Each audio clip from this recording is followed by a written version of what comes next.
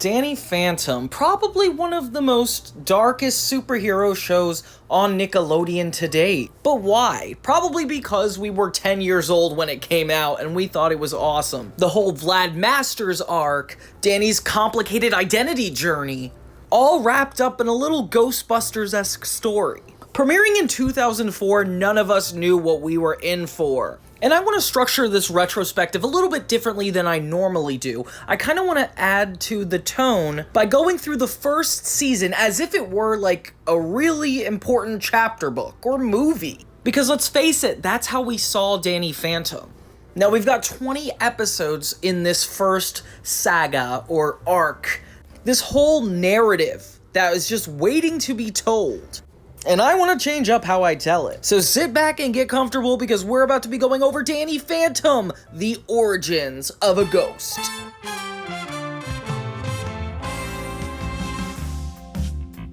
So Act 1 introduces us to the world of Danny Phantom, where Danny Phantom navigates the tangled web of high school by day and Ghost Fighter by night. Kind of like a Ghostbusters meets Superman type show. The season opens in the middle of Danny already having his fateful accident with the ghost portal a month prior, gaining his extraordinary powers. These early episodes establish the premise and tone. They blend light-hearted comedy and supernatural adventures. We meet Danny's supportive yet eccentric ghost-hunting parents, Jack and Maddie, his compassionate goth best friend Sam Manson, who is like this ultra-recyclo-vegetarian who focuses on activism all the time, and his tech-savvy friend Tucker Foley, which at the time was pretty interesting to be into technology. Through them, the show's heart emerges with friendship and family being the anchor as Danny learns how to use his abilities like invisibility, intangibility, and flight. The creator Butch Hartman envisioned Danny Phantom as like a Johnny Quest meets Buffy the Vampire Slayer meets Ghostbusters, which is kind of similar to what I said. And in these setup episodes, we see that DNA, like teen melodrama and humor interwoven into this comic book style ghost battle. Notably, the art style sets off a slightly more realistic five-finger look compared to Hartman's earlier Fairly Odd Parents, using a darker hue and comic book inspired title cards, and it's gorgeous. I love looking at this show. I feel like a real nerd. The result of all of this is a Nickelodeon show that was unafraid to carry serialized character growth alongside its fun Monster of the Week plots, exactly how the first season is. By the end of Act 1, Danny's foundational journey is laid out. He's gone from a clumsy newbie hero to somebody beginning to understand the weight of his doubled life, all while planting the seeds of a larger rivalry between this mysterious arch enemy.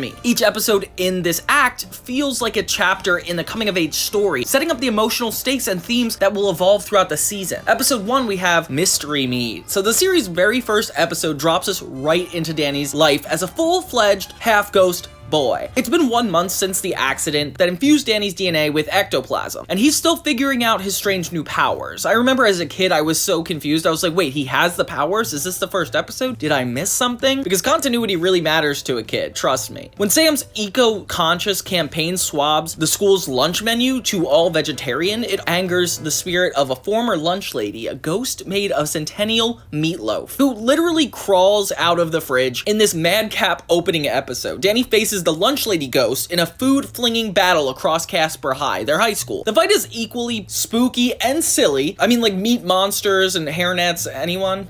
Like, that's just ridiculous. It perfectly introduces us to the show's quirky humor, as well as Danny's identity issues. Importantly, it establishes that only Tucker and Sam know Danny's secret, which is kind of the moral compass of the season. We see them become his confidants and quote-unquote tech support from day one, cheering him on as he nervously exclaims his catchphrase for the first time, "Going Ghost." The climax in the cafeteria freezer forces Danny to cleverly use his budding powers to turn the vengeful ghost's own element against her, freezing the meaty menace to submission. Beyond the ghostly gag of a villain, Mystery Meat seeks the emotional foundation. Danny is the every kid, under the angst of self-consciousness and fitting in, anxious about his newfound responsibilities. When he nearly loses control of his powers in the front of his classmates, we feel fear for him. We don't want him to be outed as a freak. And yet we learn he's not alone. Sam and Tucker's unwavering support reassures him, kind of like this metaphor for real life when you're going through puberty and you take on a new identity and you need people to accept you. Like, that's kind of what Danny goes through. A moral thread glimmers even amid the food fight chaos. Be true to yourself and loyal to your friends, which is a great starting episode. Sam's principal stance on the lunch menu, though it backfires spectacularly, is portrayed with respect, which I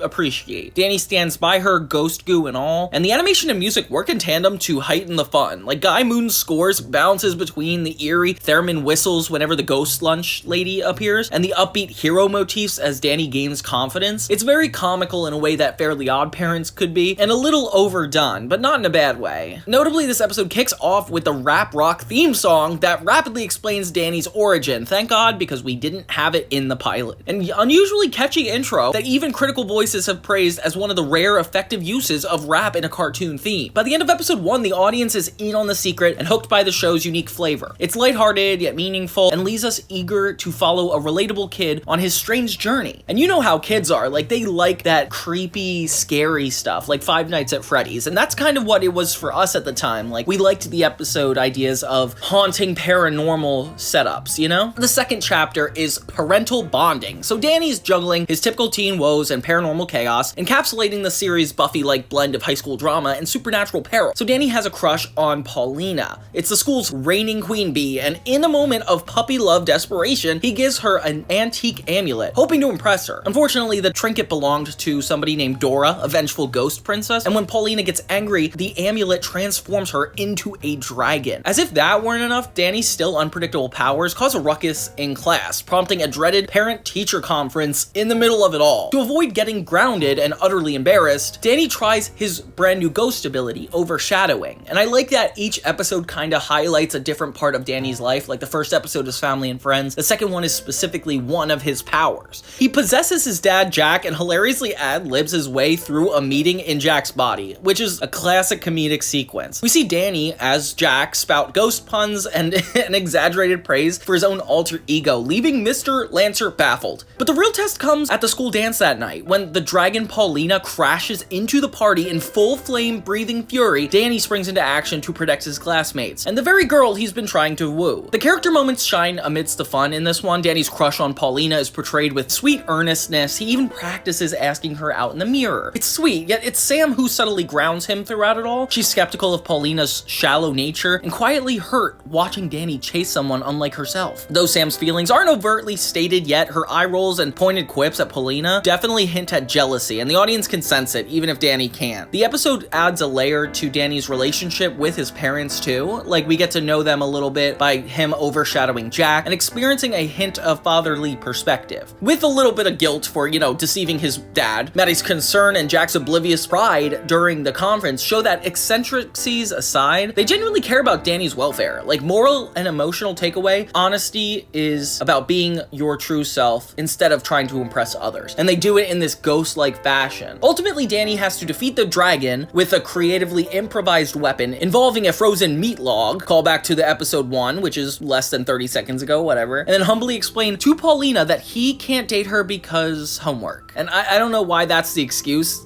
It's an awkward face-saving lie that spares Paulina's feelings, and it keeps her secret safe and reinforces what we knew all along, that Danny has relationships built on lies that maybe his ghostly tendencies can't hold. The tone remains breezy and comedic, even if the dragon battle has slapstick moments. The key theme is seated. Danny's double life will often force him to make tough choices, and he won't always get what he thinks he wants. The episode wraps with this punchline and his sister Jazz grounding Jack for being immature at the conference, which is kind of funny because she doesn't realize it was Danny all along. And I love Danny and Jazz's relationship. Jazz is obviously his sister, and they have this really love-hate dynamic that really flourishes throughout the series. Chapter 3, we got one of a kind. So Danny is thrust into the crosshairs of Skulker, a high-tech ghost hunter who prides himself on collecting rare creatures. A really interesting enemy to have, to say the least, and somebody who comes back consistently throughout the series. Danny is this ghost-human hybrid and the ultimate bounty for him to collect. The story opens with Danny exhausted after a late-night ghost fight with the box ghost, which is one of the funniest ghosts ever, and he immediately highlights the challenge of balancing hero work with actual homework. At school, his fatigue catches up to him when he bombs a biology test, earning a D, and and Sam and Tucker rally to help Danny fix his grade. Sam suggests an extra credit project, like on this elusive purple-black gorilla, and Tucker, the gadget guy, optimistically programs Danny's entire schedule into the PDA to help manage Danny's time, which is really sweet of them as friends. They don't need to be that involved. Unbeknownst to them, though, Skulker is already on Danny's tail. In a clever twist of technology, Skulker snatches Tucker's PDA, fuses it into his armor, and uses it against the kids, thinking that it'll boost his hunting prowess. And it does, but the catch is Skulker's equipment literally runs on Danny's calendar, causing him to comedically pause ghostly attacks because it's time for math class, which is so funny. He pops on his heads-up display, and the episode escalates into a three-way scramble as Danny tries to survive Skulker's traps, retrieve the PDA, and also not fail school. It's subtle yet present character development in this episode, with his struggle with time management and academic pressure to get around the fantastical ghost plot in a relatable teenage reality. We see Danny's guilt and determination when he vows to do better, which is a humble moment of growth for a carefree teen. Tucker, while meaning well with the PDA scheduling, learns that some problems, like ghost hunters, for example, aren't solvable with an app. There's such a cute moment where Tucker is apologizing for inadvertently upgrading the enemy, and Sam continues to be Danny's conscience, nudging him to take responsibility, but also fiercely having his back when danger strikes. When Skulker attacks during the school hours, Sam and Tucker don't even hesitate to jump in the fray. Tucker even uses Meatloaf from the episode 1's fiasco in the cafeteria, which is crazy that this is a continuity moment for all of us. And the moral undercurrent here touches on responsibility and recognizing one's own uniqueness, kind of like it does in almost every episode. It alludes to Danny not just being a unique species for Skulker to take, but also being the value of uniqueness rather than seeing it as a curse. By outsmarting Skulker, he can actually gain his pride back and feel confidence enough to complete his test. Danny proves himself that he can handle his double life, and he can both be student and hero with enough help from his friends. And Skulker is like one of the most memorable villains. He's formidable in appearance. He's muscled, armor-clad predator with a menacing voice, and it's beautifully drawn. I love the animation in this episode. He's voiced by Matthew St. Patrick, yet the animators imbue comedic timing into his character really well, especially once Tucker's calendar starts dinging at inopportune moments. Like, I wonder how they connected the voice acting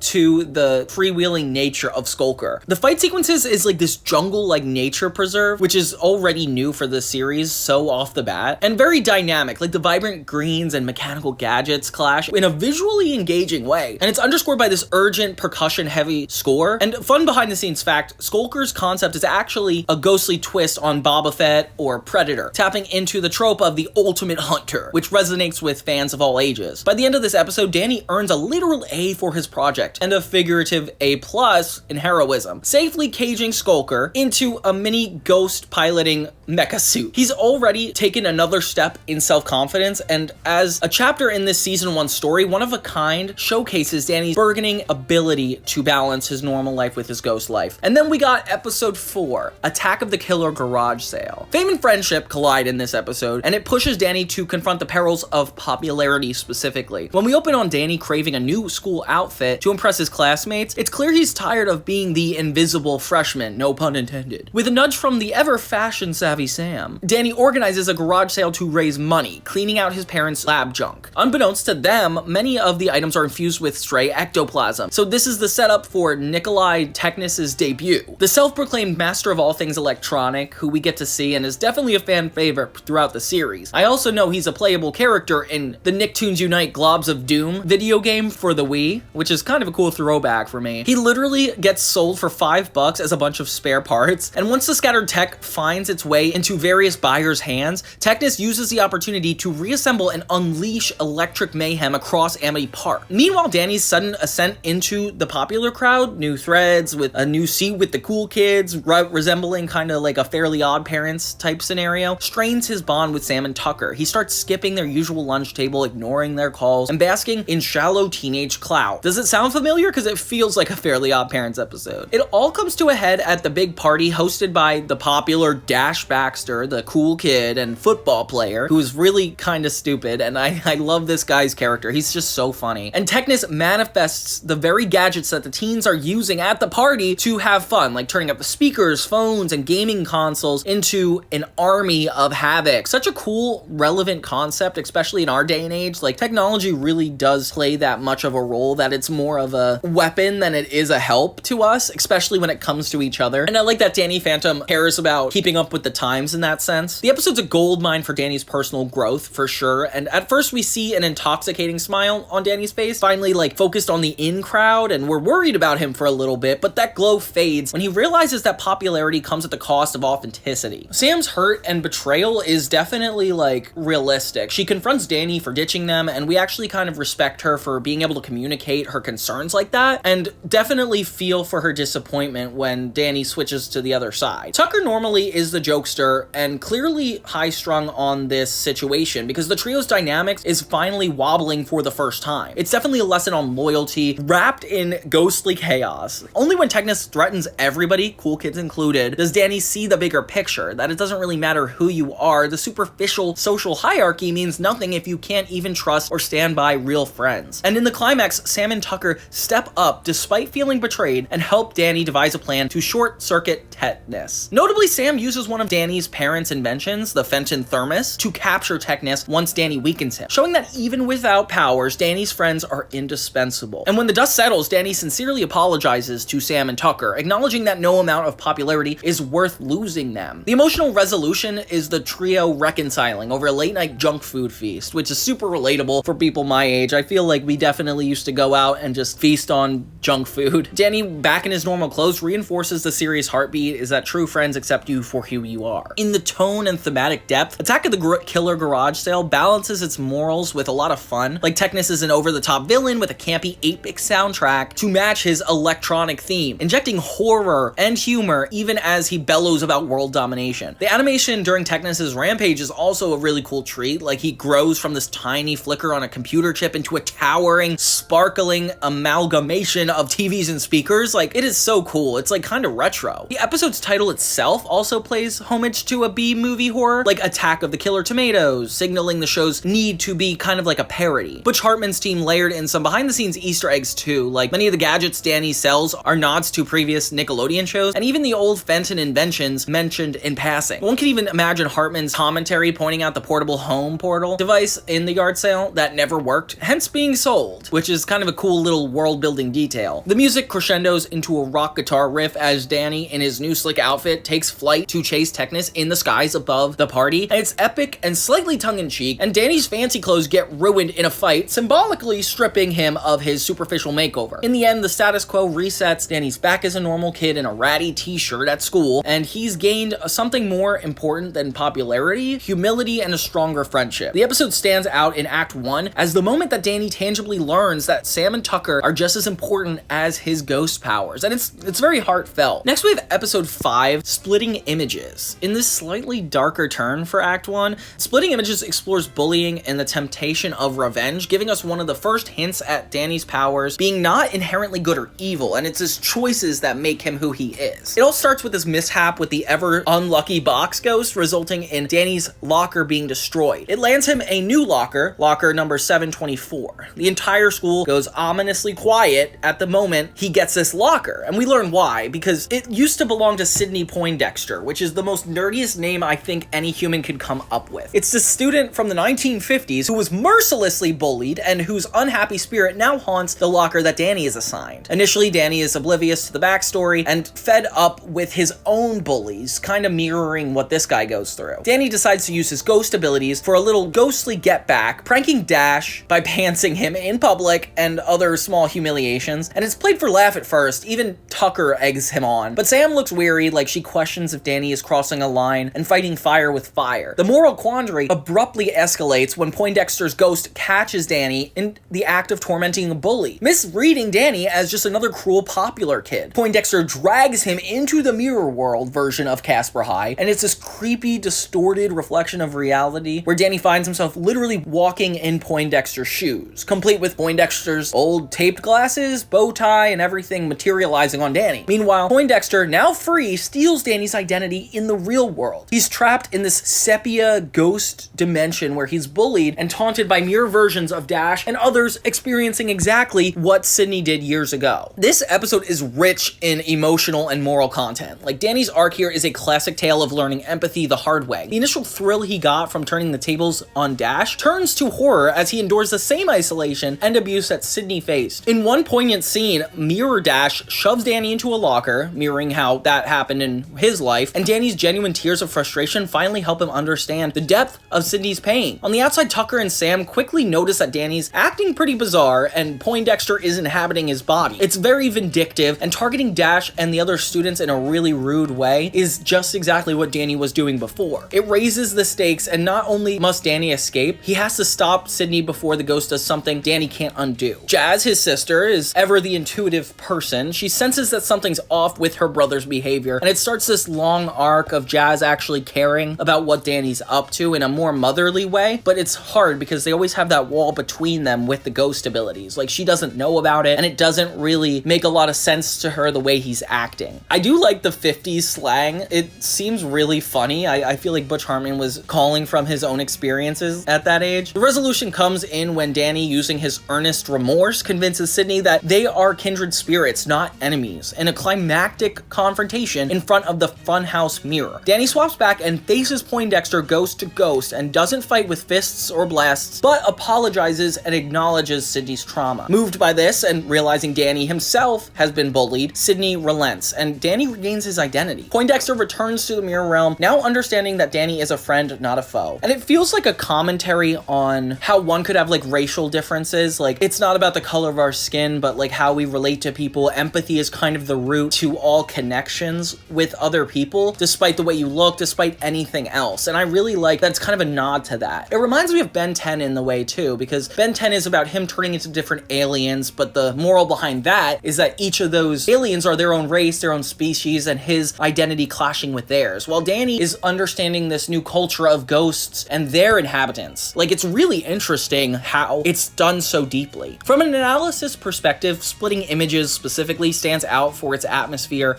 and theme. The animation takes the creative turn, making everything a lot more darker and like different colored. Like, I love how cartoons will do that, especially specifically the Butch Hartman show. Like, I feel like that's something he's really good at. This is a cool tonal shift from the bright slapstick fights from the earlier episodes, demonstrating how far the show can go. It's likely no coincidence that for one of the first episodes, writer Steve Marmol and the director Butch Hartman collaborated with a clear-cut villain to punch. Instead, the conflict is deeply internal and moral, and the music complements this with a more haunting, melancholy score when Danny realizes the consequences of his vengeful behavior. There's a moment many fans can recall when Danny, stuck behind the glass mirror, pounds on it in despair as Danny walks away with his life. The swell of music underscores Danny's panic and angst in a way that like just kicks you in the heart. I know Butch Hartman noted that Danny is not the perfect hero, he's just a kid who makes mistakes, and the episode embodies that philosophy. It also subtly foreshadows the series' later exploration of a possible evil Danny in the Ultimate Enemy episode, which is definitely one of my favorite in this whole series. Here we get a small taste of what Danny could be like if he misused his powers consistently. In the end, lessons are learned. Danny, with humility, stops using his abilities for petty revenge and even stands up for more compassionate choices, especially with the bullied kids after this. The final scene is touching. Danny leaves a single red rose at Poindexter's old locker as a peace offering, implying that Sydney's spirit can now rest a bit easier knowing he's not forgotten or mocked. Aww. As a chapter, Splitting Images delivers a resonant messages that power should be guided with empathy and integrity. A nostalgic favorite for many who remember this deeper emotional episode. Episode 6, we have What You Want. So by this episode, Danny's confidence in ghost fighting is growing, but so are his friends' feelings of inadequacy. What You Want brilliantly uses a wish-granting ghost to explore envy and the old adage, be careful what you wish for, in a way that Fairly Odd Parents couldn't necessarily do because of its light and comedic tone. The episode kicks off with a whimsical accident. A little girl's balloon snags a mysterious old lamp and smashes it open. She unleashes Desiree, this genie-like ghost who grants every wish she hears. But it always comes with like chaotic twists, as you can imagine. Desiree's elegant and deceptive, gleefully turning casual remarks into literal hauntings. Like a kid wishing for endless ice cream leads to a messy ice cream monster attack. Danny confronts her and in the process discovers a new power of his own, firing a focused ecto ray from his hand, and a spectral energy blast that he wasn't really able to do before this episode. This victory is short-lived because it feeds into a new tension. Tucker is starting to grow envious of Danny's ever-expanding ghost abilities, and he hasn't had like an episode on his own quite yet, so this is kind of interesting to see a like darker side to him. Feeling left out as the only powerless member of the trio, Tucker voices a careless wish that he had ghost powers too. Desiree, who is lurking invisibly, makes it come true. And at first, Tucker is ecstatic. He can fly, go intangible, and do all the cool ghost stuff that Danny can. Danny, however, is immediately worried. Tucker's powers are wish granted and come with an unstable curse. Sure enough, Tucker's initial fun, like raiding the girls' locker room invisibly, which shows that Tucker is kind of a doofus rather than endorsing the idea. It like all turns dangerous and his powers start growing exponentially out of control. Desiree's cruel twist is revealed. Tucker's envy fuels for an insatiable transformation. If left unchecked, he'll become a Hulk, mindlessly attacking people as this ghost creature, the very thing he thought he wanted to be. It sets up for this emotionally charged conflict between Danny and his best friend. The character moments hit a lot harder with Tucker, normally jovial, snaps at Danny, accusing him of not understanding what it's like to be ordinary or overshadowed. Sam finds herself in the middle, worried about both of her friends, scolding Tucker for his wish, but also reminding Danny that they need to handle Tucker's feelings with care, not just treat him as a ghost problem. The resolution comes in a showdown at the city's observatory, which is a cool change of location. An overpowered Tucker, half transformed, half green, rampages, drawing energy from the electrical appliances around him. Really cool nod to his character and his love of technology. Danny has to stop Tucker's half ghost and reach the real Tucker buried underneath the envy and ectoplasmic surge. It's significant that Danny doesn't want to hurt his friends. Like, he spends more effort trying to talk Tucker down instead of blasting him. And in the end, Danny wields the Fenton Ghost Catcher, a new device briefly introduced earlier that literally splits Tucker from his ghost powers. A clever foreshadowing of how human and ghost halves can be separated, something we didn't learn up until now. He captures Desiree by outsmarting her, and he wishes that she would imprison herself, a loophole that forces her into her own lamp. With Desiree gone, Tucker's unwanted powers vanish too. And the aftermath is like touching. Like, Tucker admits he was wrong and that he didn't appreciate the burden Danny bears along with the glory. Danny in turn apologizes for inadvertently flaunting something Tucker never realized he could have. The two reaffirm each other that they're a team, each with their own unique contributions. And after all, where would Danny be without Tucker's tech and know-how or Sam's strategic thinking? From an analytical standpoint, what you want is stand out as an episode for blending mythology and modern life. Like, Desiree's character draws from the classic genie folklore and is transposed into this like contemporary setting with a swirly green ethereal form.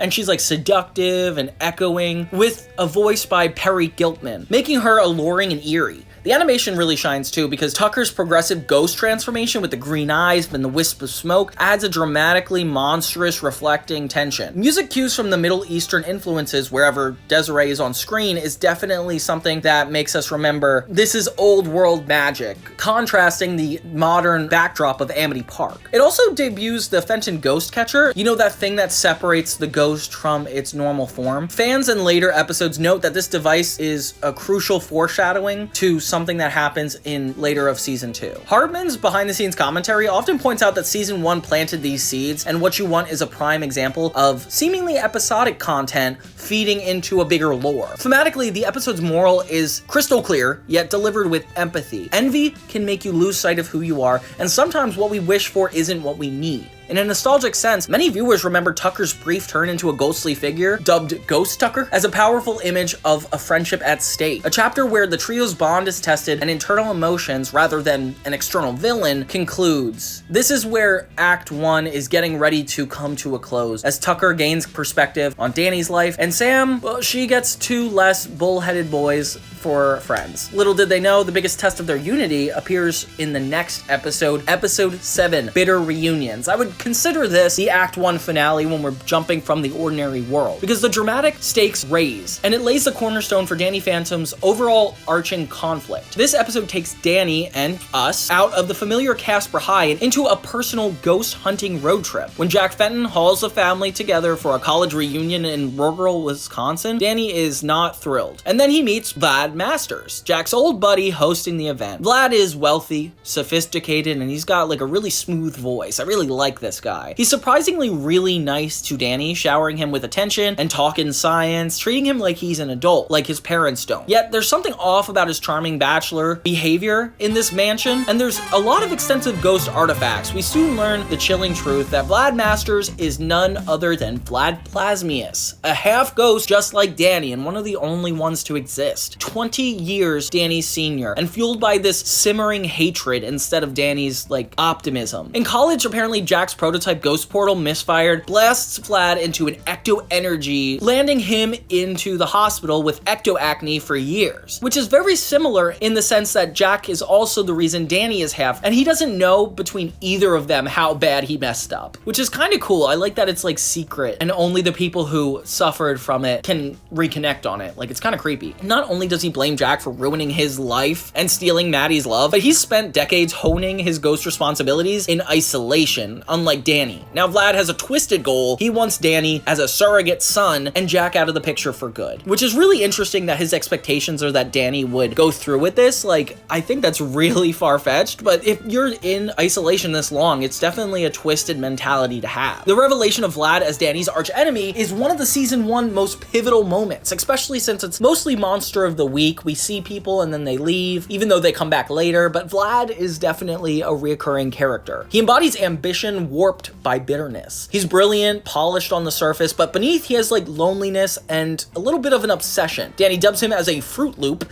which I don't know why you could call somebody that, and Vlad's crazier side kinda emerges in a bunch of different ways. Its emotional core has a multi-layered conflict. Vlad tries to manipulate Danny by appealing to their shared ghosthood, essentially saying, join me and I could teach you things your father never could. It's almost like a perverse mirror of father-son talk, making it even creepier by Vlad's open admission that he's been spying on Danny all these years. He knows Danny's secret after witnessing Danny fight in Wisconsin, and intends to take Maddie. Danny, to his credit, is repulsed by Vlad's offers despite the temptations of mentorship. He doesn't seem like he entertains it for long at all. He overwhelms Danny in their first duel, hurling ecto energy with expert precision and nearly knocking Danny out cold. At one point, Vlad's about to deliver a finishing blast and snarls that Danny should join him because they're both halves of the same coin. Danny retorts that the only thing they have in common is they're both alone, until he says not anymore and Sam and Tucker join in, showing the one difference between them and how big of a difference that even makes, as they back Danny up in this fist-pumping moment of friendship, triumphing Vlad's isolation. Oof, this is definitely where the character development peaks. Danny comes away from his confrontation more mature and eyes open to the potential future he has to avoid. Vlad personifies what Danny could become if he let power and anger consume him, if he alienated those he loved. The protective instincts in Danny surge. After Vlad injures Jack with this ecto blast, Danny fights with ferocity, and not just to stop Vlad, but to defend his father. This is also a key episode for the Fenton family dynamic. Like, Jazz, though mostly on the sidelines, observes how Vlad interacts with her mom and brother. And if you recall episode 5, Jazz now knows Danny's secret, and thus is extra suspicious of Vlad's too smooth interest in Danny. Her subtle vigilance and quietly facilitating Sam and Tucker's rescue mission shows that Jazz is already guarding Danny in her own way without him knowing what's going on. Meanwhile, Maddie's fond reminiscence of college friend Vlad quickly turn into disillusionment as she sees his true colors. Her mama bear mode activates when Vlad's creepiness toward Danny surfaces, and good for her. She's a good mom, and I appreciate that, because it's hard to make a good mom in a Butch Hartman show. Jack is oblivious to the whole showdown for much of its duration, but still proves his heart. Like, when Vlad unleashes a horde of ecto doppelgangers on the family, Jack shields Maddie and Jazz and is utterly unafraid to leap between his family and danger. In the end, Vlad is defeated, humiliatingly, by a Badgers mascot statue that Jack topples onto him in a mix of slapstick and fate. He retreats with a parting warning that he has 20 years of experience on Danny and will be back. The music cues lean into this, giving Vlad a menacing motif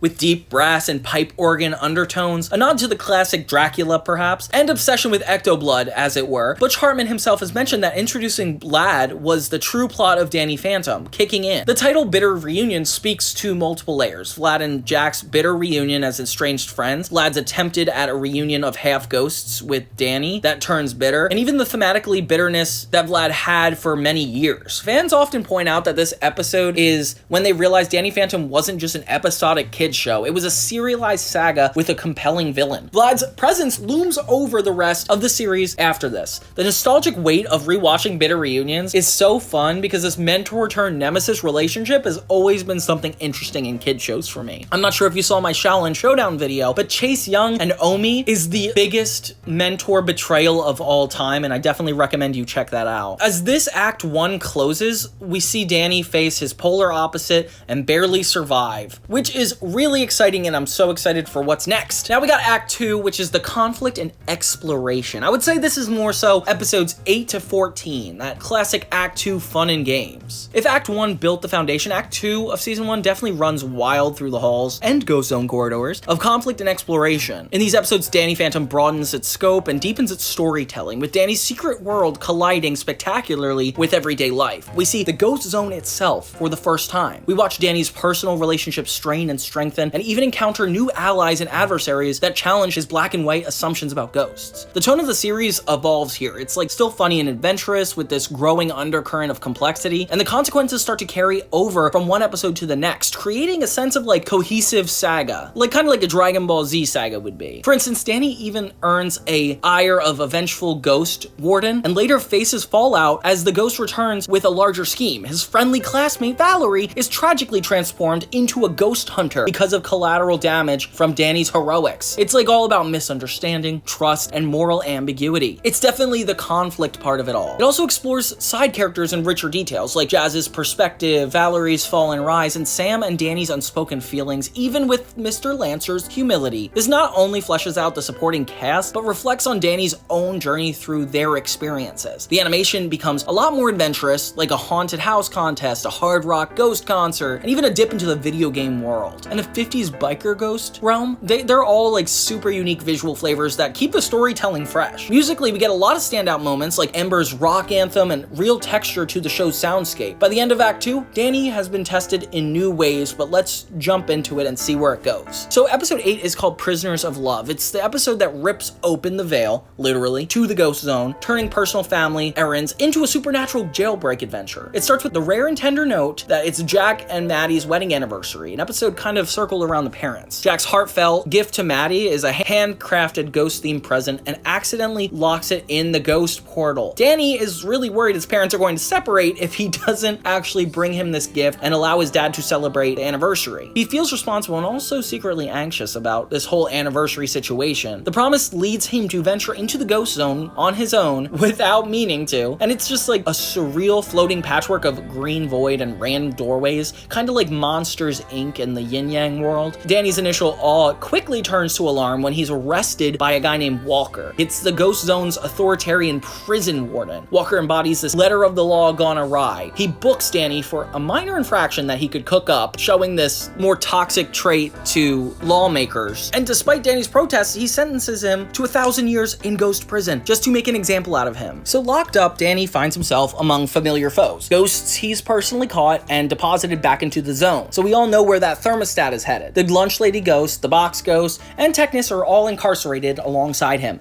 and none are happy about it. It's definitely funny to watch all Danny's biggest enemies confront him, and not knowing where Sam or Tucker are is definitely adding to the concern. But here's where the episode takes a clever turn. Rather than these ghosts ganging up on Danny, he rallies them in a common cause, escape, and it's this classic enemy of an enemy is my friend scenario. In a series of humorous exchanges, Danny convinces them that whatever issues they had with him are nothing compared to the eternal imprisonment under Walker. The jailbreak sequence is a highlight too, like Danny leading this ragtag band of ghosts, each using their own unique abilities to overcome security. It's really interesting. The lunch lady floods the cafeteria, the box ghost provides, well, boxes to hide in, and Technus manipulates the security systems against Walker's forces. Danny's leadership skills are definitely good on display. Like, we see him acting diplomatically and strategically, a big step from his solo unsure hero of the early episodes in Act 1. There's also this emotional undercurrent, Danny's desperate determination to retrieve his parents' gift. It hints at how much he really values his family's unity. A poignant scene occurs when, during a lull in the escape, Danny confides to the lunch lady that he's doing this for his mom and dad. In her quirky, motherly way, she actually encourages him, a small moment where a ghost and Danny connect on a positive emotion, love for family, rather than conflict. This foreshadows Danny's evolving view that not all ghosts ghosts or irredeemably bad, but sometimes can cooperate or even empathize.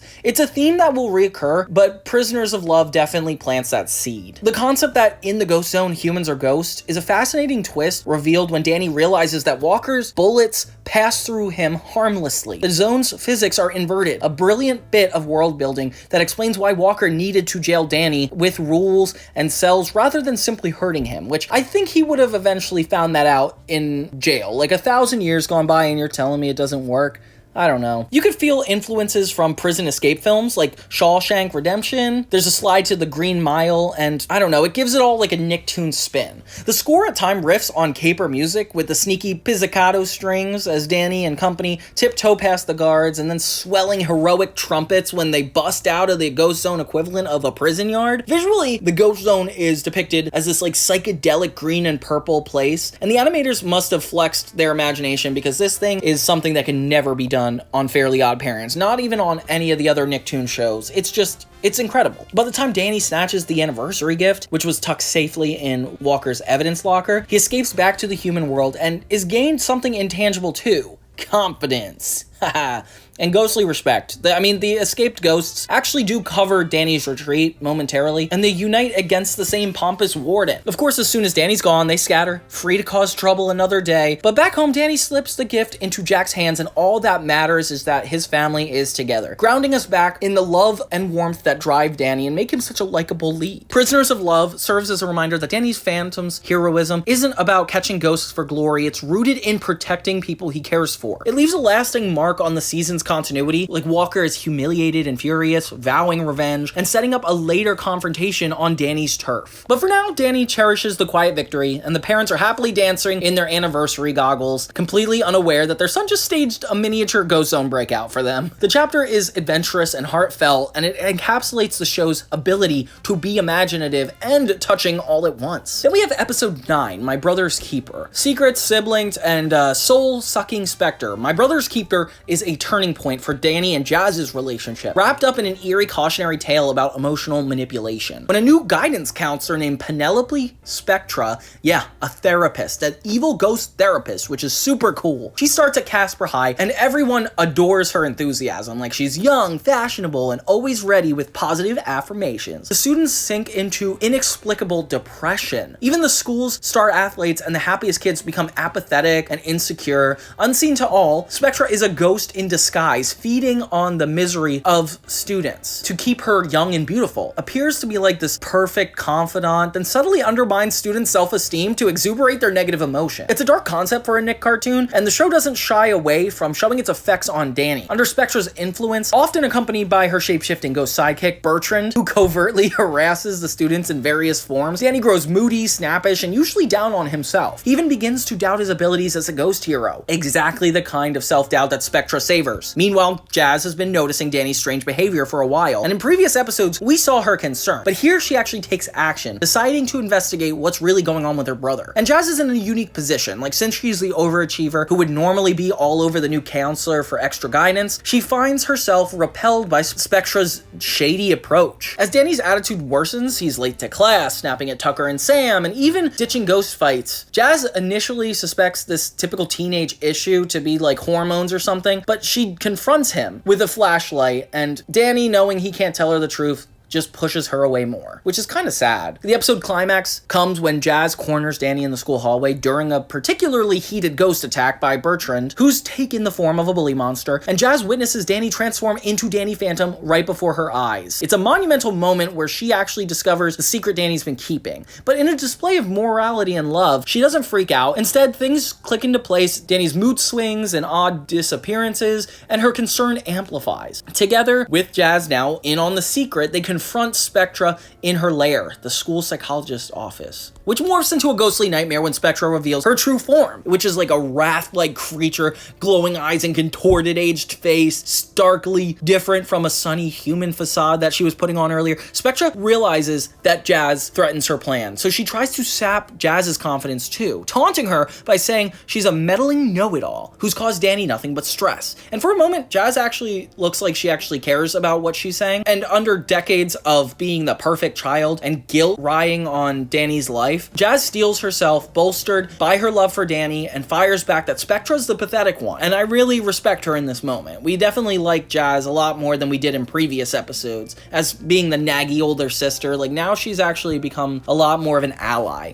It enrages Spectra enough to lose control, and Danny seizes the moment to fight back with renewed vigor, inspired by Jazz's words. The siblings make a really good team. Like, Jazz even uses one of Jack's ghost gadgets, the Fenton peeler, sort of like this ghost taser, and then zapped Spectra mid-air, allowing Danny to capture the villain in the Fenton thermos, without necessarily revealing that she knows his secret. The threat is neutralized, and the school returns to normal, with students perking up almost immediately, and a bit of cartoon logic to restore the equilibrium. But the emotional fallout is where this episode truly shines. Like, Danny's nervous approach to Jazz later at home, unsure how to handle the fact that she might know his secret, is a tender submersion of expectations. Jazz doesn't confront him or blurt it out to their parents. Instead, she lets Danny speak first, and he awkwardly asks if she's okay. Jazz simply replies that she'll always be there for him when he's ready to talk. She keeps the secret, effectively saying through her actions that she respects his autonomy and timing. And it's surprisingly mature and heartwarming to end an episode on such an emotional bleakness, you know? My Brother's Keeper is a favorite for how it handles mental health themes and sibling bonds. Like, Spectra's character is a sly commentary on those who thrive on others' misery, an embodiment of toxic positivity on the surface with a predatory intent underneath. The show's writers deserve a lot of credit for introducing a villain that's not defeated by brute force alone, but the emotional resilience and exposure of truth. When Spectra's true form is revealed, withered and desperate, it's a visual metaphor for what feeding on negativity really yields. The tone of the episode is unnerving, with influence over it, and the subdued color palette to match their mood. Like, it's heartfelt, and I really like that. I like the music that comes out for Spectra scenes, too. It's like low and creepy with whispery vocals. And when Jazz and Danny team up, the score jumps up to uplifting Danny Phantom themes, and I really like that. The episode's legacy is fandom. It cements Jazz as an ally and a confidant for Danny much earlier than many other superhero narratives do with sibling characters.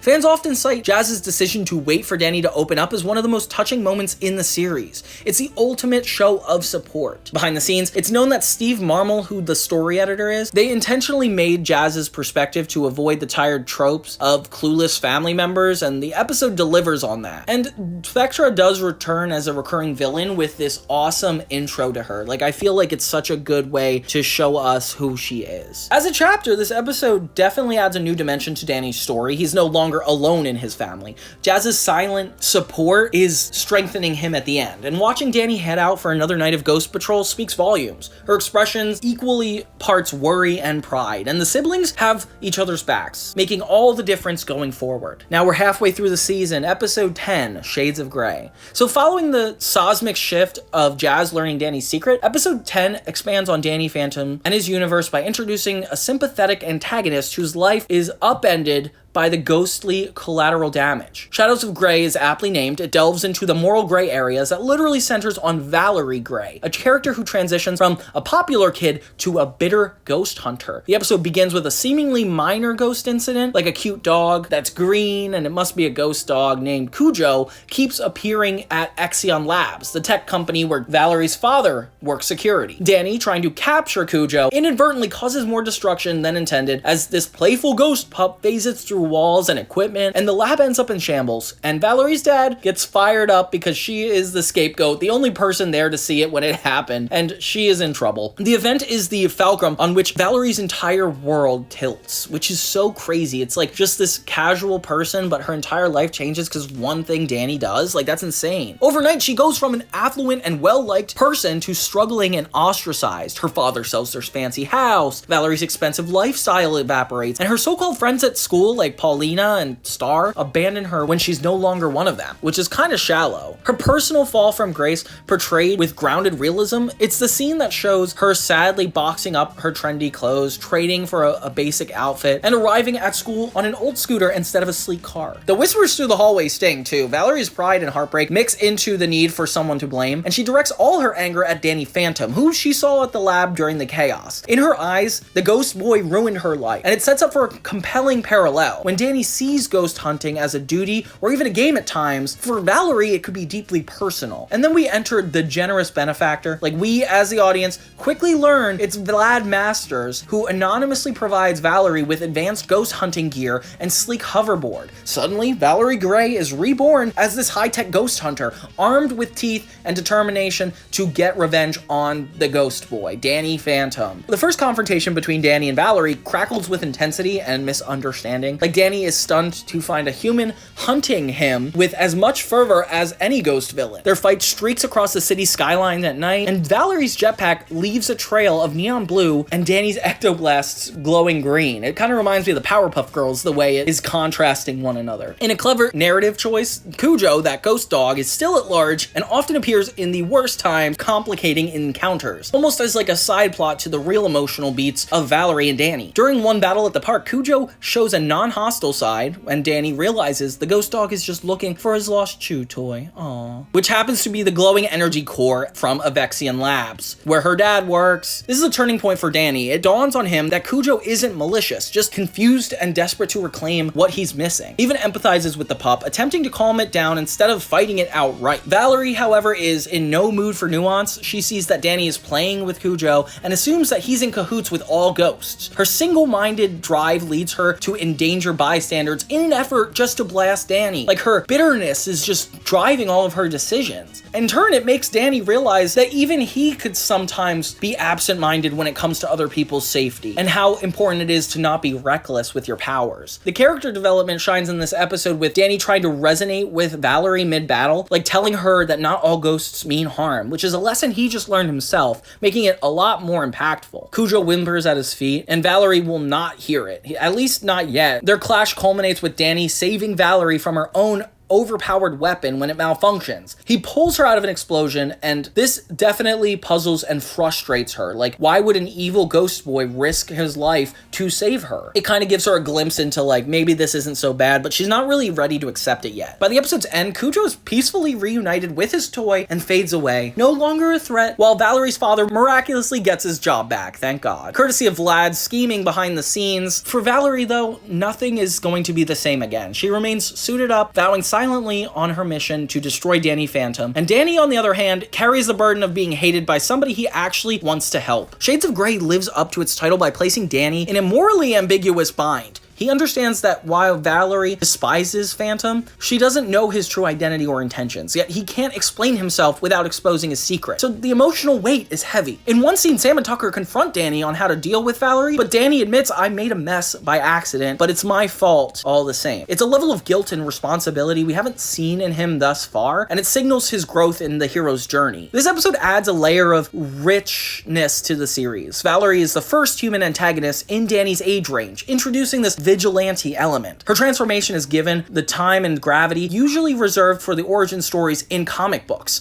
which is why fans often hold this episode in high esteem. Valerie's arc, also noted by fans and analysis, is one of the most interesting in the show, and it starts here with genuine tragedy, trauma, and anger. The show doesn't paint her as a villain, but as a person driven by extreme measures and circumstances to take down somebody who has harmed her. And of course, Vlad's nudging is super helpful. Musically, Valerie gets her own dynamic theme, like rock guitars and driving beat underscoring her action scenes, which is kind of a stark contrast to the eerie ghost soundscapes. It announces that a human can be just as formidable. And the animation is so cool. Her suit, her hoverboard, it has a cool neon trimmed aesthetic, and the action sequences with her flying through the city are fluid and exciting, almost like a futuristic skateboarder with weaponry. Special mention goes to the animators for Cujo's design, this adorable green puppy that can morph into a snarling guard dog. Like, I think that's adorable. Vlad's manipulation of Valerie, sending the equipment anonymously, hints at his chess master-like role, like further linking standalone episodes into this larger narrative. It establishes the public perception of Danny Phantom being shifted based on the ghost-related fallout, a theme that will reoccur often again. The tone here is more somber, like earlier episodes usually ended in a full return to normalcy, but this one ends with a sense of ongoing conflict. Valerie looks over the city, determined and somewhat sorrowful, as Danny flies away unseen, equally pensive. The audience is left feeling that this this isn't a tidy ending. It's the start of a long, complicated rivalry and friendship. Fans of Danny Phantom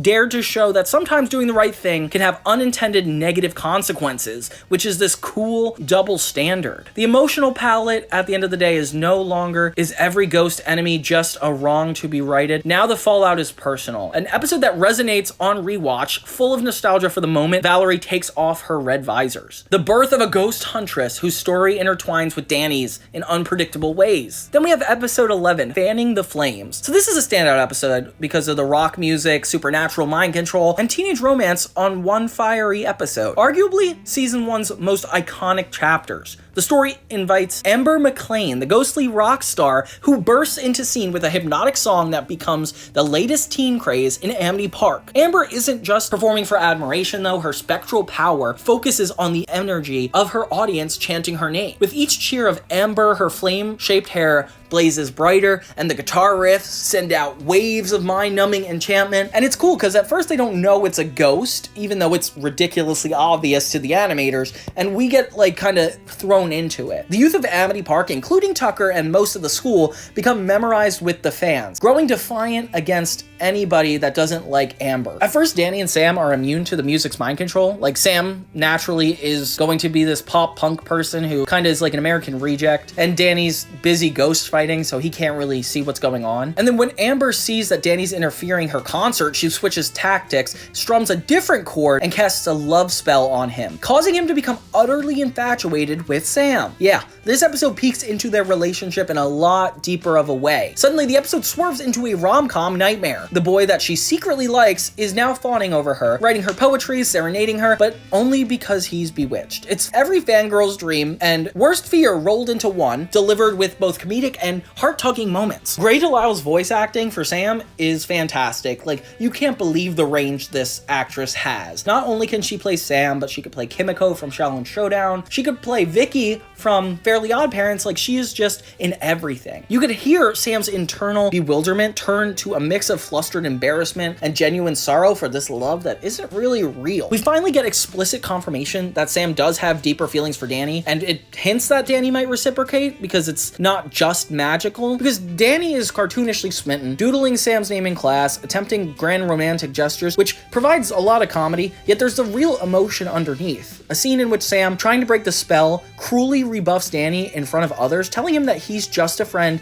and to leave her alone. We see Sam's heart break as she says it, tears in her eyes, knowing that she has to hurt him to save him. And it's really sad because it's like going against her own authenticity just to help a friend. And for Danny, as entranced as he is, the rejection is so devastating, serves its intended purpose. It breaks his heart, so the love spell shatters. And I like the idea that like ghostly or like magic type things are immune to real human emotions. Like, that's actually really cool to me. It's surprisingly a poignant moment for the show, and just minutes prior, we had Danny wearing a goofy grin and hugging a bewildered Sam in the school hallway. When the spell lifts, Danny is stunned and a bit hurt by Sam's harsh words, not recalling that they planned it together. Like, Sam acted so convincingly that it felt real. And there's a tender, awkward apology where Sam hastily explains that she had to break his heart to break the spell. And Danny, still red-faced with the whole ordeal, brushes it off with a smile, though you could see a flicker of new awareness in his eyes. Meanwhile, Amber proves to be one of Danny's most formidable foes so far. Her power isn't just physical, though she can shoot energy blasts from her guitar. It's psychological and widespread. The big showdown happens at a full-blown Amber concert at the stadium, where the entire town's teens are chanting Amber in unison like a cult. And I like the premise of like a whole cult mesmerized by this one specific song, and it's pretty catchy if you catch my drift. Danny and Sam execute this really clever plan, like Sam wearing earplugs, and the fact that the parents and kids are clashing due to his anti-adult lyrics. It's so fun. Sam thrashes an out-of-tune chord that disrupts Amber's melody at the crucial moment, and I find that really cool. The combined result breaks Amber's hold on the crowd and their silence, no longer chanting their name. Without Amber's power, she's reduced to a weak flame that Danny easily can capture, and the image of Sam on stage with a guitar saving the day with a punk rock noise is immediately satisfying and symbolizes her reclaiming the situation that preyed on her feelings. This episode is exceptional from a music standpoint. Like, Amber's design is striking, blue-skinned with a fiery ponytail and a sleek goth rocker outfit. The show's artist gave her a visual presence that practically screams rock star and ghost. The music, the song Remember, is undeniably catchy, written for the show and performed as a genuine pop rock song. One of the first times Danny Phantom had a full lyrical song, and it really paid off. Like, to this day, I could recall Amber's anthem, and some fans even use it to hint at her own backstory. Like, the lyrics hint that she died feeling unloved and forgotten, which is why she's obsessed with people remembering her names. Like, what a deep undertone. This unspoken tragic layer made Amber an unexpectedly deep villain. One line of the song that says, "This is how I died," sparks widespread fan speculation that Amber must have been a teen rocker who perished, only famous after death. Though not confirmed, the mere possibility is kinda exciting though. Butch Hartman's commentary on this episode notes that it encapsulates the spirit of Danny Phantom, mixing relatable teen issues with a ghostly fantasy. This episode's tone perfectly blends humorous and heartfelt, and uses a supernatural element like a love spell to externally manifest something really real, the budding love between two best friends. And in doing so, it addresses how love can distract even a hero, like Danny, incapacitated by the emotions, to the point where Tucker has to slap him into focus. The moral might be that true feelings shouldn't be manipulated, or true love can't be forced. It must come naturally, or honestly. And by the episode's end, the status quo between Danny and Sam returns to a playful platonic banter, but there's definitely an added layer of closeness. The final shot, as Sam playfully mocks Danny's bad poetry from under the spell, and Danny blushes, like, it leaves us with warm fuzzies. In the grand narrative, Fanning the Flames deepens the theme of bonding, Danny's relationships with Sam, growing stronger through adversity, and thanks to Amber's memorable debut, we see that not all ghosts are monstrous or goofy. They can sometimes be charismatic and strike you at the heart. This chapter is often going to be remembered as Amber You Will Remember. Next we have episode 12, Teacher of the Year. After a romantic and musical whirlwind from the previous episode, Teacher of the Year brings focus into the balancing act between Danny's school and responsibilities. With a hearty dose of gaming culture and humor, we find Danny and Tucker in a familiar teenage territory, utterly obsessed with online multiplayer video games, a thinly veiled parody of the contemporary MMORPGs. They've been staying up all night playing, and surprisingly, Danny bombs an important test as a result. Second time we have Danny suffering in school. Mr. Lancer, the stern yet caring English teacher, is disappointed but not ready to give up on Danny. In a refreshing twist, instead of a typical trope of an unforgiving educator, Lancer offers Danny a second chance, an opportunity to study and retake the test. It sets a rare scenario in motion that Danny must prioritize academics even as ghosts threaten to interfere. It's kind of like a reflection of his self-worth and what he needs to do for his self-care in order to be an individual, something he can't forget just because he's a ghost hunter. And it kind of emphasizes his commitment to normal life versus ghost life. Meanwhile, the ghost Technus comes back for round 2, and this time he's leveled up by escaping into the very video game that Danny and Tucker love. Once inside, Technus uses his powers to cheat and attempt world domination through the cyber realm, which comically has real-world consequences.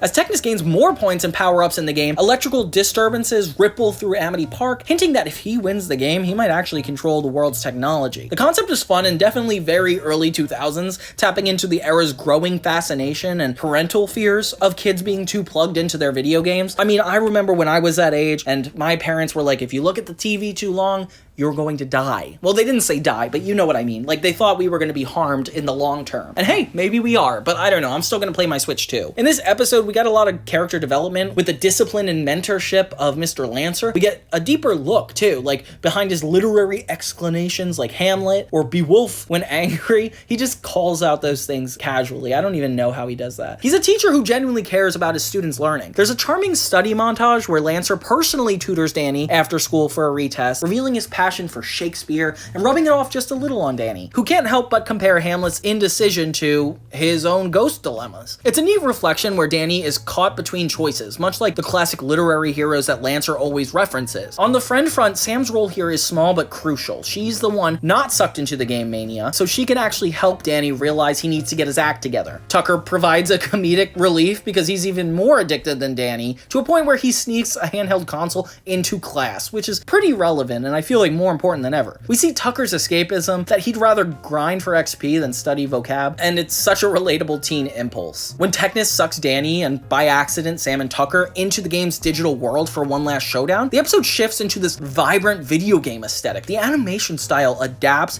to this trio of game avatars, and Danny becomes a knight with a glowing sword, Sam's a sorceress, and Tucker is a techno-gadgeteer, something that we couldn't see them actually happen in the real life. The designs are clear nods to the RPG trope, tropes and definitely a fun visual twist. It also allows for some meta humor, like at one point Sam reminds Danny that since it's a game, he can exploit game logic, like cheat codes or health packs, to fight Technus. Danny, hearing this, smirks and effectively uses his ghost powers as like cheat codes, flying past levels and blasting Technus through a glitch portal. The battle is wrapped up in this tongue-in-cheek way. Technus is defeated not just by Danny's heroics, but by the trio's nerdy knowledge of game exploits. The final blow comes with Technus trapped in a bug in the game's code, causing him to rage quit inadvertently, an outcome that is both amusing and fitting. The episode sprinkles video game-like sound effects like 8-bit chimes and victory fanfares reminiscent of Final Fantasy. And the title Teacher of the Year itself is humorous, as one thinks it refers to Lancer, but in context, Danny himself becomes a teacher to Technus in how to not underestimate young gamers. There's a subplot where Mr. Lancer secretly is an online gamer too, which is revealed as the heroes emerge from the game, and he's in the classroom. It's just definitely really funny and parallels the kids' games really well. And instead of scolding them for their adventure, Lancer gives a sheepish smile, implying that even a stern teacher indulges in digital escapism now and then, something I find super relevant. The episode's morality gently nudges at the importance of balance. Danny learns that he can't just slack off on school because of the ghost hunting. He has to find a way to do both, a theme that many young viewers juggling hobbies and homework could relate to. There's also a nod to responsibility. Given the second chance, Danny does knuckle down and ends up acing the test. It's satisfying to see Danny succeed through studying, not only just through ghost heroics, showcasing that his journey isn't about just external monsters, but overcoming his own procrastination and priorities. Nostalgically, this episode might not pack the emotional punches like the last two, but it's fondly remembered for its geeky charm and insight into Danny's everyday struggles, while also adding a little depth to Amity Park and what they value. Importantly, it's a breather episode. This season needs to slow down its pace and recharge us before some more intense episodes follow. It subtly furthers Danny's growth and shows that he's just getting better and better by the episode. The next chapter is episode 13, Fright Night. So every great Supernatural series needs a Halloween episode. Danny Fenton delivers it twice, I'm pretty sure, and this one is Fright Night, a spooky, action-packed romp that also teaches Danny a thing or two about honesty. So the setup is clear. Casper High's annual Halloween haunted house competition is underway, and Mr. Lancer basically seizes the moment as this teachable experience and offers Danny and his rival Dash a chance to avoid detention by competing to see who can create the scariest haunted house for the school carnival. The stakes, bragging rights, and avoiding punishment. And for Danny, the added incentive to finally one-up Dash at something legitimate. At first, Danny's confident. After all, he does have real ghost powers at his disposal. Sam, who's the moral compass, cautions him to win fair and square instead of supernatural help. As they build their respective haunted houses, Dash with a football frat house with cheap jump scares, and Danny with a more intellectual ghostly graveyard vibe, thanks to Sam's goth creativity, Danny becomes increasingly frustrated. Dash's natural popularity draws in more visitors despite he's not as quality as him. It looks more like Dash might win despite all the hard work. And in a moment of weakness and competitive drive, Danny decides to tip the scales by borrowing a particularly terrifying artifact from the Ghost Zone, the enchanted sword of the Fright Night, who is essentially the ghost of Halloween himself. The Soul Shredder is said to make any place it's planted in the scariest place on Earth. Sure enough, once Danny plants this menacing blade into his haunted house setup, things get a lot more chilling and take on a life of their own. The lights unnaturally dim, and the students' fears manifest as illusions, and Danny's house suddenly surpasses Dash's in a sheer scare factor. Danny basks in his initial success. He's got Dash quaking in his cleats. However, ghostly fine print comes into play. By removing the sword, Danny unbeknowingly frees its owner, the Fright Night, from centuries of imprisonment. The Fright Night is a skeletal specter clad in armor, definitely Halloween vibes, riding in a nightmarish black horse, wielding a pumpkin-headed sword, and once awakened, he doesn't take kindly to a punk kid stealing his blade. He unleashes a wave of real terror across Amity Park, turning the quaint carnival into a scene from a horror movie. Carnival rides come alive as monsters, jack-o'-lanterns grow fangs, and everybody's worst fears start to play out. In a particularly dramatic sequence, Mr. Lancer, under a fear spell, cowers from an imagined onslaught of English essays, which is kind of funny, and Dash is captured by ghosts in football jerseys, far scarier than Danny's earlier pretend costumes. The character dynamics get intense as Danny realizes he's in over his head. His desire to win compromises his usual judgment and and now his friends and everybody else are in real danger. There's a telling moment when Sam confronts Danny amidst the chaos with a disappointed, "You had to cheat, didn't you?" And Danny's remorseful face speaks volumes. With humility, Danny steps up to right his wrong. The battle with the Fright Knight is one of the more visually stunning this season, and the nighttime aerial duel, lit by a full moon and flickering orange fires and burning carnival props, the animators leaned into the Halloween aesthetic really well. At one point, Danny gets slammed through a giant cotton candy machine, emerging ghostly sticky. The Fright Knight, voiced by the menacing Graduar, an awesome cameo by Michael Dorn, famously a Star Trek guy, taunts Danny's lack of honor and declares him unworthy of the sword. And Danny's right, he's like, yeah, I guess I'm dishonorable for my short. To defeat the Fright Knight, Danny has to use brawn instead of brain, remembering a ghost story that Jack told him earlier about the knight's sword being his tether. Danny lures the Fright Knight back into the haunted house, and in a clever reversal, he exploits the very contest's rules. He and Dash had agreed to sabotage each other's houses earlier with pranks, so Danny knew of the hidden trap door from his own setup. He tricks the Fright Knight into lunging and uses the old stage magic mirror to reflect the knight's own fear aura back at him, briefly weakening the ghost, and in a split second, Danny's able to grab the soul shredder and plants it back into the enchanted tree stump, the one piece of decor he had borrowed from the ghost zone. So he's kind of undoing his cheating. The stump seals and pulls Fright Knight back in, locking him away once again. And immediately, the supernatural darkness lifts, leaving only the typical Halloween night crispness and a lot of confused carnival goers. The aftermath involves a lot of humor and gentle morale. Dash ironically is credited by the oblivious crowd as having orchestrated the entire thing, thus being crowned the winner of the contest. And Danny can't protest, because he's like, this is my sign of growth. I need to be honest. He knows he didn't earn the victory, and besides, he's just relieved everybody's safe. Lancer gives both of them a pass on detention, which is a nice win, and mutters something about being more terrified of marking essays tonight, which is so funny. Sam and Tucker stick by Danny the whole time, even teasing him about how his real ghosts turned into a fun Friday night. Danny takes the insult in stride and acknowledges he's messed up with some gratitude that his friends helped set it right. It's a nice Ghostbusters style moment where the trio walk off, exhausted and coated in Halloween goop, agreeing that the next year they'll just trick or treat like normal kids. The Fright Knight's introduction isn't a one-off. Savvy viewers might know his connection to a looming figure named Pariah Dark, but that's in season 2. So here he serves a dual purpose, being a formidable villain and escalate the tension in the season, symbolizing the temptation Danny faces to misuse his powers and advantages. The theme's clear. Shortcuts and cheats might give quick success, but they carry heavy costs. It's a lesson that Danny has flirted with before, like in Attack of the Killer Garage Sale, but here it nearly costs lives. In terms of tone, the episode is both a love letter to Halloween horror and a solid piece of character storytelling. It balances campy scares with genuine consequences, leaving Danny a bit wiser by the end. Nostalgically, fans might remember this one for its classic spooky atmosphere and the cool design of Fright Knight. Who doesn't love a good ghost on a flaming horse? Many Halloween marathons of cartoons include this episode, as it stands strong even on its own. As a chapter in our narrative, Fright Knight represents the season's late midpoint, one of the last of Act 2,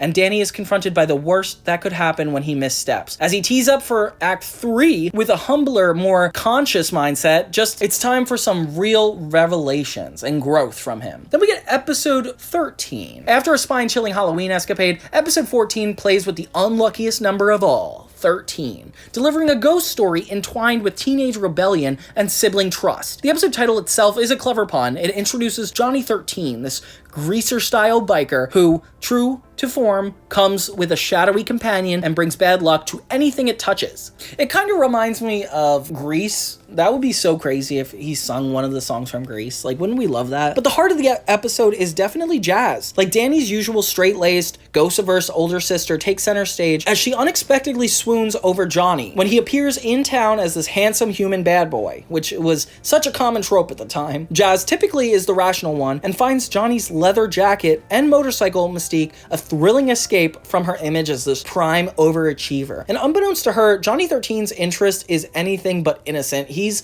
definitely looking for a new host for his girlfriend's spirit, and a naive Jazz fits the bill. As Jazz starts ditching study sessions and sneaking out to ride Johnny's bike, Danny grows suspicious, flipping the protective side onto him, and it's both comedic and touching as he tails them invisibly on their date. He nearly blows a gasket when Johnny tries to kiss Jazz, and it's this classic little brother behavior, ghost powers or not, which I love that it's connected, that grounded to a teenager's life. And meanwhile, the girlfriend Kitty, Johnny's ghost girlfriend, lurks in his sentiment shadow, known as Shadow. The Shadow has its own presence, a black, shape-shifting, feline-like specter that skulks around causing mishaps. One running gag is how Tucker becomes an inadvertent victim of Shadow's mischief each time he tries to help Danny survive Jazz. He slips on banana peels, a black cat crosses him when he vanishes, and he even gets a literal rain cloud over his head, which is kind of a funny, smart B-plot with the whole bad luck Tuck of the episode. As the events unfold, the tone shifts from a breezy teen drama to kind of creepy suspense.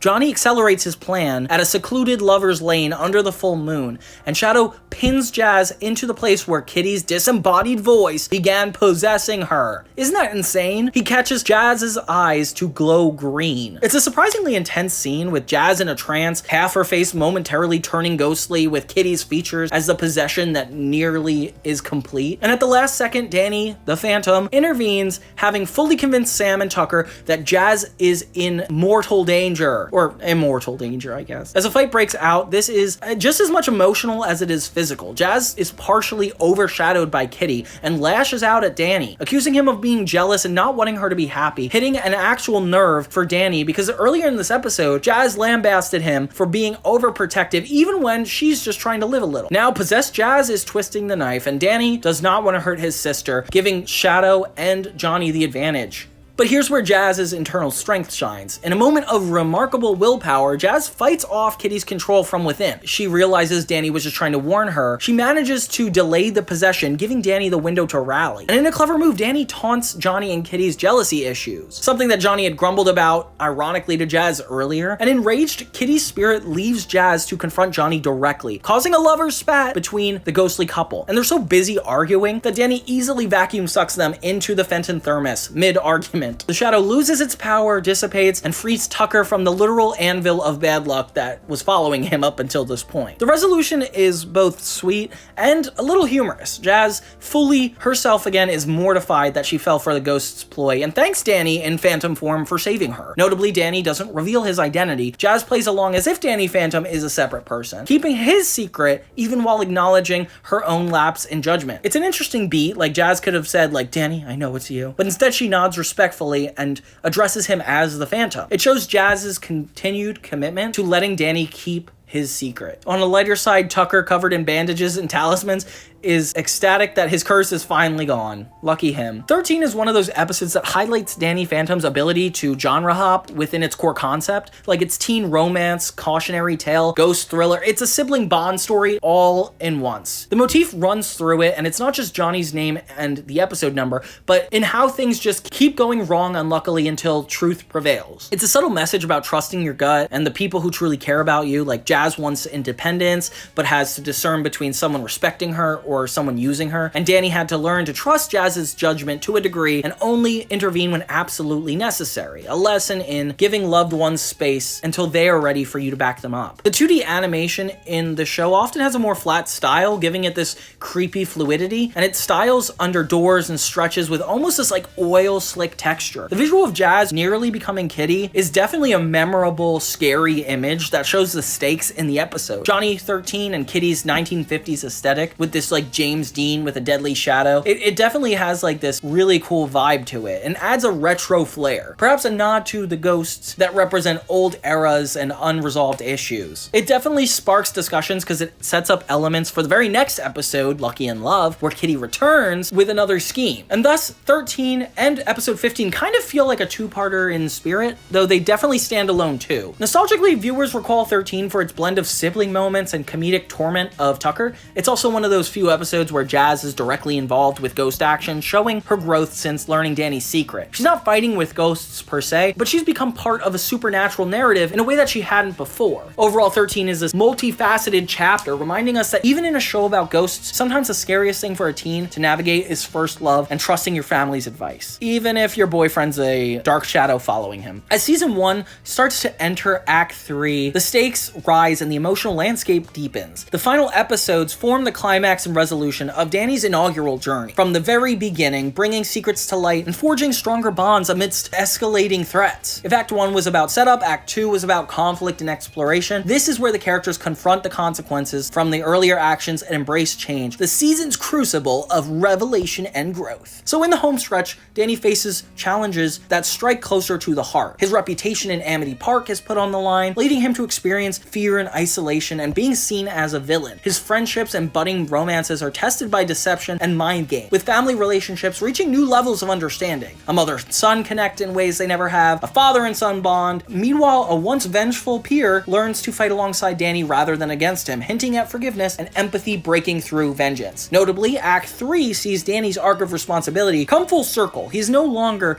the hesitant boy of episode 1, but a young hero who's tasted both failure and triumph, now forging his own identity with the convictions. The tone across these episodes is nostalgically reflective and emotionally resilient. Like, there's a sense of maturity, even as ghostly hijinks continue, that outcomes carry weight. Animation-wise, the show doesn't shy away from epic set pieces and a city-wide ghost invasion and high-flying battle in a circus tent to intimate duels in the Florida Everglades. By the end of Act 3, Season 1 feels like a complete journey. Danny evolved from a nervous newbie with powers he barely controlled to a confident guardian of his town who understands why he is a hero and not just how. His relationships with Sam, Tucker, and Jazz, even his parents, tightened, built on trust and proven through trials. The seeds sown throughout the season, like Vlad's simmering schemes, Valerie's uncertain path, and ghosts who might return, set the stage for future adventures even as this chapter finds its own satisfying conclusion. But let's dive into how Season 1 truly wraps itself up with these last 5 episodes. Episode 15 is Public Enemies. So Public Enemies bursts forth as one of Season 1's most high-octane episodes, dropping Danny into a nightmare scenario, defending a city that he thinks he's its enemy. The antagonist is a familiar face, Walker, that ghost warden from episode 8, and he nurses a serious grudge against Danny from his breakout stunt, which I would too. Walker's plan is methodical and menacing. It's to orchestrate a massive ghost invasion of Amity Park, tarnish Danny Fenton's image, and capture him. Overnight, the sky turns green and swirling ectoplasmic clouds from the skeleton prison guards.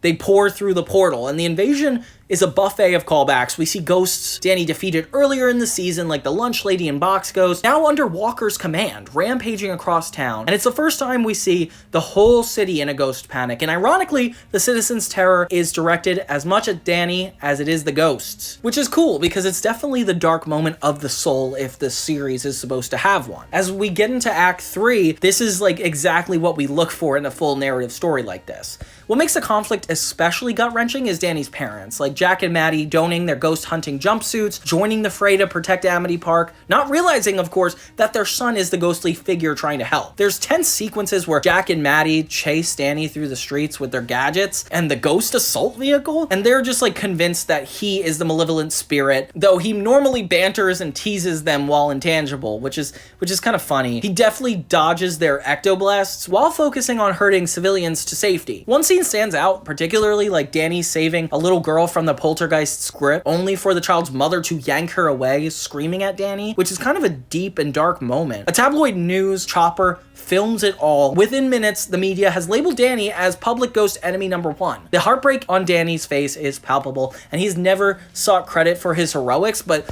being vilified is definitely a worse experience. In the thick of things, Danny finds an unexpected ally, Wolf, which is this werewolf-like ghost with a unique ability to claw open dimension portal. Initially, Wolf is one of Walker's enforcers sent to track down Danny, but Wolf is much more misunderstood than malicious. He doesn't speak English, communicating in only growls and a ghostly language that Danny can't decipher, and seems unwilling as a partner to Walker. When Wolf causes collateral damage at a construction site, he stops to rescue a construction worker from falling, a glimpse of nobility that Danny notices. In a pivotal moment, Danny chooses compassion over combat, and instead of finishing Wolf off, he frees him from Walker's control collar, which is a really sweet moment, and he is very grateful for it. Wolf turns on Walker's goons and later plays a crucial role in dismantling the invasion by slashing portals that suck many ghosts back into the ghost zone. This marks a turning point for Danny. It's the first time he befriends a ghost on equal terms, seeing seeing that even the supposed enemies can have good hearts. Wolf's introduction expands on Danny's perspective that not all ghosts are monsters, reinforcing this season's recurring themes that there's a lot of moral shades of gray, or green, in these ghostly aura terms. The climax sees Danny and Wolf team up directly against Walker. Walker is prideful and furious and overshadows the mayor, uses the authority to publicly demand Danny Phantom's capture. It leads to a surreal scene where human police, overseen by Walker and Mayor,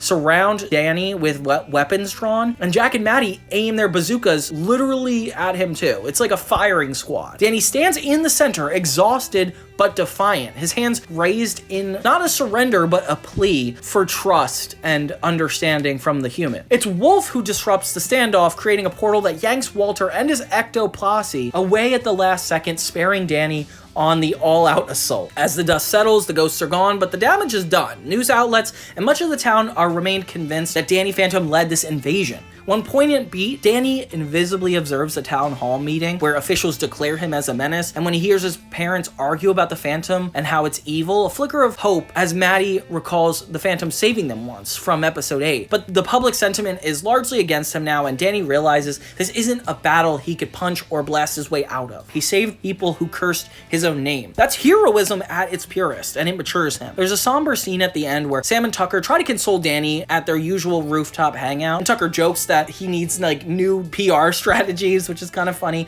and Sam pats Danny's shoulder, saying that the people who matter know the truth. Danny gives a small, grateful smile, but you could tell the ordeal left a mark, and he's accepted being a hero and how that means he's going to be misunderstood. And this is kind of like a reference to Spider-Man's whole menace reputation. Like, I know Butch Hartman was a big fan of that series, so you could see the connection here more than anywhere. Public Enemies is one of the most ambitious episodes for sure, because of the scale and theme, which is exactly why I think it counts as the dark moment of the whole first season. It cements the idea that Danny Phantom can handle broader stories affecting the whole community, and not just individual encounters, but I like how long it took us to work up to a bigger scope issue like this, as opposed to just Amity Park being in danger all the time. Like the first episode, we had Casper High in danger, then we had a bunch of individuals, and now we're slowly migrating to a bigger ordeal. This episode is kind of a fan favorite because it's Danny in new territory as a character, and how people were outraged on his behalf, but that's what deepened the love for Danny. Seeing him persist with integrity despite the city's scorn made him a true hero in our eyes, and the introduction of Wolf, a gentle giant ghost, adds heart. I mean, who didn't tear up at Wolf scratching Danny? It's definitely a seminal chapter where the season-long threads weave into one another. Walker's arrogance and the public mistrust brewing since Shades of Grey and Danny's evolving heroism. Then we have episode 16, Lucky in Love. So in Lucky in Love, Danny gets a new taste of his wildest dreams and learns it might not be what he truly wants. The episode kicks off with a bang. During a routine ghostly battle, Danny saves his longtime crush, Pauline, from a ghostly danger. In the process, Pauline accidentally sees Danny transform back into human form. This is the stuff for Danny's fantasies. The most popular girl in school discovering he's the cool ghost boy and being impressed. But to his astonishment, not only does Paulina keep his secret, but suddenly showers Danny Fenton with attention at school. By lunch period, Paulina, the untouchable queen bee, is claiming that Danny is her boyfriend. So overnight, Danny catapults from a wallflower to the big man on campus, complete with dating Paulina, a scenario that he only thought would be in his dreams. Sam and Tucker are obviously skeptical. Sam in particular eyes this development with a mix of suspicion in disguised jealousy, and up until now, Paulina only had her eyes on Danny's ghost form. She famously had a crush on this guy,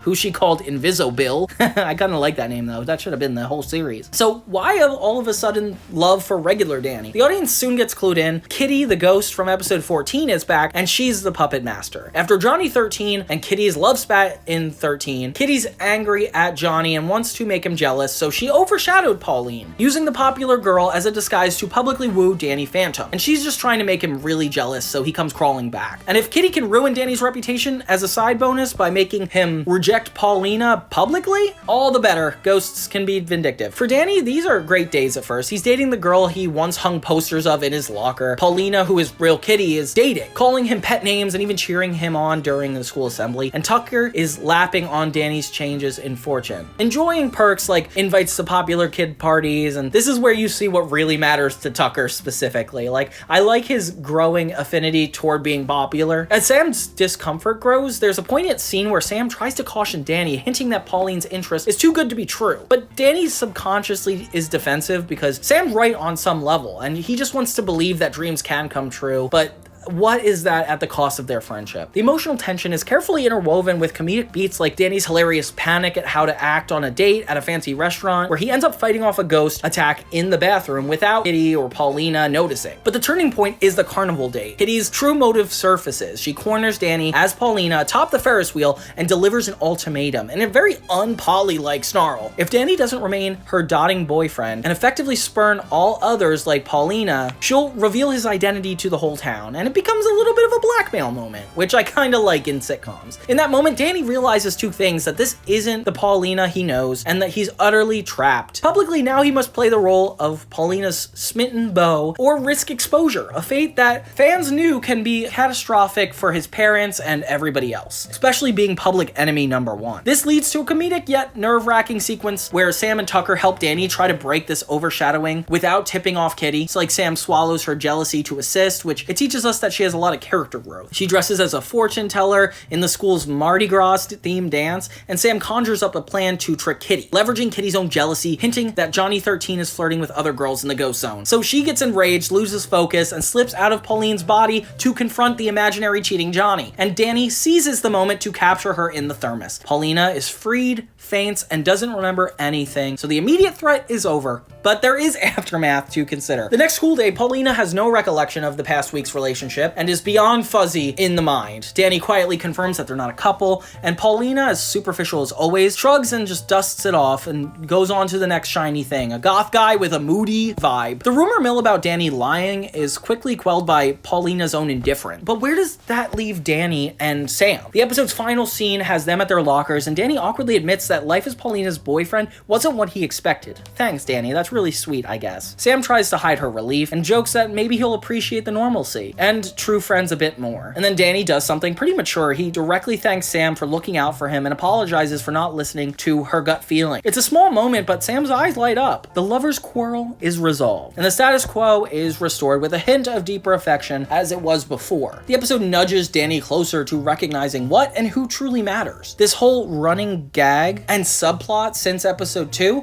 symbolically ends here. Danny emerges not necessarily in love with Sam yet, but the seed is firmly planted, and he sees how deeply she cares for him versus Paulina's superficiality. Sam, on the other hand, grows too. She has to let Danny make his mistake and be there to help, rather than just sulking. In fandom, people often cite this episode as the one where Danny's eyes started to open regarding Sam, though it'll take until season 3 to actually pay that off. But the groundwork is clearly laid. It feels like a light breather episode on the surface, especially coming after the intensity of Public Enemies, but it's a significant emotional checkpoint. Like, it gently steers the Danny and Sam relationship forward and closes the chapter on Danny's childhood fantasies, signifying his progression into someone who values real connection over image. And as a nostalgic note, many fans have a soft spot for this episode, precisely because it's the first one where we see Danny choosing Sam's friendship. Next is episode 17, Maternal Instinct. So this episode plays like a mini family drama wrapped in ghostly deceit, shining a spotlight on Danny's relationship with his mom, Maddie, and pushing the ongoing rivalry with Vlad Masters to a boiling point. The episode title is a clever double entendre. It references Maddie's earnest attempt to bond with her distant son, as well as Vlad's twisted parental instincts toward Danny. And it starts pretty innocent, like Maddie notices Danny's been evasive and seemingly troubled, understandable, given the fact he's public enemy number 1 and she doesn't know. And in an effort to reconnect, she invites Danny to accompany on a prestigious science symposium in Florida as a mother-son road trip. Danny feels a tinge of guilt for how often he sneaks around behind her back fighting, but he reluctantly agrees, deciding it might be nice to spend time away from Jack's loud antics and his ghost responsibilities. They arrive at a luxurious estate where the symposium is being hosted, and surprise, it's Vlad Masters hosting it, who conveniently funded the event and extended the invite to Maddie. From the moment Vlad greets them, the atmosphere brims with tension and the audience can cut it with a knife. Maddie, still oblivious to Vlad's half-ghost identity and a long-harbored obsession with her, thinks he's just an old friend being extremely generous. Danny, however, knows something's off, and his ghost sense can pick on it too. Vlad plays the perfect gentleman host, whining and dining Maddie and praising her intellect, and providing separate, sumptuous guest rooms, all while throwing Danny subtle, knowing smarks, saying, "I've got you under my roof." And it's kind of terrifying. Danny is caught in a bind. He can't outright expose Vlad without explaining how he knows and revealing his own ghost identity. And he doesn't want to ruin that or his mom's trip. Vlad's intentions unfold in layers. Like, first he tries to win over Danny with kindness, showing his high-tech lab, and even saves Danny from a booby-trapped experiment he arranged, which is kind of funny. Feigning heroics, to impress Maddie. He's laid the groundwork to make Danny doubt Jack's competence and see Vlad as a better father figure, and simultaneously Vlad orchestrates a ghost attack back in Amity Park. His vengeful side sends a pack of vulture-like ghosts to assault Fenton Works and take Jack out of the picture. The subplot is scary and kind of hilarious because Jack and Jazz are at home and the spectral vultures attack the place, and Jazz ends up being the only one to rally and defend the house, which is crazy. And Jack becomes pretty mildly injured in the fray, and Jazz, armed with the Fenton bazooka, blasts the vultures into oblivion, surprising even herself, which is kind of a cheer-worthy moment, seeing how Jazz can be this superhero as well. It kind of reminds me of Ben 10 again, where we have Gwen learning all the magic and being an ally. That's kind of how Jazz treats Danny. And I don't know why those shows are so connected. I swear, it all rings the same to me. Back in Florida, the emotional core hits when Vlad corners Danny alone in the mansion's observatory. With a sweeping view of the moonlit Everglades behind them, Vlad drops the amiable mask and essentially offers Danny a bargain. Stay here with me, I can teach you, nurture your powers, and we could be a family. It's a sweet poison that Vlad's been brewing all this time, and he wants Danny as an heir. And we're like a little bit nervous about it, but we know for sure he's not gonna go for it. Despite any normal teen's grievances with their dad, Danny does love Jack and sees through Vlad's manipulation. He retorts that Vlad isn't half the man Jack is, and that makes Vlad snap. The veneer of civility shatters, and he goes full Plasmius, red eyes, fangs bared. The ensuing fight is intense. They blast through walls and even out into the swampy night, and it feels like a choreographed musical number. It's so intense. Vlad's anger lends him even more power, and he overwhelms Danny, knocking him into quicksand. And it looks dire at first, but then Maddie arrives with one of Vlad's own ghost weapons, the Spectre Deflector Belt, takes him down. It delivers a massive shock and sends Vlad howling in pain. And it's cool and interesting because she could still fight this ghost, save Danny, without necessarily seeing that Vlad has a bad side yet, which I love that it's hidden still. Cornered between a suspicious Maddie and a weapon, Vlad concocts a cover story and says he was under ghost attack too, and the ghost boy must have escaped, only furthering the narrative against Danny. The denouement back in Amity Park is surprisingly tender, like Maddie returns home with Danny earlier than planned, having felt something off about the trip. The two share a quiet moment in the lab where Maddie admits she wanted this trip to bond, but maybe she doesn't need a fancy symposium to bond with her son. Danny's kind of touched and reassures her that even though he's growing up and can be distant, that he treasures their relationship. It's an emotional payoff for the maternal through line. The audience sees that unlike Vlad's twisted view of family, Danny and Maddie's love is genuine and strong, and even if ghosts complicate it. Meanwhile, Vlad, nursing his pride and minor burns, laments in his mansion as his plots failed. Vlad mutters to himself that if he can't win through kindness, he'll move to a more direct approach henceforth, which really excites the audience because it's like, ooh, what's he gonna do? Maternal Instinct is a rich episode that progresses the overarching Danny versus Vlad story while exploring the family dynamics. It juxtaposes Vlad's perverse notion of fatherhood against Jack's earnest but clumsy real fatherhood. The episode's events quietly clue Maddie and Jazz closer to the truth. Jazz sees she's capable of ghost fighting and enjoys it, and Maddie witnesses Vlad's unsettling obsession firsthand, though not fully comprehending it yet. And even Jack, in a comedic hospital scene, apologizes to Jazz for dismissing her interests, bonding over the ghost hunting magazines. The instincts of both Fenton parents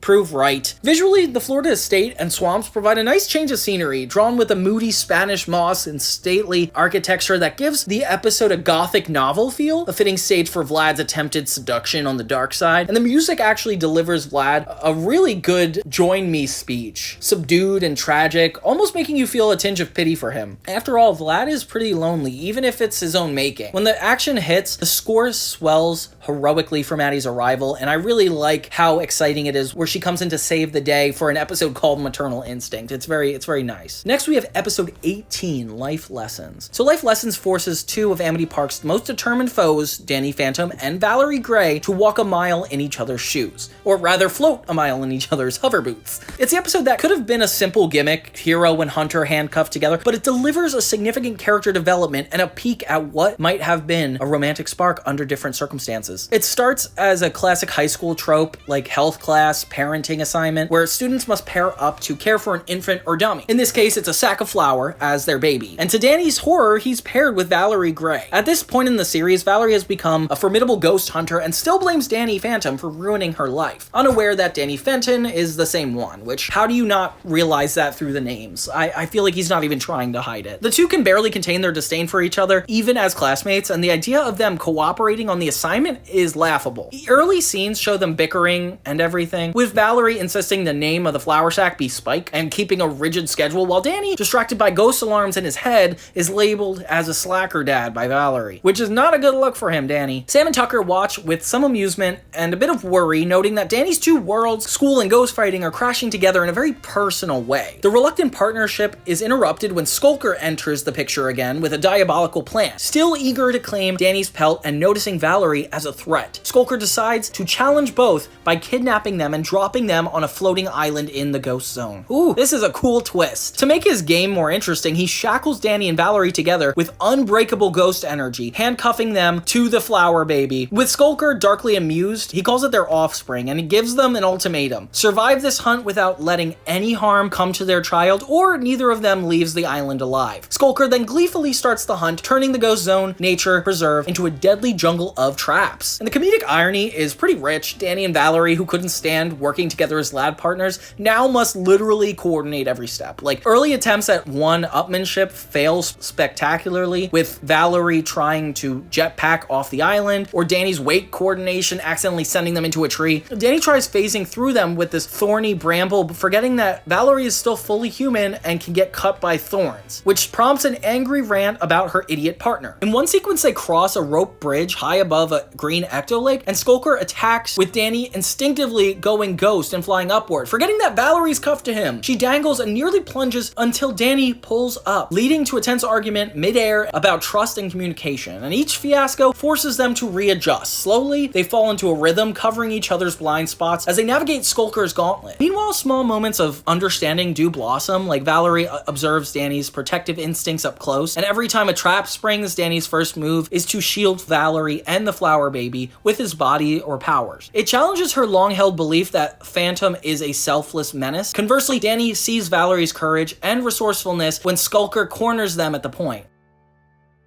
Fiercely fires every gadget in her arsenal to defend Danny, and yes, the baby too. And a poignant scene happens one night as they camp on the island, taking a rare break. Valerie admits in a rare vulnerable moment that everything in her life has changed, and maybe she's projected too much of the blame on ghosts without seeing the person underneath, which is a cool metaphor to Danny. Danny, who is still maintaining his phantom disguise, softly apologizes on behalf of the ghosts that hurt her, a subtle way of expressing his personal regret without necessarily revealing himself. And Valerie is visibly surprised by the empathy from her supposed mortal enemy. Kind of in a way that Danny needed to understand ghosts in order to have empathy for them, she's starting to get that. The climax has Skulker capturing the flower baby and holding it over a cliff, taunting them that he'll drop it, and oh yes, that would kill them. So that also would be a problem. In the moment, Danny and Valerie act in perfect sync. Danny uses his ghostly wail for the first time, unlocking that power, perhaps, and startles Skulker. And Valerie uses the recoil of her hoverboard to sling Danny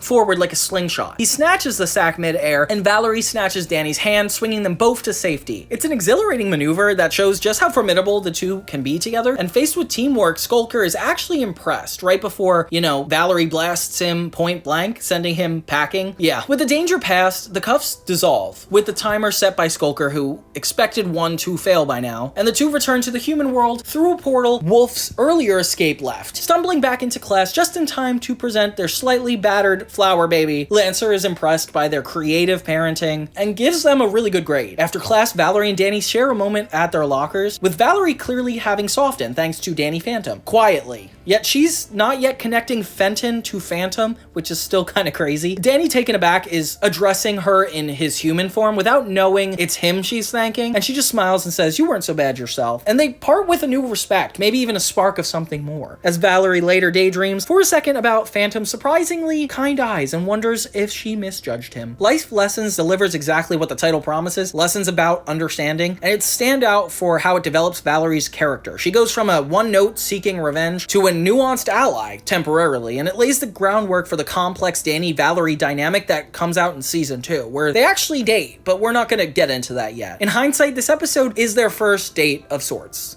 albeit an action-packed, bizarre one. The animation in the Ghost Zone jungle is lush and neon glowing plants and creatures, adding to the adventurous feel. And there's a lot of fun comedic bits, like Danny and Valerie bickering over the baby's name, and I don't know, it gives a lot of relief to the tension-filled plot. Even Sam at the end raises an eyebrow, noticing that Danny and Valerie exchange a friendly glance, even telling Tucker, when did those two start not hating each other? The life lesson here for Danny is huge. He learns that Valerie's not a villain, but a person who's been hurt, and that maybe ghosts and humans can find common ground. For Valerie, glimpsing into Phantom's heroism and humanity cracks the armor of her hatred, even if it's just a little bit. It's clever how the episode balances genuine peril and comedic undertones. Like, the image of them lugging a flour sack through a booby-trapped temple is both absurd and symbolically rich, and nothing forces cooperation like a shared child, even if it's a fake one. The concept of would-be enemies raising a child is such a classic trope, usually played for laugh and comedic comedies, but here it's done with a wink that also feeds into the plot significantly. It's not lost on viewers that Valerie's fatherly partner here is Danny. It's a thinly veiled allusion to the idea that under different circumstances, Danny and Valerie could have made a good family. Dark. In summary, Life Lessons brings Act 3's theme of growth to interpersonal levels. It's about breaking down the prejudices and forging unlikely alliances, a theme that resonates beyond the show. It's remembered as the episode where the bad luck between Danny and Valerie finally turned. Even if it's for a short while, we definitely hope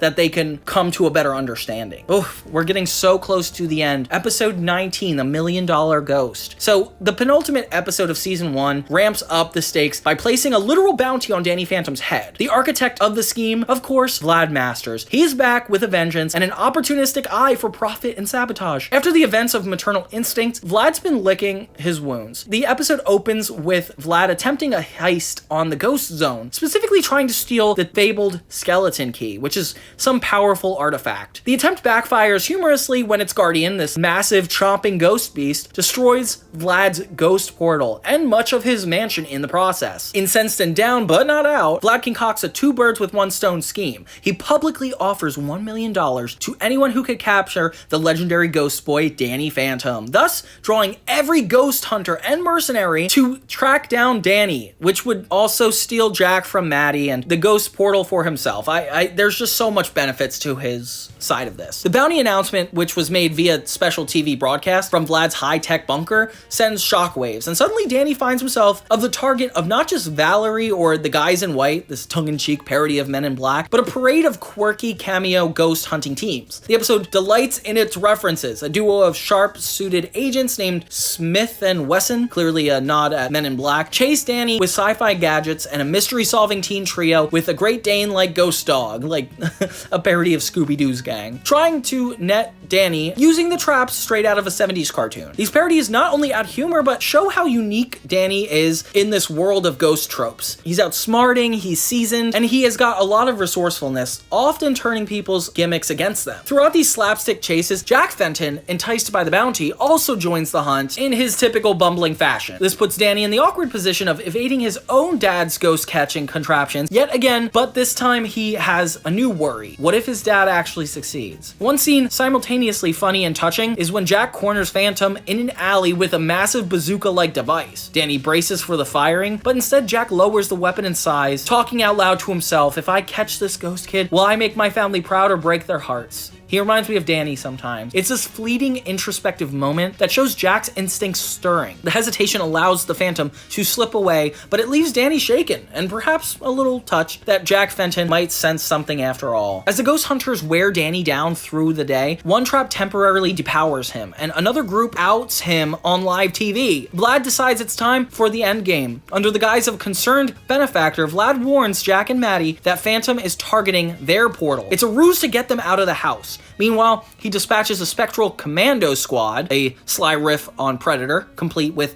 jungle camo ghosts, to assault Fenton Works and snatch the portal. Danny catches wind and is ready to defend his home. This is the first time we see Danny fighting to protect not just people, but his literal house, and by extension, his life as a Fenton. He's tossing ghosts through walls, and Maddie is going to wonder about the new kitchen table, deflecting ectoblasts and Scorch family photos, and in one comedic bit, uses one of Jack's ridiculous inventions, the Fenton ghost weasel, as a vacuum to chase out the ghosts hiding under the couch. The climax is a three-way face-off in Fenton's lab. Vlad appears in full Plasmius form to personally claim the portal, just as Jack unexpectedly returns, halfway leaving the portal unguarded, and we have Jack with his emergency ecto shotgun, Vlad throwing ecto energy, and Danny dancing between them, both trying to protect the disaster. In a tussle, Vlad nearly triumphs and even zaps Jack point blank, rendering him unconscious, a moment that actually makes Danny genuinely furious, and he unleashes a powerful attack that blasts Vlad into the portal flame. And in a last-ditch effort, Vlad grabs the portal's core component, a glowing power cell, and tries to escape, gloating that even if they didn't catch Danny, he wins by crippling their ghost research. And Danny recalls some advice from Jazz about bullies, and employs a little psychological welfare, like you think you're the only one with high-tech gear,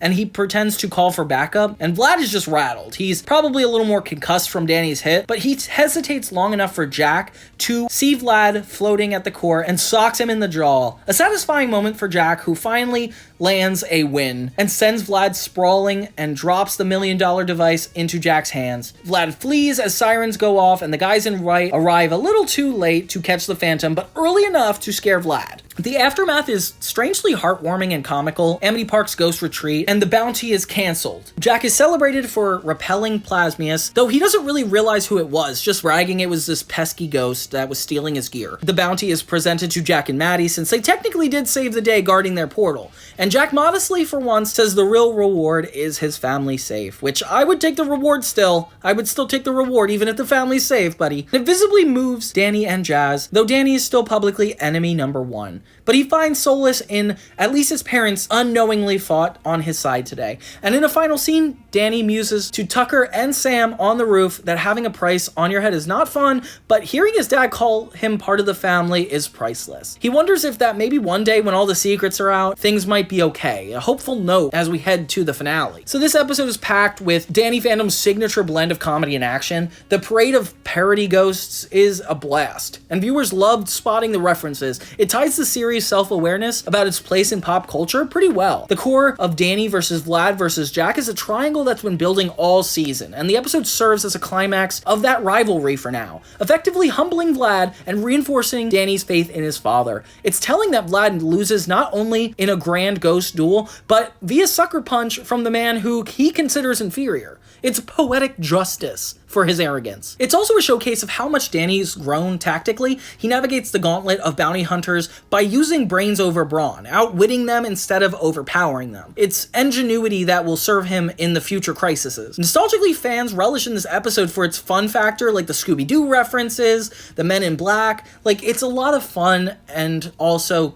completing a storyline. And that leads us to our season 1 finale, Control Freaks. It's an episode that flips the script by turning Danny into a puppet of evil and thrusting Sam into the hero's role. The tone is aptly forbidding, and right out of the get-go, a traveling carnival circus, Circus Gothica, arrives in Amity Park with garnished posters promising thrills and chill. And it seems like a normal, simple episode at first, with Sam being the goth enthusiast she is, drawn to it with its dark aesthetic. Finally, an event her parents, who are actually conservative and anti-ghost, can approve of, mistaking it for like harmless fun. And it kind of reminds me of like emo nights. Like, it's something that Sam would enjoy and also can kind of bring Danny into it. Little do they know, the ringmaster is Freak Show, a descendant of ghostly artifact keepers who's got a powerful ghost-controlled staff. And it's kind of like a zoo scenario where he uses ghosts in a really irresponsible way, in like a show pony type way. With red-rimmed eyes and a wicked grin, he's part magician, part madman, and capable of hypnotizing ghosts to do his bidding. He even plays an extremely dangerous role in a 3-part episode in season 2, which we'll get into later, and it's just cool that we get the seed planted this early on. The episode's first act sees Danny and Tucker tagging along with Sam to the circus opening night. The visuals are stunning, and the stilt-walking clowns are terrifying, with this leering faces and acrobats and smoke, and you just don't know what's ghost and what's scary.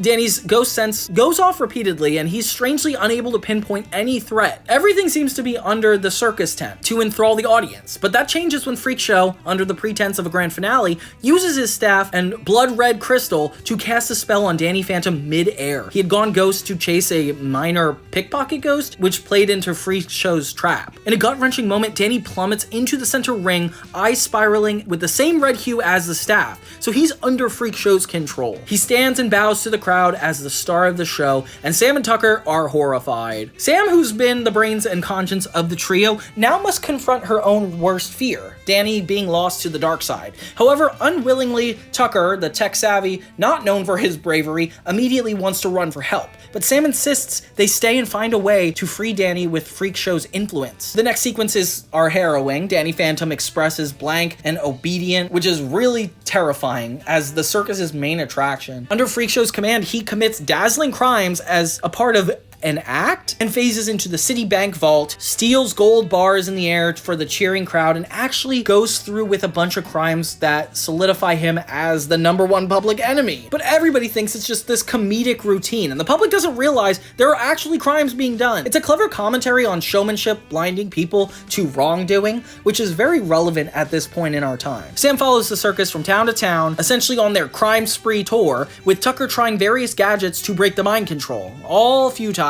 We see Sam's resolve hardened. She confronts her uptight parents to tell them that their beloved normal entertainment is a sham, and they, of course, ground her for speaking out, forcing Sam to literally escape out of her window to rescue Danny, a subtle nod to her choosing her own freakish found family instead of her birth family. Ooh, Sam's backstory is actually a lot more interesting than I thought. The emotional crux land in a quiet scene. Sam sneaks into Danny's trailer, more like a cage, and during a rare moment where he's left alone, he's slumped, clearly conscious, but unable to resist orders. He says he can't fight it much longer and that he's scared, not for himself, but if he might hurt Sam or Tucker against his will.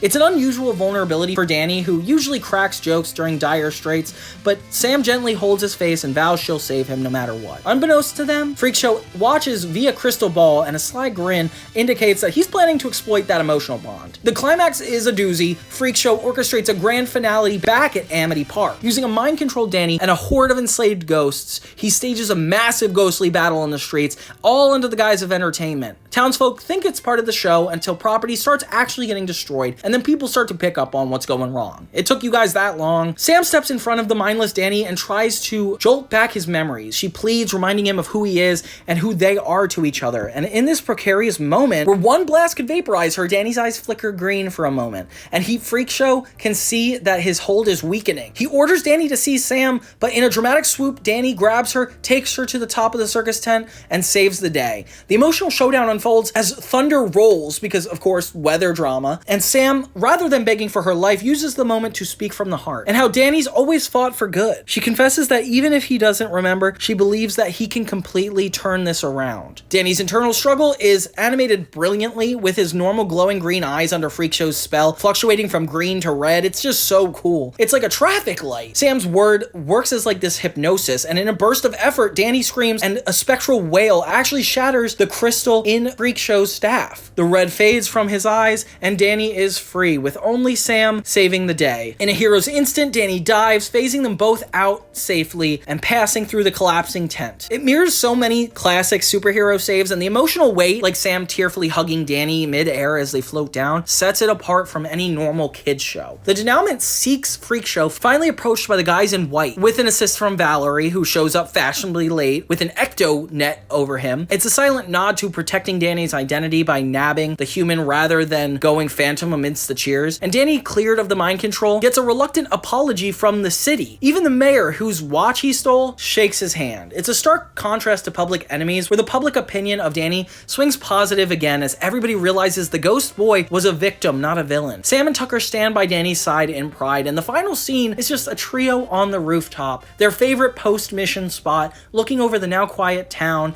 at sunset. Danny expresses his gratitude to have friends who anchor him like this, and Sam jests that maybe she should be the hero next time since she did such a good job, making Danny laugh that he's fine relinquishing the responsibility. And the camera pans out on them joking, stronger than ever. And it's the perfect capstone for the Act 3 of Season 1. It forces Danny to confront the literal loss of control, the ultimate test of trust between him and his friends, and Sam's character shines, like proactive, fearless, and emotionally transparent like never before, even though it's in a true Sam fashion. passion, and she backpedals a couple times, but you know how it is. For Danny, the experience is humbling. He's not saved by only the powers, but by the love and loyalty of his best friends. And thematically, it ties back to the season's core, identity and the bonds that shape it. Even without free will, Danny's identity as a superhero can't be erased, and Sam knew it and drew it out. Controlling Danny meant the animators got to indulge in making our hero look legitimately scary at times, which is kind of a rare treat that we only get in the second season going forward. Musically, Freak Show's motif has this carnival creepiness, and it intensifies the unsettling vibe of Danny smiling during the wrong deeds he's doing. And when he breaks free, a triumphant swell of the main theme mixed with a tender string arrangement underscores the emotional victory. As a finale, it checks all the boxes. It wraps up Vlad's arc, it evolves character relationships,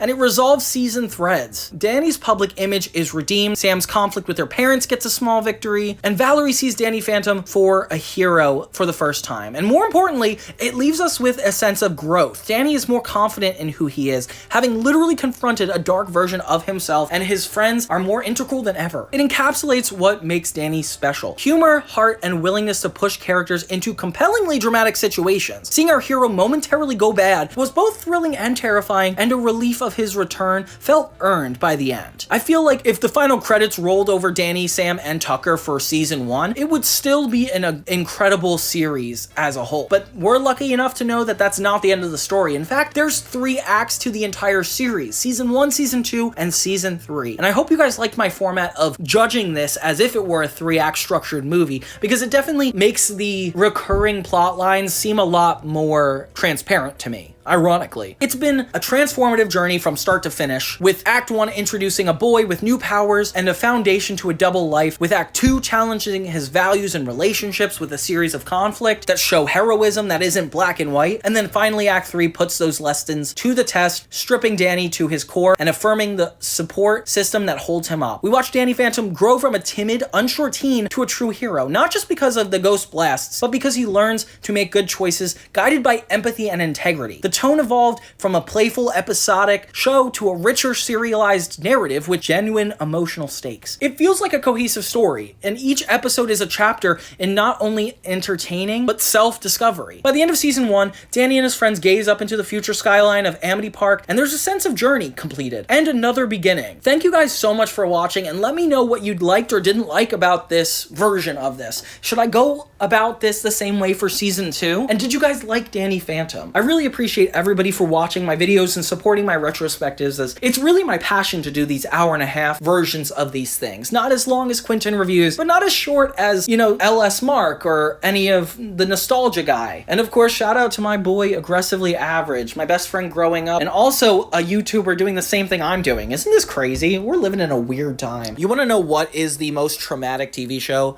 in television history? It's Danny Phantom, just because of this season alone. Not only is season 2 of Danny Phantom 19 episodes, but 3 of them are 2-part episodes that have life-altering changes to this show. Things that you can't watch the first season again after. But they also sprinkled in some really good episodes in between, so we have a lot to go over.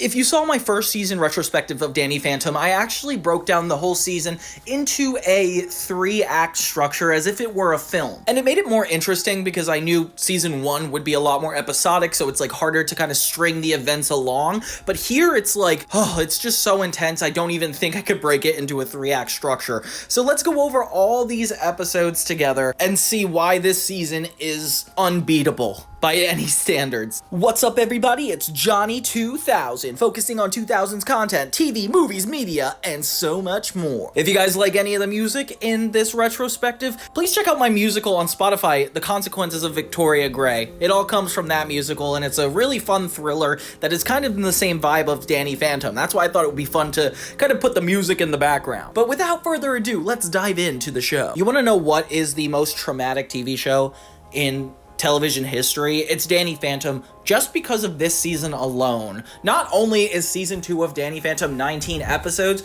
but 3 of them are 2-part episodes that have life-altering changes to this show. Things that you can't watch the first season again after.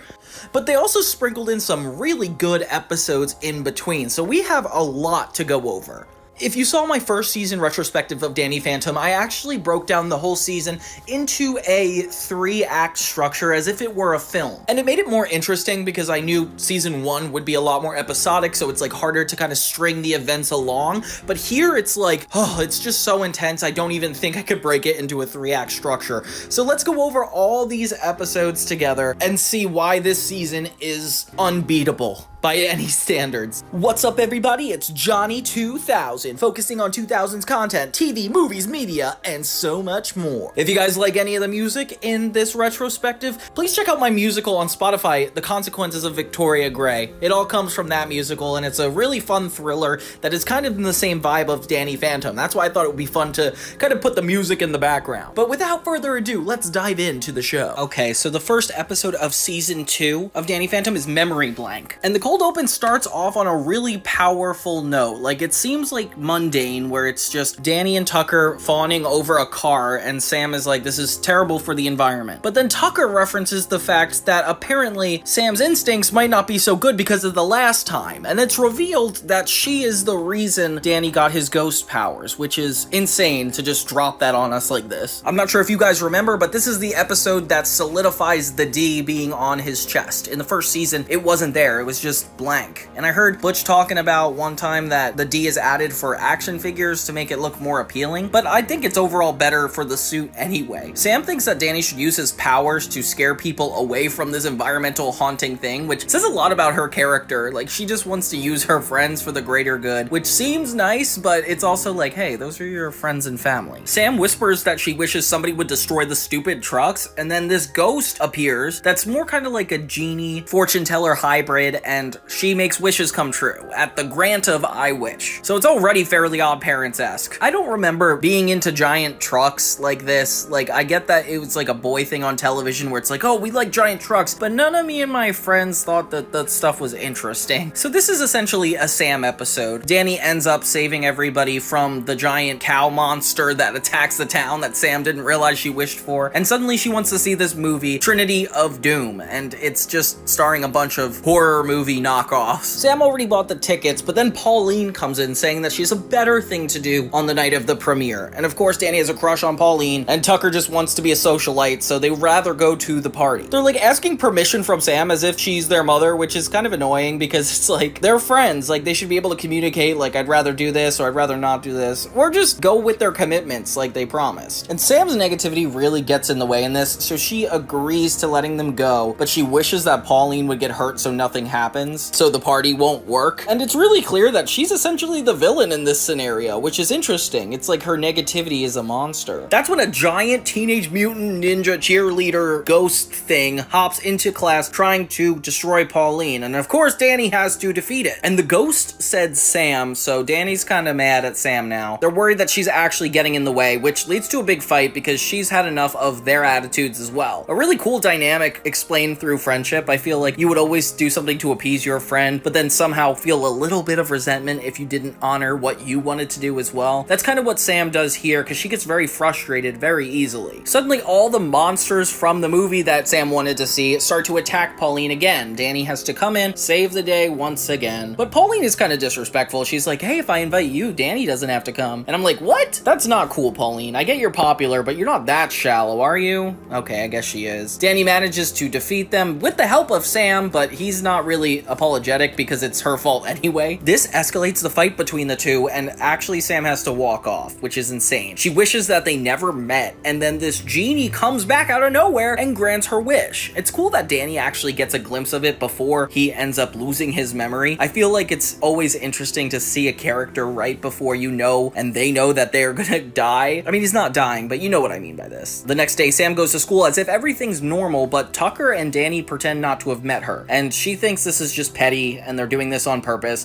But Sam notices that a picture they used to have of all of them together is missing her. So something is really going on. We get a lot of cute glimpses into the origins of Danny's story, like more than even the pilot. So it's kind of cool to see how everything came to be. The only way to get Danny's attention is to kind of act like Pauline. So Sam dresses up in a bunch of pink stuff, which doesn't even work out for her, which is weird because she has purple eyes. You'd think it would work out, but it just looks awkward. She tries to jog Danny Danny's memory, but she cannot get him to recognize who she is. And it's kind of sad, like these plot lines where one character that loves the other one has to get them to realize the value of their relationship within like an instant moment. It's something like characters do that actually draws the audience in a lot. It feels like you're in the shoes of that person. So next time a ghost shows up, Sam has to be the one to fight. Oh my gosh, and he doesn't even remember he's a ghost because Sam was the one who made that happen. Oof, nice plot twist. So now Sam is doing this all on her own with the Spectre deflector that Danny gave her earlier. Sam creates a mask for herself, which kind of looks like what Valerie will be, and essentially stops the ghost in this incognito mask, which I don't think was super necessary. Danny kind of falls for her, not thinking that she's Sam, and Sam tries to recreate the moment that she accidentally made Danny go into the ghost portal, which is, whew, really trippy. She makes the accident happen on purpose, which is kind of insane, and actually slaps the D on his costume this time. So he sees that he can turn into a ghost again. He gets his powers back, and he gets all the way thrown back to square one, which, as you remember, was in the pilot, when he actually was new to his powers, still trying to figure stuff out. He's thrown all the way back to not knowing how to use them again, which I find really fun. It's like putting his character in a really tough position. So suddenly Paulina's party is the event of the night, and Sam needs to use it to stake out and actually take down the magic ghost. When I was little, I remember the funniest moment being when Danny tries to emerge from the bushes in slow motion and then ends up not even knowing how to fly. He gets his butt handed to him by this ghost, and it just enlarges bigger and bigger, because I guess the more wishes she makes, the stronger she gets. Sam realizes that this is the plot hole in her story, so she wishes everything was back to the way it was originally, and that was kind of an easy solution. Everything gets undone, Danny gets his memories back, and his ghost powers are restored to where they were currently at. Instead of actually going to Pauline's party, Danny, Sam, and Tucker go to see that horror movie that Sam liked, which is really sweet. They learn to accept their friends for their differences and actually forgive somebody for their mistakes. We get a moment where they blush and touch hands in the theater, and it is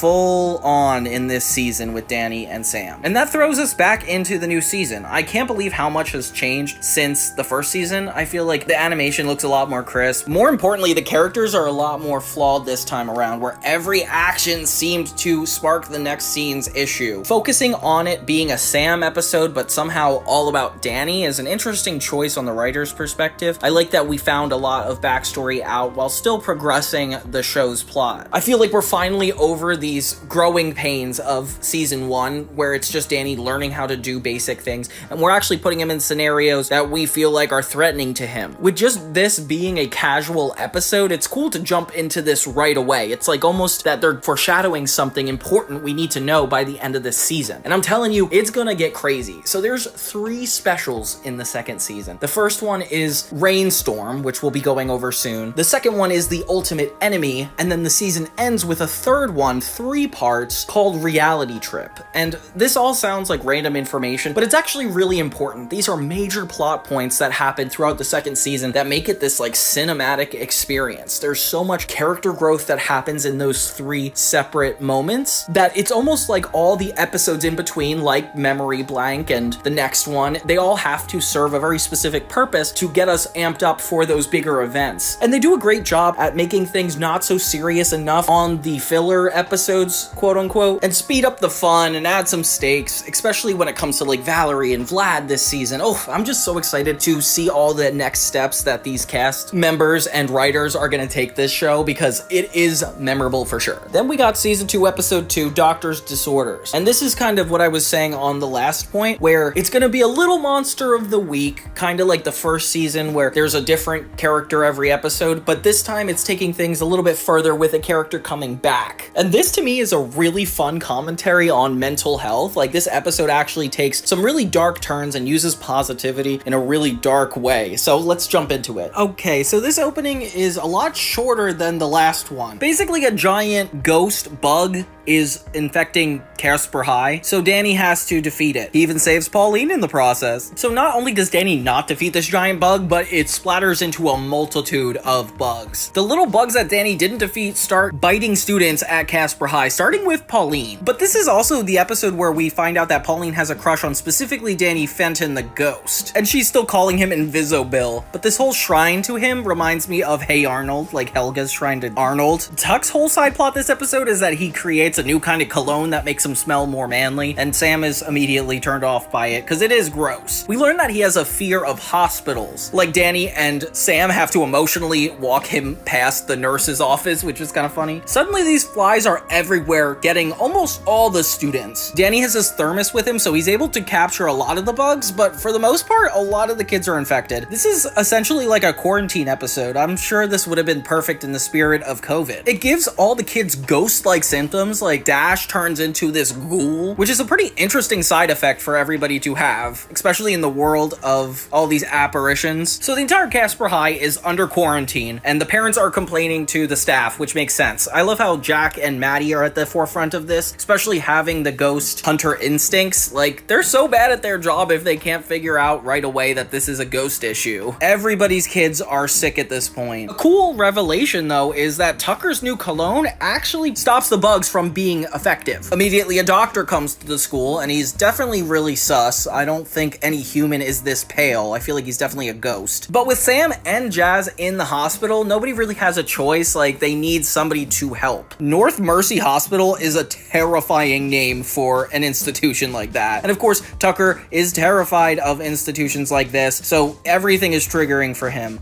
Danny has to fake being sick just so the doctor will let him in. And it's clear that the doctor has another boss. As they wheel in Danny into the sick hospital, a giant shadow is the one giving orders. It's something haunting about seeing all your classmates as different deformed ghosts through different sicknesses. This is definitely nightmare fuel for me. Of course, what an inopportune time to have the ability to appear like a ghost in front of your friends. Danny could get away with so much more in this scenario. He sees Jazz in this glass box, and it's actually kind of trippy. Danny runs into Paulina, and we see that she definitely does have a crush on the Phantom. Sam is stuck next to her, which is so funny. So it actually is kind of a big deal that she has a crush on the Phantom, because Sam can't give away his secret, but also has a crush on Danny, so this is a little complicated for her. Suddenly, the doctor comes back, and Danny gets really sleepy with this gas around him. It's almost as if they were expecting him. Yep, they were. This guy from season 1 comes back, and it's Penelope Spectra's assistant, back from season 1, that dark, evil, mental health-like episode. He reveals that this isn't actually a hospital. An evil therapist villain is so cool to me. Like, there's something about this that is really exciting. Penelope is cornered Danny, and she's essentially gonna get rid of him if it's not up to Tucker. And Tucker has a fear of hospitals like this. Real convenient, guys. So he kind of has to go against his instincts and actually go in to save Danny. He finds a couple scrubs that can protect him a little bit, but essentially he's on his own. So Danny gets the whole speech of the villain's plan to take over. We see that this ghost has apparently left her original body, and her whole plan is to take all the positive attributes of all the students in Casper High. She just needed to get all the kids away from their parents so she could take them over. Ooh, scary though. It's so funny that all these dark adult characters are usually about stealing kids' youth. I don't know why, like, that's a really dark subject to have adults writing. Like, this was written by adults. You could even tell as they put Danny in this ghost-like MRI machine. Yeah, it looks like one of the ghost zones combined with a tanning bed, and Danny is pushed into it. So this therapist basically takes the skin she used to have and re-enters it now with the superpowers that she didn't have before. She escapes, and Danny is left to be saved by Tucker, thank God. Obviously, everything is going wrong now, so it's not like an opportune time, but thank God he's free. Danny faces off against Spectra's assistant and finally takes him down, with Tucker also fighting back with this lipstick he got. When Danny is finally able to confront Spectra, they have a little bit of a fight. Danny's pretty much coming out victorious, so she brings out the big guns. The jar of Jazz. Yeah, his sister stuck in this ghost-like form in a jar, and next thing you know, they're passing it around the school. So Danny is in kind of a vulnerable position where he wants to defeat this doctor, but also wants to save his sister. Tucker uses the smell of his new cologne because it stops all those ghost bugs and manages to heal everybody in the hospital through the ventilation system. Luckily, everybody comes out of their hypnosis. They're no longer possessed by these deadly ghost-like symptoms. And ironically, the only one to end up in a real hospital is Tucker by the end. Not cool. It's just them leaving him in the hospital, and that's kind of the end of it all. I mean, I get we saved the greater good, but that was your friend. Overall, the manipulation of Spectra is really good. I feel like the villains so far have really interesting intentions, so it's a lot more fun to see how they're going to defeat him, like in this episode using the cologne that Tucker was just hilariously having in his B-plot, ended being the thing that saved them at the end of the day. And having all the ghost symptoms taking over other people, like that's cool too. The more we delve into the world around them, I feel like the more we're getting the depth of what the show is willing to offer. We take another step forward in episode 3, Pirate Radio. We get another return of some season 1 baddies. It feels like there's so much less setup in these episodes, just because in season 1 it would be a lot of establishing what's going on, but every cold open has been action-packed, with this episode starting with a giant ghost pirate ship taking over Amity Park. Danny and his friends are just trying to hang out, and this thing just appears. Just like the last episode, a fight ensues immediately, and Danny is outnumbered. We get our boy, the pirate kid, coming back for this one. Suspicious activity in this episode is focused on like radio signals, which I find interesting. I guess it's a metaphor for new age music taking out old music. But these ghosts have like a bigger plan. They end up taking the ghost shield generator out of the top of the Fenton's household and steal it, but they don't really notice yet. This is so funny though. The ghost kid is played by Taylor Lautner, so Youngblood is Jacob from the Twilight series. Imagine they just like superimposed a bunch of shots of Taylor Lautner from Twilight into this. That would be crazy. So the radio silence basically takes the attention of everybody in Amity Park, with Jazz, Danny, and Maddie addicted to this new age of music. Danny, Sam, and Tucker are in agreement that this is frustrating. All the adults are the ones that are like mesmerized by this. Even the kids are like, what the heck is wrong with you guys? Which makes sense because of course Jazz thinks of herself so much as an adult that that's going to happen to her. Danny for the first time tries to be an advocate for something, which is funny because of course Sam Manson must have rubbed off on him a little bit, because he goes into the school radio and takes over for a minute. He's the DJ. Nobody listens to Danny or takes him seriously until Dash gets at the helm of the DJ. And just in time, Youngblood comes back with his pirates to attack the school, and specifically Danny. They pretty much get away with it, and this stupid music on the radio keeps playing. It's ridiculous that they don't realize this early on, but this is the theme from Amber McLean in the first season. Like, I don't know how this is hard to wrap your head around. When Danny returns home, he sees a brochure for a cruise. Apparently, all his family had went on it. And then when they get to school, all the kids' families apparently went on it. Everybody except for the young kids.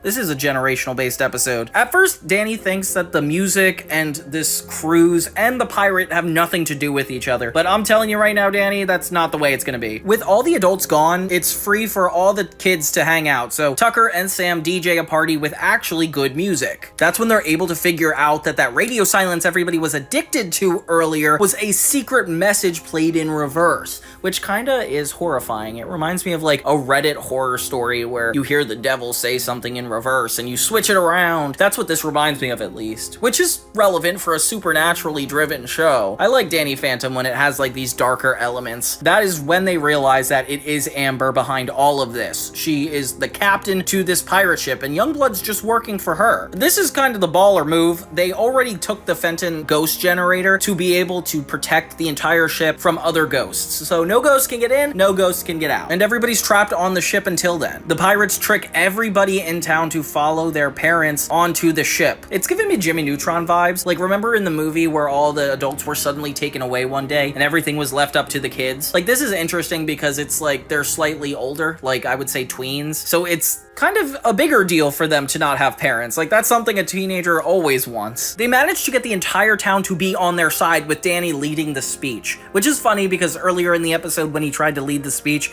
nobody was listening to him. So he actually has to step up a little bit further this time. Danny gets everybody to his house and gives them a bunch of ghost weapons to finally take down this ship, which how in the world do you have enough of these? It's really awesome when it's like the entire town working together to take down these ghosts. Like, one, ghosts are present, so nobody's who's crazy for thinking that. And two, the kids are like epic in the ghost fighting outfits. Like not only Sam, Tucker, but even Dash and Pauline have to wear these things. Tucker manages to trick the pirate ship into thinking he's an adult and he's able to get onto the ship. Then everybody in Amity Park is fighting for their parents. Danny gets to face off against Amber by taking her guitar and fighting Youngblood. But the ghost shield generator just keeps getting more and more weak. I like that all the students kind of use their character traits as a way of stopping the villains. Like the cheerleaders defeat them with the weapons. Like it shows that Danny could be a leader when it really comes down to it, which is something I didn't notice about his character. It's just something that is really successful when it works. It's kind of sad that his confident side only really comes out when it's ghost related. If anything, he needs to realize that in his own personal life in order to be a stronger hero. Danny gets an epic sword fight on top of the ship as it's on fire, and this is animated beautifully. Like, I didn't expect this to look so cool 20 years later, but this is a really interesting scene. It's almost like Danny Phantom is a graphic novel being played out right in front of you, and it has such good storytelling in that sense. He finally is able to defeat Amber and then the other ghosts, and then drive the ship into the ocean. Danny ends up getting grounded for a month in response to this, because he wasn't supposed to be using all the ghost technology, but come on, Mr. Fenton, you don't think that this is worth it? Oh, you know what? I'm realizing that they give credit to the ghost boy for saving everybody, not Danny. Dang, so that's even a harder hit when you think about Danny trying to find his own identity. It's like people don't like him unless he is this ghost boy version. You could even see that when he's trying to talk to Pauline. Like, Pauline's clearly interested in him, not Danny. And take it from me, it sucks when people say you have a bad personality, because people are just rejecting him by his personality this whole time. And a little bonus for the ending, turns out the generator stays with the pirate ship, so Amber and Youngblood are just stuck there for all eternity. We love a good mind control episode where everybody falls for the same prank, and of course Danny leading the way just makes it all the more better. Like, it definitely turns it to be more of a character growth situation, which preps us perfectly for our first two-part special of the season. Yeah, already episodes 4 and 5 throw us into the deep end. As if these cold opens and intense plots weren't enough already, we're finally expanded even further in this. This two-part episode is definitely underrated and kind of fell under the radar, given the fact that 2 episodes later is the Ultimate Enemy special. The Ultimate Enemy special is like one of the most notable ones in the whole Danny Phantom series, so there's a reason we're not thinking about this one as much as that one, but we have to give this a moment for its own right. Rainstorm is essentially the first part in a Danny Phantom trilogy that takes over the course of this entire season. We bring back one of the old enemies, the Fright Knight, in the Ghost Realm. And who's the one who does it? Vlad Masters.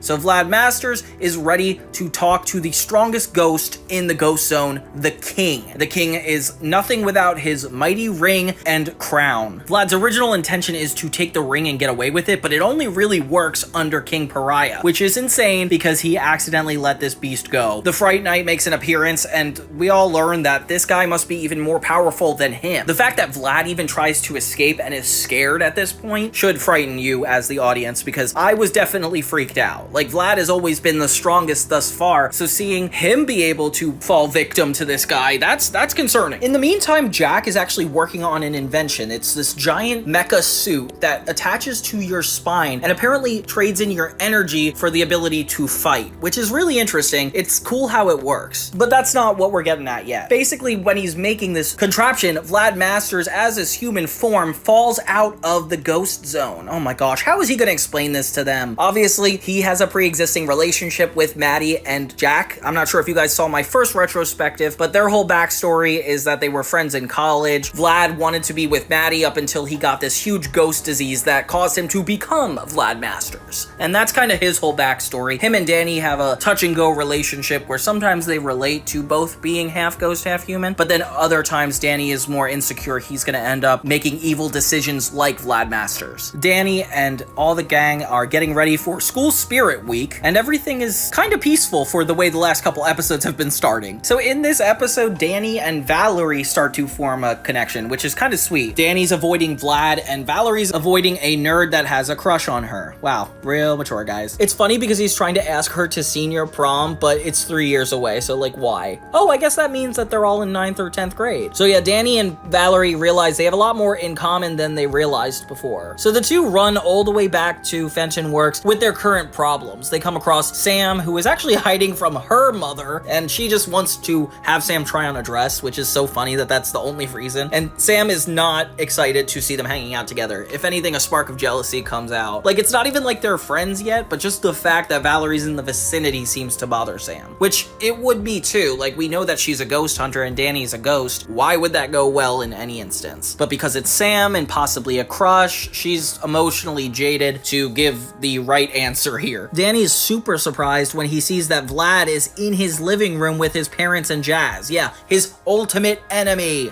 Oh wait, well, nah, that special's not coming out yet. But his main rival. Vlad kind of talks to Valerie, which is really convenient. The fact that she came over, he happened to be there, and I don't think he planned that. Like, there's no way he planned to be attacked by the king of the ghosts. But if I were Valerie, I'd be terrified. Like, this old wealthy man is trying to flirt with me in my friend's house. Like, girl, you are not safe. He tries to, like, gain her trust by getting to the point that he's the reason she even has her ghost abilities, which is kind of blackmail-y. Like, I feel like if an adult told me they were the reason that something good happened to me, that is trying to provoke something out of me. It's weird to see Jag and Vlad Masters get along so well. Like, you see that side of friendship they have, but it's definitely creepy because of how intentional Vlad is trying to do this. So it seems unprompted, but it's really because of what Vlad did earlier. But Maddie notices that there is a massive ghost invasion. A bunch of ghosts are headed toward their ghost zone. Oh my gosh. So it's interesting, Vlad didn't plan on releasing a bunch of ghosts, but the fact that he did by accident, and he's able to work it in his favor, is really interesting. See, now that there's a bunch of ghosts gone, there's actually a reason to talk to Valerie about her ghost fighting, and even reveal to her that he's the reason.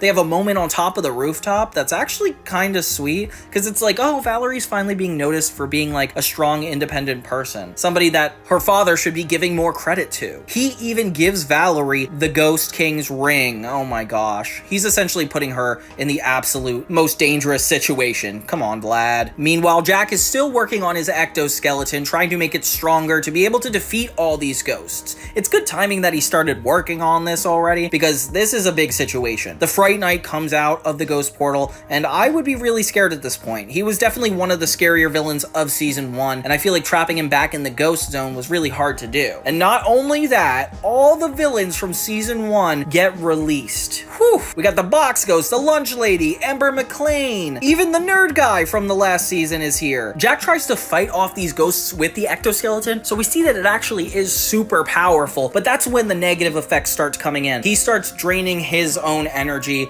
and can't even fight anymore. So it's gonna kind of foreshadow different issues we'll have with the suit later, but let's put a pin in it for now. A scarier part of the stakes are that even all the ghosts from season 1 are scared that this king is coming, so they're on Earth not even out of their own volition, but just because they're trying to be safe, which is insane. Their whole goal is to camouflage themselves within humanity. While these skeleton-like figures, the army of King Pariah, start causing destruction all across town. I like how the situation naturally brings Valerie into it, not just because of Vlad, but because there's so many ghost fighting issues going on. She's naturally wanting to be closer to Danny for the ghost hunting equipment, which almost adds like a complicated layer to their relationship. Like, they're friends, but it's only because this entire town is under attack. Sam actually stirs the pot though, because she's like, Valerie, I know you're just hanging out with him because you want insight on something that we don't know about, because I think Sam knows the most in this situation. And Valerie is essentially deflective and like, hey, if you like him, go for him, which I actually agree with. I feel like Sam is kind of in denial about her feelings toward Danny, stopping her from actually taking action toward a relationship with him. So she's not necessarily being a bad person. She's just like, okay, if you really say you're not into him, I'm gonna go for him. But I don't know, it feels like a little bit more surface level because of the fact that she needs to be his friend. She doesn't know he's Danny Phantom, and it makes their relationship really complex, especially when Danny, as Danny Phantom, talks to Valerie as the ghost hunter Valerie. They try to make amends, or Danny does at least, but Valerie is too defensive. She does not trust this ghost boy, and I don't think Vlad has been very helpful. She definitely believes that this is probably all of his fault, giving them all enough time for the Fright Knight to stick his sword into the football field. At first, this seems like no big deal, but it creates a giant shield, fills up Amity Park, essentially putting everybody in danger. Vlad kind of fights alongside Danny, and Danny hears that there was a ring that caused all this, and it's kind of brushed over. Like, we don't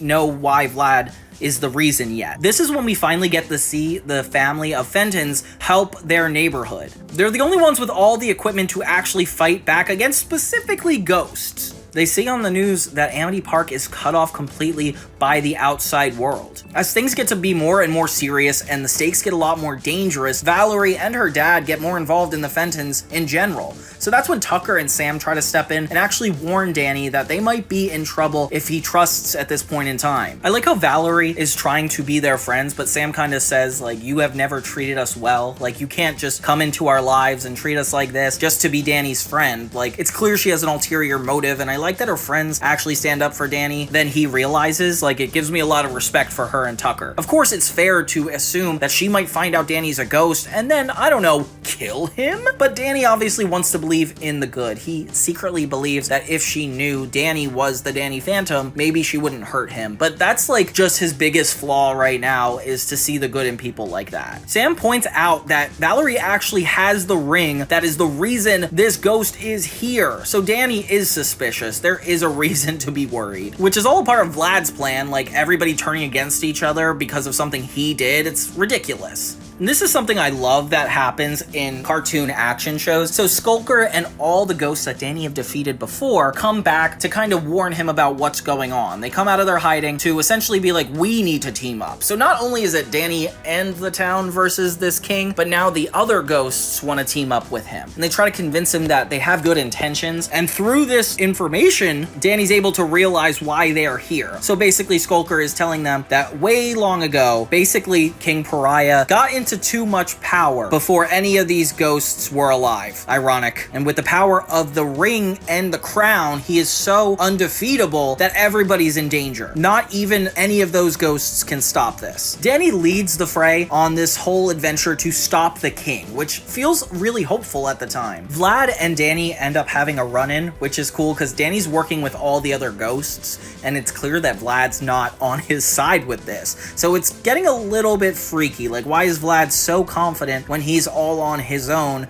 with this mistake? He kind of edges Danny on and leads him astray by kind of revealing his plans to him. So like 1 minute Vlad's on Danny's side, another minute he's turning to Valerie and pitting them against each other. It's very diabolical and you don't 100% know what he's planning. We get another insight on Danny's anti-hero-like side where Vlad actually makes him question why he's hurting people even if he thinks they're evil. That it's inherently bad to hurt people despite what you think of them moralistically. And I love it when shows get this intense and start to unravel good and evil based on actions. Like, that stuff is always cool to me. Him and Vlad fight all the way into a football field that hosts the Ghost Knight's sword. He doesn't think he can trust Vlad, so he tries to pull the sword out of the field. And in his defense, why would you trust Vlad at all after all this stuff he's insinuating? But Vlad kind of creates a situation for both of them where Danny actually does pull out the sword. Oh my gosh, guys. And this is where it gets freaky. So the entire town was kind of safe under this giant shield, but then the shield starts to crack. Suddenly, the entire Amity Park is warped into this alternate form of reality with the ghost zone surrounding them. So everybody is in danger. When the ghost pariah encounters Danny and Vlad, it wastes no energy and actually knocks them out of their ghostly form into their human form. So Vlad, you better step back because this guy is way more powerful than you guys. Of course,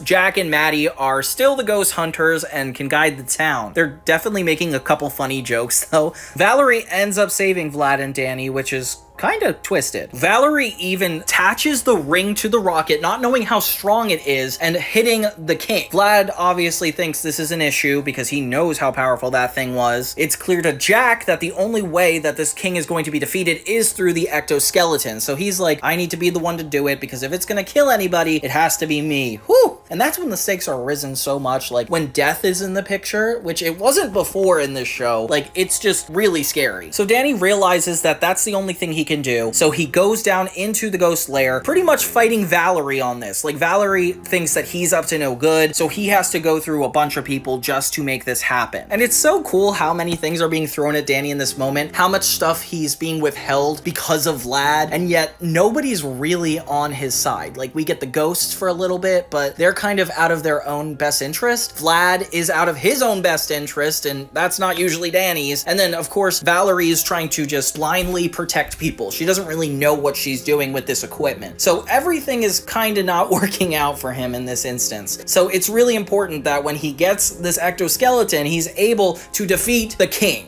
But what's the major flaw of this suit? That it could stop people in ultimate power, however, it will drain you even more. So Danny, being just a kid, he's taking a major risk by taking this on. He even says goodbye to Tucker and Sam in a really dramatic way, making me think that this could actually lead to something really bad. The fact that this is the beginning of the second season of a 3-season show, though, is telling me that I think you'll be just fine. But we gotta talk about how the Ghost Zone is essentially cracked into reality. Like, isn't that really cool? I feel like the stakes would never lead to something so big because the Ghost Zone in itself is this vast underworld-like place where villains and evil is lurking, and reality is where innocence and humanity lies, and it is not good to combine the two in the most negative way. But that's just what raises the stakes. That's why I'm so excited this is a 2-part episode, because we're only like 75% of the way. But let's get on to the next half, the fight. So Sam and Tucker intentionally drop the ghost shield in order for Danny to get out, putting everybody in danger. And it's kind of a nice moment because everybody in town is cheering for him. Like, everybody's in danger, so like Pauline, all of Casper High, like they're vouching for him. But I mean, obviously not Danny Fenton. It's Danny Phantom they're vouching for, which is always so annoying that he never gets credit for any of this stuff. So he breaks out into the ghost world dimension that took over Amity Park, and he is visited with an army of these skeleton rock creatures. On his own, he's not really able to put up much of a fight, so all the ghosts that he put away before helps him, like the box ghost, the sleepy ghost, like they're taking down the entire army, giving Danny an edge to take down King Pariah once and for all. With the final encounter, Tucker and Sam have to watch from the floating spaceship, and oh gosh, is it intense. The fire of green that the king has and the blue that Danny has is really cool. Like, definitely cool contrasting colors in a fight like this. The percentage keeps going lower and lower, and we really worry about Danny in this moment because he could be obliterated because of all this energy. But he goes for all of it. He puts this guy, King Pariah, back into the mummification stage that he was in before he got all of his power back. He uses his final energy to seal this thing shut and lock him away. Finally, everybody in the army vanishes. Amity Park finally is safe. It's cool because we have some lingering storylines that haven't been fixed, like Vlad's part in this whole thing. And so while we're celebrating the victory, it's not a real victory. And it's kind of bittersweet because Danny realized that Valerie isn't really caring about him as a person. She's caring about what she can get out of him, which kind of makes her lean more towards Vlad Masters. And the more she provokes Danny in that way, the more he's able to surround himself with these negative thoughts about what he's doing as a hero, giving him a moralistic issue to even keep fighting. This entire 40-minute special not only feels like its own standalone movie, but also just the beginning of real big issues that are about to happen. And if you guys know what I'm talking about, we're gonna keep going and find out. But I always underappreciated Rainstorm. I feel like it needed to get its day, and the fact that we're actually able to talk about it, like the moment where Danny gets to work with all his former enemies as like a team, like he dives into his identity as a ghost and almost cares about it just as much as his identity as a human. He like recognizes that this is all a part of him, and the only way to really get true power is to be able to come together on all cylinders, whether it's literally with this giant ectosuit or morally with all these other ghosts. And with Valerie almost out of the picture and Danny saving the day, it leaves room for so many more unanswered questions. But all around, like, I can't hype up this special enough. Like, there's so many really good episodes in the second season of Danny Phantom that take this entire arc to a whole new level, and I don't know where to start with some of them, but this is a good beginning. It almost makes me wish that this was the entire arc of the second season. If this were a show like Invincible or Naruto or even Dragon Ball Z, the show would be set up for multiple seasons. You know, like there would have been the whole first season, which was just Danny learning how to do his powers.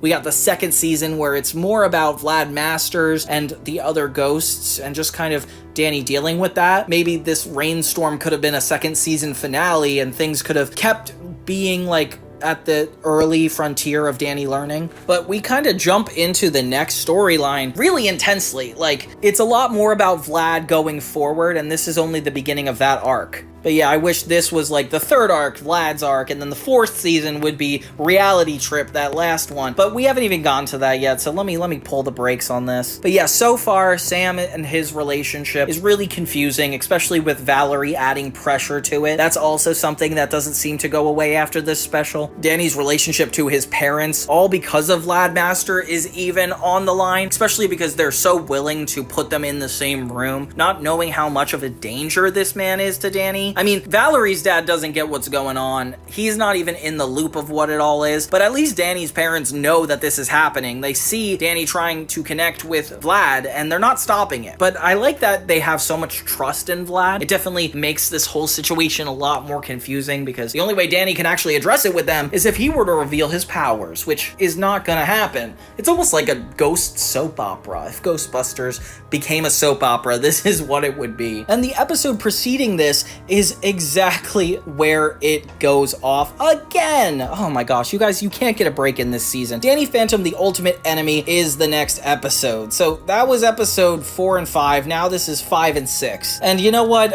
Guys, it gets even more intense. I hate to tell you, but sit down because it's scary. So we finally dive deeper into the relationship of Danny Phantom and Vlad Masters, where the world isn't threatened. All the other ghosts aren't threatened like they just covered in Rainstorm, but there is apparently so much more to cover with time. So time, the past, the present, the future, that seems to be the next thing at stake for Danny Phantom. There's a lot more things to worry about than literally what's physically in front of you. And not only is he a ghost, but he's about to experience a lot of spiritual issues. The Ultimate Enemy is super based in nostalgia because this is probably one of the most memorable specials on Nickelodeon to date. Why? Because they had a whole contest back then where they were deciding what this Ultimate Enemy villain would look like, and they made a whole sweepstakes across the country to try to have this whole special done, which I don't know how they could have done that. Like, animation takes so long. Did they really care about the votes we made, or did they just put body parts together that they knew they would animate later? I don't know. It was a whole Nick.com thing where you could go on and vote, and I guess they would add the final version in the cartoon. So yeah, if you remember this special, it's probably because of that whole hype train. But the reason I remember it is because I would say this is one of the strongest moralistic episodes of kids television I've ever seen. They managed to cover some of the darkest themes in kids TV, doing it in a really interesting way. But enough of the hype train. Part 1 of The Ultimate Enemy starts in the future. Everyone's an adult. The entire world is essentially chaos except for this one ghost-like protective shield on Amity Park. Definitely is a dystopia. Kind of reminds me of Rainstorm, literally last episode, when they had that giant ghost shield protecting Amity Park. Now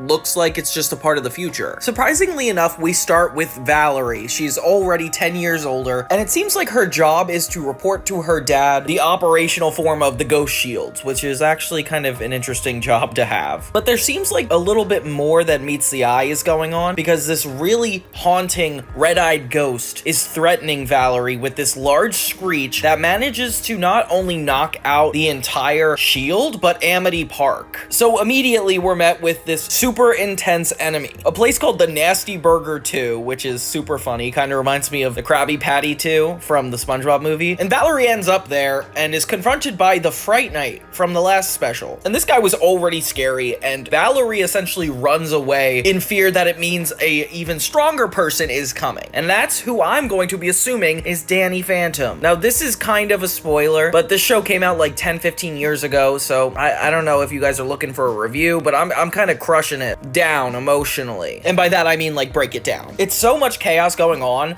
that the Time Lords, or this whole in-between people that control time and space, are called in, because it's apparently that destructive. And they say that there is a way they could stop this, like, really dangerous futuristic fate, and it's by killing Danny Phantom. I think that pretty much reveals that it's Danny. I don't know what to tell you if you don't think that. We get the first glimpse glimpse of him as he takes over the lab, and he looks really cool. I mean, I'm not sure who voted for him, but they did a good job online, Nickelodeon. We're introduced to Clockwork, and he's one of the more interesting enemies because of the fact that he doesn't seem to sway either way on a moralistic standpoint. Like, while most ghosts are evil, humans can tend to be good, this guy seems to be pretty indifferent to reality, and I guess if you're the master of space and time, you have more important things to deal with. He casually drifts from being a child to an adult, then a teenager multiple times just to kind of show off how he's able to manipulate time like that, which is really cool. And the stakes in this one are rooted in Danny Phantom's actual personal life. They have an incredibly important test that is pretty much going to define the rest of these guys' lives, which if you're in 10th grade, I don't know how. And Mr. Lancer is prepping them for it by bringing on a manager at the Nasty Burger to say, this could be you if you don't do the right thing. And I'm like, what? That's so disrespectful. That's actually a pretty admirable role to be the manager at the Nasty Burger. I feel like that's actually a cool job. He keeps the answers locked in a briefcase attached to him just to threaten anybody who's thinking about cheating. It's called the Career Aptitude Test. And of course, Danny is the one that's fighting with this eternal battle to protect his future or protect his actual values. Since we have insight on Clockwork, we're pretty sure that this decision is really important. He's studying it first, but we know that he might want to take a shortcut, as I would have wanted to do in high school. It's like having ChatGPT. Can you imagine going to school having ChatGPT to do your homework? That's insane. We live in a super weird time. But yeah, Danny didn't want to use ChatGPT. He wanted to get to the teacher's suitcase. He's immediately visited by this child version of the lunch lady ghost, which was in the pilot of the show. It's really interesting because this is a familiar character, but not presented in a familiar way. It's clear that time and space might be rippling into Danny's present time, which is kind of cool. And Box Lunch is the daughter of the Box Ghost and the Lunch Lady, which is even creepier. Danny beats it pretty easily, but it definitely shows signs of being a bigger issue. They pretty much destroy the entire Nasty Burger, and I'm not sure whose loan that was in the name of, because that's going to be some major repairs coming up. Clockwork and his friends are eerily watching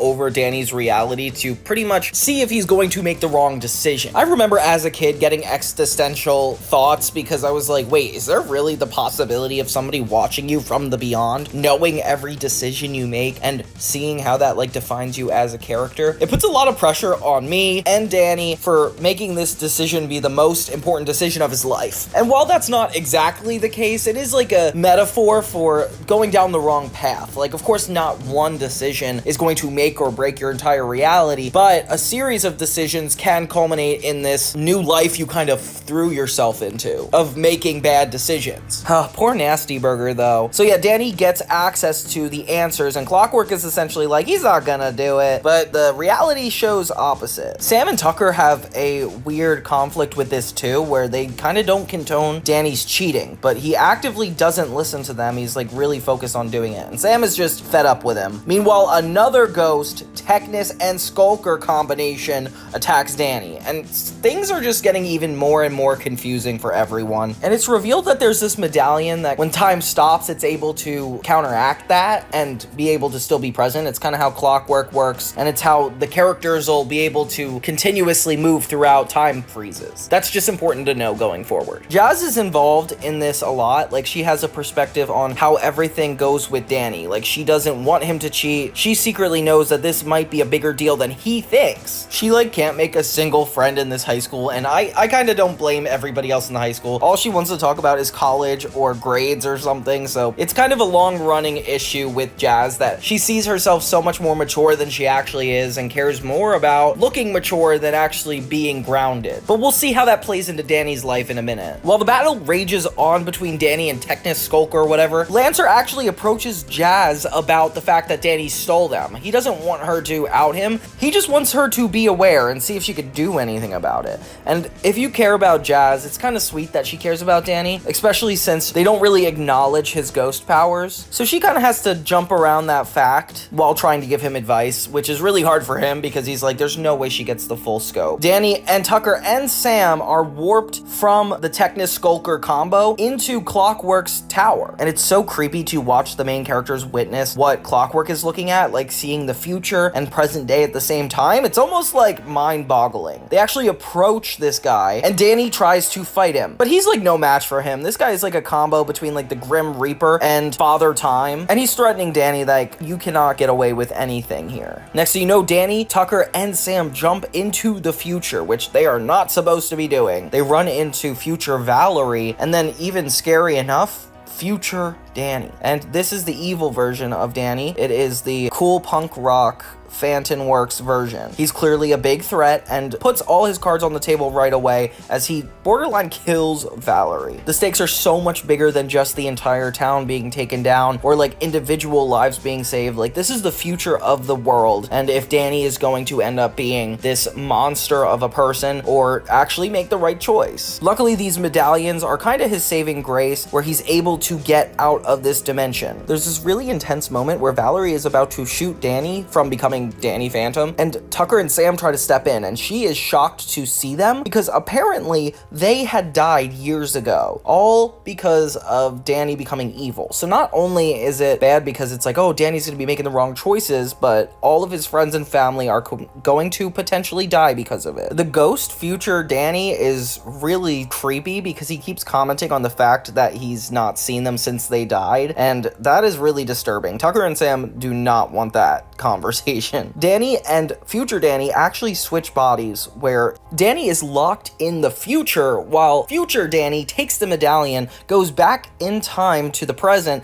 and actually makes sure that Danny makes these bad decisions. And it's so funny because it's just in time for Jazz to be super suspicious of Danny anyway. Like, Lancer just told her that he has the answers to this test. So of course, future Danny tries to make a bad reputation for Danny. The Nasty Burger is still around, and he's surprised at that, which means that it definitely takes place where the boiling pot of whatever in the Nasty Burger kills everybody, and he sees that it's still time to make that happen. So Jazz is confronting Danny, but since he's not the real Danny, he's pretty aggressive. She can tell, but tries to dance around the fact because she doesn't want to admit that she knows he's Danny Phantom, and tries to call him out. When the future ghost of Danny comes out, Jazz is super surprised because she's like, there's no way this is you. But how would she know? You know, like, we don't know. For the first time, she admits to Danny that she knows he's a ghost, and it is kind of sad because this whole confrontation is because of her opening up to him about that. So it's almost like future Danny is learning something he never knew. It's kind of freaky to think about. Meanwhile, poor current Danny is rushing through the ghost zone, all tied up and essentially coming to terms with all the decisions he made, what are about to inevitably lead to his family dying. He comes across more and more iterations of future versions of these ghosts from the ghost zone. And he has a giant identity crisis because everybody had suffered because of his turn to the evil side, even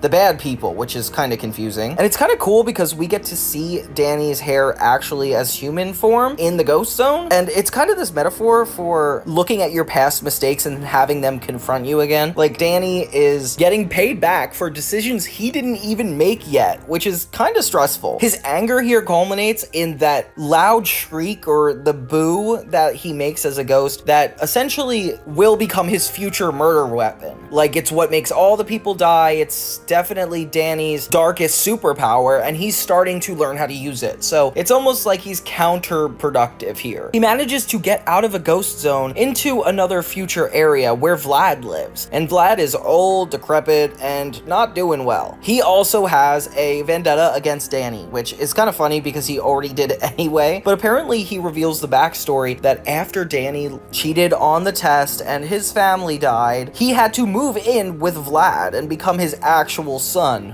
Oh my gosh. Now this is a really creepy part. Like, to think that Danny was actually adopted by the man who hates him the most, like, that's terrifying. Like, how would he be the next in line to take care of Danny? But it's really depressing because not only did his friends, family, and I don't know, everyone die, but now he has to live with his worst enemy.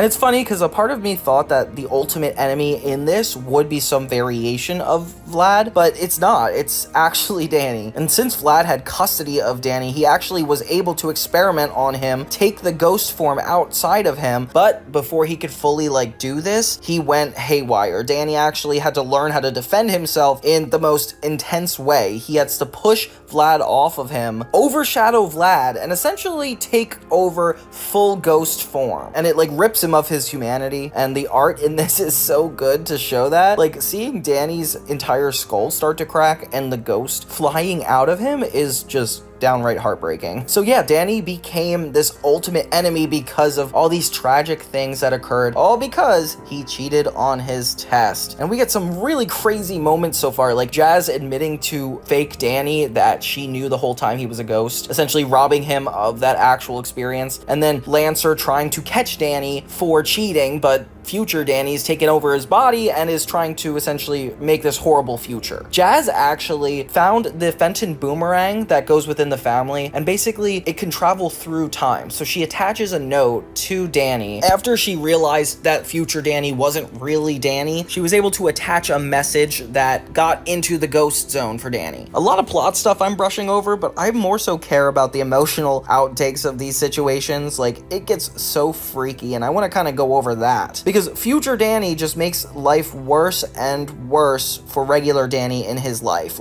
He kind of rejects his friends and acts like a jerk to everybody, and it almost is like he's inevitably making this future normal. With Lancer actually knowing the secret, and real Danny didn't actually cheat, actually the future Danny went back to cheat for regular Danny, he's about to start this cycle of never-ending death. Pretty much. Lancer calls Danny's friends and family to meet him at the Nasty Burger, where he is going to show Danny that he knows he cheated. In a cool twist, his entire fate is halted because Jazz is suspicious of this future Danny, so she actually calls him out before they can go into the Nasty Burger and be in actual danger. But just in time, we get Danny Phantom coming back to present day. He actually approaches the ultimate enemy and is facing him off in Amity Park. And at this point, it's hard to tell if it's too late. It's nice to see that Jazz, his parents, and Tucker and Sam get to see him one more time, know that the last couple things he's been doing was not under his own volition. And it gets really dramatic because the 10-year-old Danny is still able to make fate repeat itself. He attaches the friends, family, and Jazz to the Nasty Burger boiling point, right where they die in every other timeline. And Danny is essentially going to be screwed for the rest of his life. It's really sad to think about the small control over life we do have can just lead to even more issues that we can't control in the future.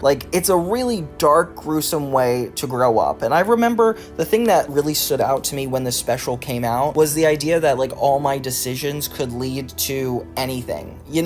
I really buckled down and tried to make sure I knew what I was doing when I made choices in my life. And I remember having to own the fact that if I become a different person because of this one choice, will I still be happy with it? And that is essentially what this entire special breaks down. And adults forget that this is something that kids feel when they're going through their teenage years. You're trying to understand existentialism, you're trying to figure out what is even going on, but the only thing you have control of is your own future and your decisions. And this kind of lays that all on the line to show that Danny needs to come to terms with that before he can actually do anything about it. And it's this weird and it's weird to face society like this.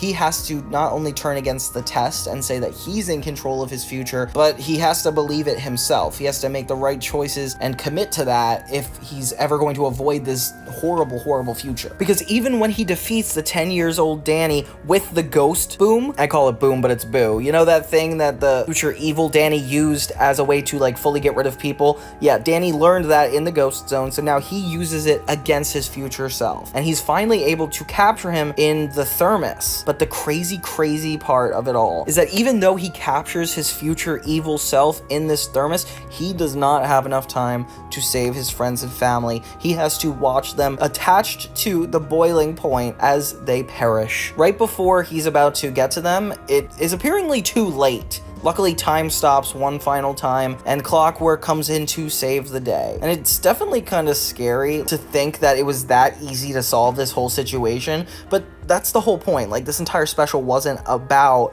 the stakes being higher. It was about Danny's choices, and they really leaned into that. Finally, by the end, Danny can admit to Jazz that she knows he's a ghost. And it's really sweet. They actually have a moment where he starts to feel more like an adult, and she tunes into being more like a child, and they actually understand each other for the first time. And it's just as important to Jazz as it is to Danny, because you could see she doesn't have friends. She doesn't have a whole lot going on in her life. And as somebody super concerned about her future, and to see Danny actually doing the opposite, she has to actually pull back and like figure out her own fears before she could let him get through that. And it's interesting because it's like, of all people to tell Danny like, hey, like, make the right decisions but don't worry about your future, is really hard. But it just shows that she grows just as much as him in this special. And wow, I can't believe they were able to get like every character their moment to shine. Like, seeing Tucker and Sam against Danny is definitely heartbreaking. We actually see that they perish because of him, and that's depressing. And then of course Valerie in the future having to defend everything, having to stand up against Danny, when really she's went through all of this. She watched her friends and family die because of him, and none of this is fully resolved. It's just something Danny has to kind of keep in mind, that he has a lot more control over his life, which will inevitably affect everybody around him. It's a really, really fun and action-packed way to view life, and for me this special identified a lot of hope that there is around us. Like, so much more is in control than we ever realize, and it's exciting. It's a cool thing. Wow. Yeah, Danny is getting intense, that's for sure. Okay, so in terms of normal episodes, this Danny Phantom is really good. I feel like this is the peak episode for sure. Identity Crisis. It definitely culminates in everything Danny represents, everything that's good about the show, everything that's interesting about the show, and one I'm actually super nostalgic for just because I feel like most of my information came from this episode at some points. It highlights the duality of Danny's situations, like the part of him that wants to be a ghost fighter and the part of him that just wants to be a normal kid. He basically promises Sam and Tucker that the whole weekend they're gonna have a ghost-free weekend. They're not gonna hunt ghosts, they're not gonna fight ghosts, like, this is all about them just hanging out. And it's really cool to see the computer they use, like, it so looks like a 2000s desktop. And even the Ghost Zone virtual looks fun. Like, they should have turned this into a Danny Phantom game. It's really interesting to assume that the Ghost Zone works like this, where you could just copy and paste a bunch of the ghostly enemies and just do it at the computer. It's almost like a work for home Phantom. So in doing this, Danny ends up accidentally releasing Technus, which again, I don't know how that activates him in real life. So yeah, the fact that this ghost just got out and starts taking over the tech of the town means that Danny Phantom hanging out with his friends is gonna be a lot harder than he thought. And spoiler alert, things do not get better for him as the episode goes on. They just keep pushing him to fight ghosts and go against his boundaries of just hanging out, being a normal kid. Even Sam is like trying to be supportive and being like, hey, we don't mind helping you fight ghosts. But Danny genuinely wants a break, Sam. Give him a break. And this is one of my favorite devices in the show. It's like a phantom ghost catcher, which is a really cool concept. It's very green and ghost techy. Danny gets it from his parents' lab, and it has the ability to split the paranormal from the normal, which is really cool. I don't know why Danny just didn't use this in the beginning to not have ghost powers. Like, if he really wanted a normal life, he could have did this way earlier. And it starts to feel like a Fairly Odd Parents episode, not just because of the animation, because of like a wish gone wrong situation. It feels like something that would happen to Timmy Turner. I don't know why. Do you guys feel that at all? So yeah, that need to fix his ghost life and regular life problem is perfectly solved here. We get a really cool animation sequence of Danny being split from his ghostly form, which is really interesting. Like, I can't believe they have so many new ways of making this concept more unique. And the ghost Danny becomes this like super confident full-time superhero. Meanwhile, regular Danny just becomes this slacker party boy that doesn't care about anything. Kind of reminds me of like a stoner. Immediately you could tell the flaws. I wonder if Danny would have been like this normally if he never went ghost. It definitely gives me the duality of my own life. Like, sometimes I wonder if my confidence and my laziness were split from each other. Like, I think both versions of me would be screwed. It's also kind of that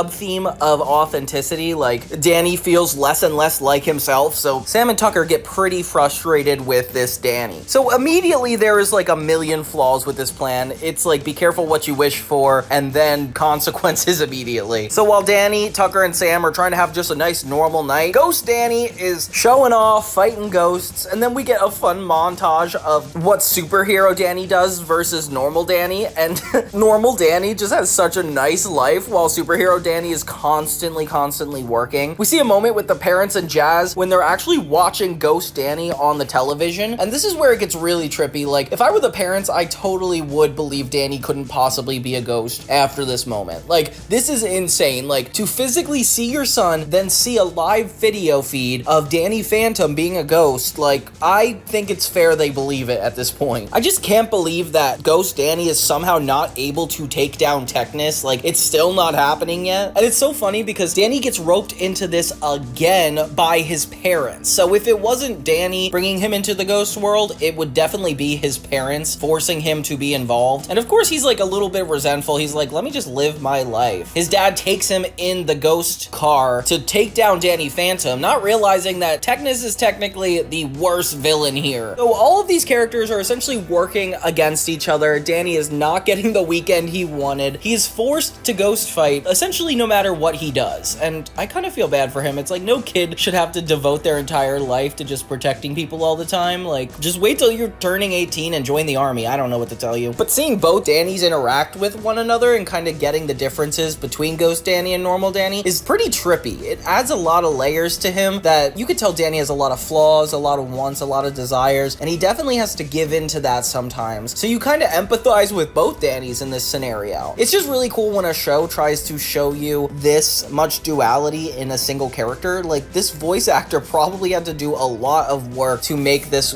go really well. When they finally defeat Technus, they realize that working together was the only way they were able to accomplish it. I feel like regular Danny and Ghost Danny realize they need a little bit of both one another in order to have balance in his life, which is a great metaphor. It's 100% what Danny Phantom is about and trying to communicate, especially when it's at its best. I feel like at its worst, it's just a Monster of the Week show with Danny turning ghost and interfering his life, but the real dark parts are what make it super interesting. I think the reason me and you tuned in when we were little wasn't for the constant returning villains, but it was how Danny dealt with it, how he dealt with the objects he used from his parents' basement, how his pressure from his friends and family all involved ghost fighting, and it's like, that's not a normal life to live. You can't help but feel bad. And a lot happens in this episode because I'm only halfway through it. So Ghost Danny and regular Danny try to go back to normal, with Ghost Danny trying to overshadow Danny, but that doesn't work. Then they do the obvious thing where they actually use the ghost catcher to try to combine them, and even Jazz walks in for a second, which is like, what's going on? I've never seen an episode where it was so hard for Danny to maintain his secret while also not getting involved with his parents. So with Technus trying to drain the power out of the entire world, Danny and Danny both have to find a way to stop him. So they end up accidentally combining both of them to be half ghost, half human. So next thing you know, we just have two Dannys. And it reminds me of that iTwins episode of iCarly where it's like Nickelodeon just loved to have duplicates of main characters. I get it. You want to see the complex side of people. You want to have them go up against each other. It's definitely good storytelling. Just here, it's like, oh gosh, there's so much happening in this episode. I don't even know how to help. So in order to actually take down Technus for good, Danny has to team up with other Danny and then Sam and Tucker to really get the full experience. Kind of like how life needs a bunch of things going on just to balance. Like, you have to be happy in your career, your personal life, your identity as a friend, a cousin, a brother. Like, everything is meant to be in moderation, and you can't just choose to be one role in your life. Like, you kind of did. And this is definitely a growing pain I had to realize growing up, like, that I couldn't be good at everything, that sometimes I had to vary what was best for me and what was just a responsibility. And the solution to this episode is actually really cool. They end up using the ghost catcher on Technus instead of themselves, finally taking him down, throwing them all three into the ghost catcher, and Danny finally returns to normal. But then I'm like, wait, did you get Technus too? Because you guys all went in there. Oh, okay.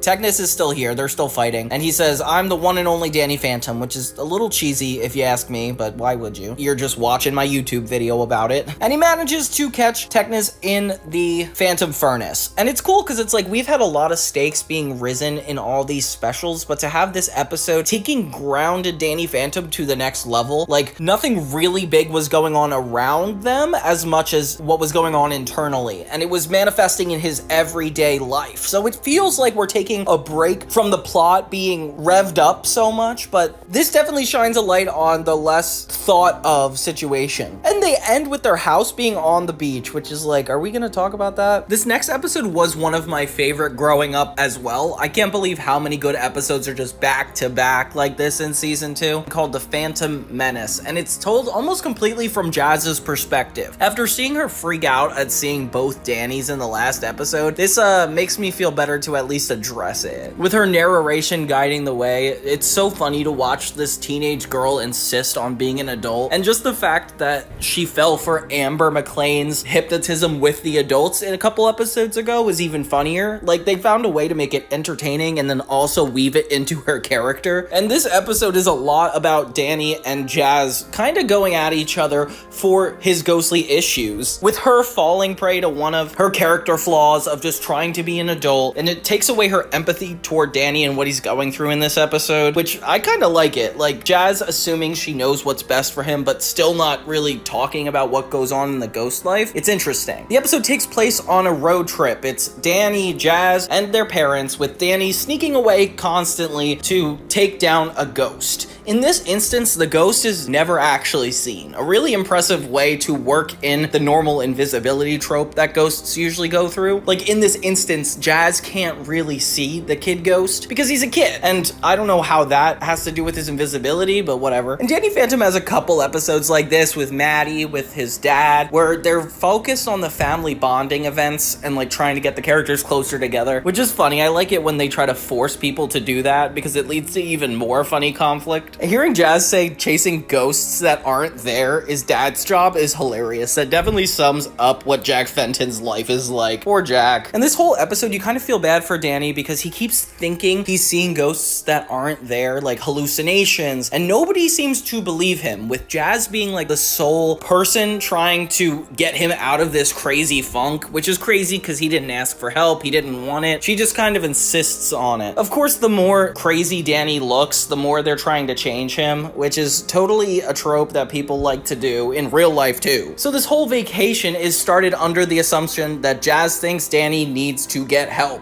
and is insane. But Tucker and Sam are also thinking there's something wrong with him, so I guess it's not all her fault. Jack essentially has to give up ghost fighting for this entire trip, making it like a family commitment to just spend time together, not actually ghost fight. And of course, Danny's dealing with these hallucinations as well as actual ghosts at the same time. And we think he's crazy too because we never see the ghost he's talking to. We just watch him yell at thin air. Then when they actually get to the desert on the trip, they end up seeing this little short cowboy played by Taylor Lautner for some reason, and he keeps following them on their vacation. With nobody being able to see the little boy like Danny does, he just looks crazier and crazier. But now as an audience, we know what's going on. His name's Youngblood, and he explains that only the young can see him, which it's kind of like that old website that's like, oh, play this noise and only people over 40 can not hear it. Like something like that. That's exactly what's going on here. So the odds are stacked against Danny, and he's getting hurt from all angles in this episode once again. This poor kid. This whole episode ends up being like a boy who cries wolf situation where the parents actually do get in a bit of danger. The young blood ghost is actually trying to push them off a cliff in their little phantom tent. And it's so funny. The phantom tent is literally shaped like the Fenton's house. Like, guys, you have no taste. Jazz thinks that Danny is seriously going overboard, so locks him in the ghost mobile with the shield on. So Jazz is essentially being the enemy in this scenario because Danny can't use his ghost powers. Kind of rude of Jazz to actually take advantage of. Danny realizes that the only reason Jazz is going against him and thinking he's crazy is because he can't get her to see what he can see, which is totally a message for empathy. It's like, can you feel for somebody even if you can't understand or see what they can see? see? Like, can you have emotion for them? So Danny acts like a child, getting Jazz to react like a child. So Jazz kind of gives up her maturity for a moment and actually ends up seeing Youngblood. So Danny's plan actually worked. He just had to destroy her little teddy bear, which is Little Bear Einstein did not ask to be a part of this. He's just innocently taken for granted. Jazz finally sees the ghost and is able to help Danny take him down. And it's definitely a good episode to land on. They end up finally saving the parents and the trip was successful, but not in the traditional sense. It was more just like Danny and Jazz came to an understanding, and seeing them actually get along this season definitely warms my heart. I feel like they were just so disconnected in the first season, but here they have a really strong relationship, and you like seeing them connect like that. It definitely gives me Ben 10 vibes with Danny being Ben 10 and of course Jazz being Gwen, but I feel like the way they go about that show on Cartoon Network is more cynical, like they're more against each other even though they both might have abilities. But in this sense, I think Jazz ends up getting her own abilities that are relevant to ghost fighting. I can't remember. We'll get there. But the message of the story, just to have empathy for somebody, know that emotions aren't discriminated by adults and kids, and like everybody is under the same problem. And we end with one last Jazz voiceover. I just like the switch up, the idea that we're seeing from Jazz's perspective. It's something sweet about it, like when you're siblings and you're kind of distant between each other, but really deep down you love each other. Like, it's definitely a nice episode in that regard. And with all the Jazz subplots that have been going on, it feels nice to see it, be a lot more positive in the long run. That's when we get to the Fair Christmas episode. Yeah, not only do we have so many specials in this season, but then we also have Christmas as a special. Like, do we really have to go through this? I am just floored by this special though, because I did not expect having Will Arnett as a part of this was so unnecessary, but I'm like so here for it. You might know him better as like BoJack Horseman or as one of the brothers on Arrested Development. This guy is just such a talented comedian, and I'm just surprised Butch Hartman knew who he was. In this context, his ghost is really interesting. I feel like it's kind of a parody of Shakespeare, where Danny is the one that hates Christmas. It's so funny that of course they have this Scrooge trope of the main character not appreciating Christmas. Meanwhile, Will Arnett is this ghostwriter who finished authoring his greatest work, and it was his only copy. It was called The Fright Before Christmas. It was a bunch of poems. Danny, for some reason, takes this super personally, calls him out for saying like, oh, it was a stupid book anyway, which is definitely not fair. Like, this ghost was not evil before Danny came along. Like, he only has to defend himself now. So the ghostwriter ends up taking over Danny's life in a really specific way, a way that makes him only speak in rhymes, become just a part of this poem book. And ladies and gents, I kid you not, this is like the cold open. Everything I just said is before we even get to the theme song. Isn't that crazy? But yeah, Danny is fed up with Christmas, even walking out on his parents and Jazz because they always ruin Christmas for him. The rhymes get really repetitive, but they're done in such an impressive way. Like, I don't know how they're so good at writing this kind of story. The Christmas and ghostly elements really cross in an interesting way. Like, obviously a Halloween episode makes a lot of sense for Danny Fenton, but to make it work with this holiday is a lot more of a challenging task. But I like that they use a lot of white colors for the ghostwriter. Like, it makes it a lot more interesting. You could easily use red and green, but that's just so stereotypical. Like, having it be more red and white is definitely a more ghostly approach to it. And of course, it's like this whole curse on him. He cannot get out of this fairy tale. I think his solution is to go to a Jewish household, which is kind of crazy that even is the solution. Of course, Sam is Jewish, so her and her family are celebrating Hanukkah. There's this little bit of resentment toward Danny because he's always said he hates Christmas, and now that everything happens to be going wrong because of this new ghost, it's easy to blame him for it. Poor Danny, most of his fights recently have been a lot of other people not believing him or not believing he can do it on his own, so like when he ends up in these scenarios, you feel a lot worse for him. I hate seeing all the Christmas toys come to life though. It definitely makes Christmas feel a little horrifying to me.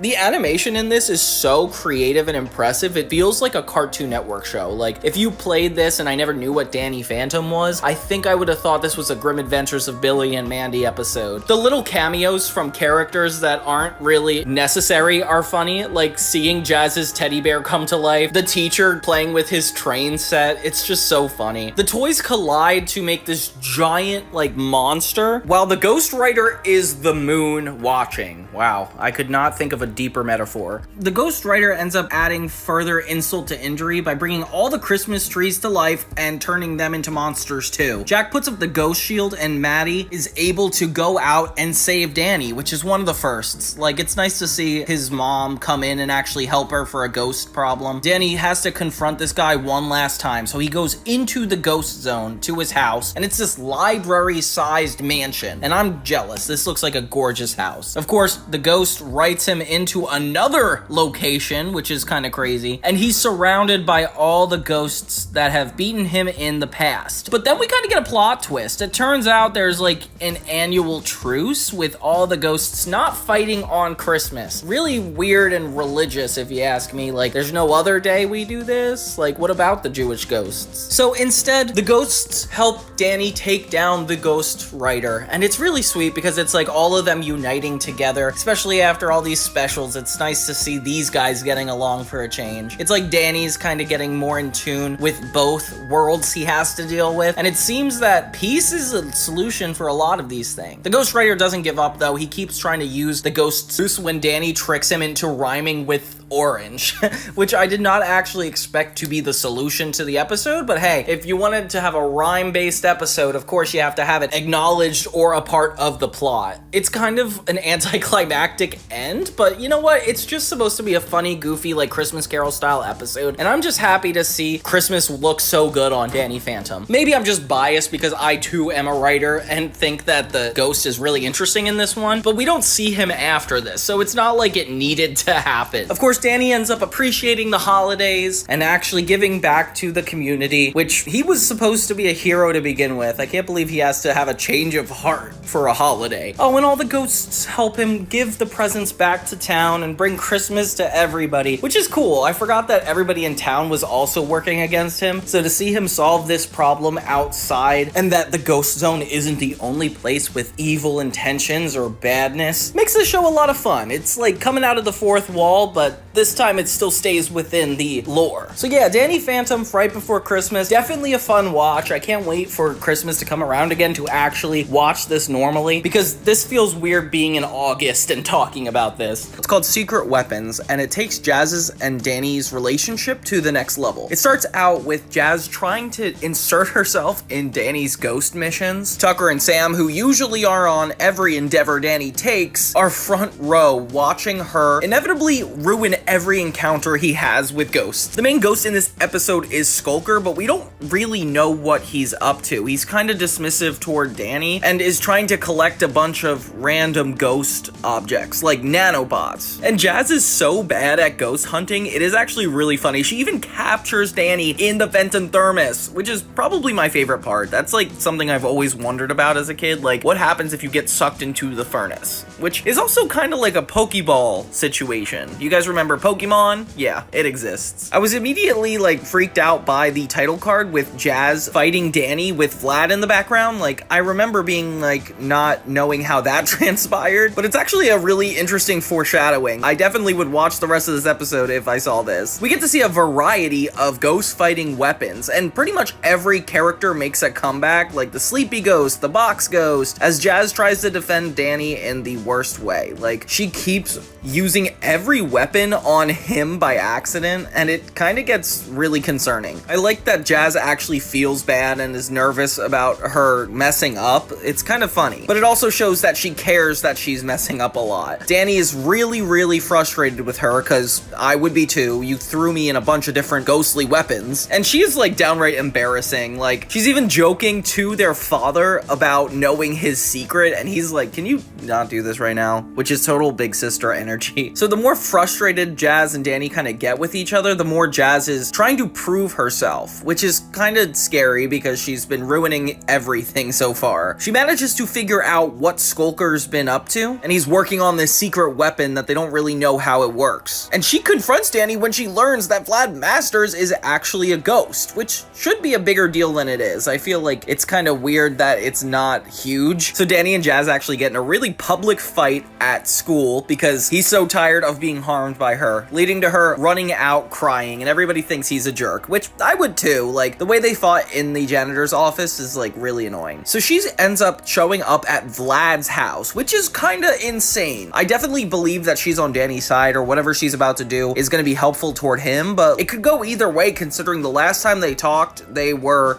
fighting. The parents notice that Jazz tried to run away, and they're trying to get Danny involved, and he's essentially like, no way. She really did that. And I love this follow-up to Jazz knowing the ghost secret. Like, it's so cool seeing her actively try to help him. It feels like a sequel to The Phantom Menace in that sense. Like, that one is all about her realizing that he's right about some situations, and this one is her stepping in and trying to be right in her own way. She knows just what to say to him, and it's so funny because every time she insults Vlad, he gets super sweet, and it's like, come on, bro. It's pretty much decided that she's gonna stay with him for the foreseeable future, and that is a concerning sight. With Skulker finally taking Danny into the ghost zone and capturing him, he's got like a lot going on at this moment. Skulker even mentions having a lawyer, which I find funny. Like, why would a ghost have a lawyer? He brings him all the way to Vlad's place, and at the same time, Jazz sees that Vlad has his own ghost zone and tries to sweet talk. It's more important than I realized that Vlad realizes that Jazz and Danny know of each other's identities. It makes him more wary that she is planning something against him. So he actually throws them into this giant football field against one another, puts her in the Spectre outfit, and essentially puts her in a position where she could easily defeat him, which is kind of perfect for her because she needs to prove him wrong. Of course she would do this. So yeah, Danny's kind of relying on her to not abandon their relationship and his life, and Vlad is like, you're not gonna live with me unless you defeat Danny. They even fake an entire death where it looks like she killed Danny, but it didn't actually happen, and they turn back on Vlad. Okay, good. So Jazz wasn't really evil all along, and I like the introduction to Jazz knowing about Vlad and Danny knowing about Jazz knowing about, you know, like, it adds an interesting dynamic that I never really gave the series credit for in the past. Like, I didn't realize how vital this moment is. So yeah, Secret Weapons is definitely a step in a good direction. Given all these extra specials, like, it's nice to have a reason to do all these things. It feels like every ghost kind of gets their sequel moment in these episodes. Like, it used to be very Monster of the Week, and now every character has come back at one point or another. And Flirting with Disaster, it's exactly that. We have Technis come back, but this time the character relationships are a lot deeper, so it's a little bit more complex. Like, it starts out with all of them at the mall, and Technis kind of attacks them with all the technology, which, if you've been to a mall, you'll know there is a lot of it. There's a couple of hints toward drama going on between Sam and Valerie, as this other girl says that Danny is one of their boyfriends, and they get pretty mad at them, which is kind of a trigger warning. With Sam super defensive and dodging the fact that she and Danny could be a thing, of course Danny's gonna gravitate more towards Valerie. This episode becomes a lot about their relationship, and it's really cool how Technis plays a part in kind of keeping them together and apart. When Valerie's dad stops to talk to Danny, my heart drops. Like, I'm terrified. Do not talk to me if you're my girlfriend's dad. I'm scared. Turns out that her dad works for Vlad Masters, and of course Danny's gonna act really terrified when they visit their house. Like, he is a ghost. That's like me going to a house that's like, we get rid of all Italians. I'm like, what? And this gets really interesting because Technis essentially gets to Valerie, and Valerie has access to a lot more weaponry than anybody really realizes, not considering even just the suit she has. He realizes he needs to manipulate Valerie because she's even more powerful than Danny. Oh my god, there's a moment where they're talking online, which is so funny because it's like AIM. You remember that era? Yeah, I like it when shows actually dive into what teens are really doing. Or not AIM, I guess I would say Zoom.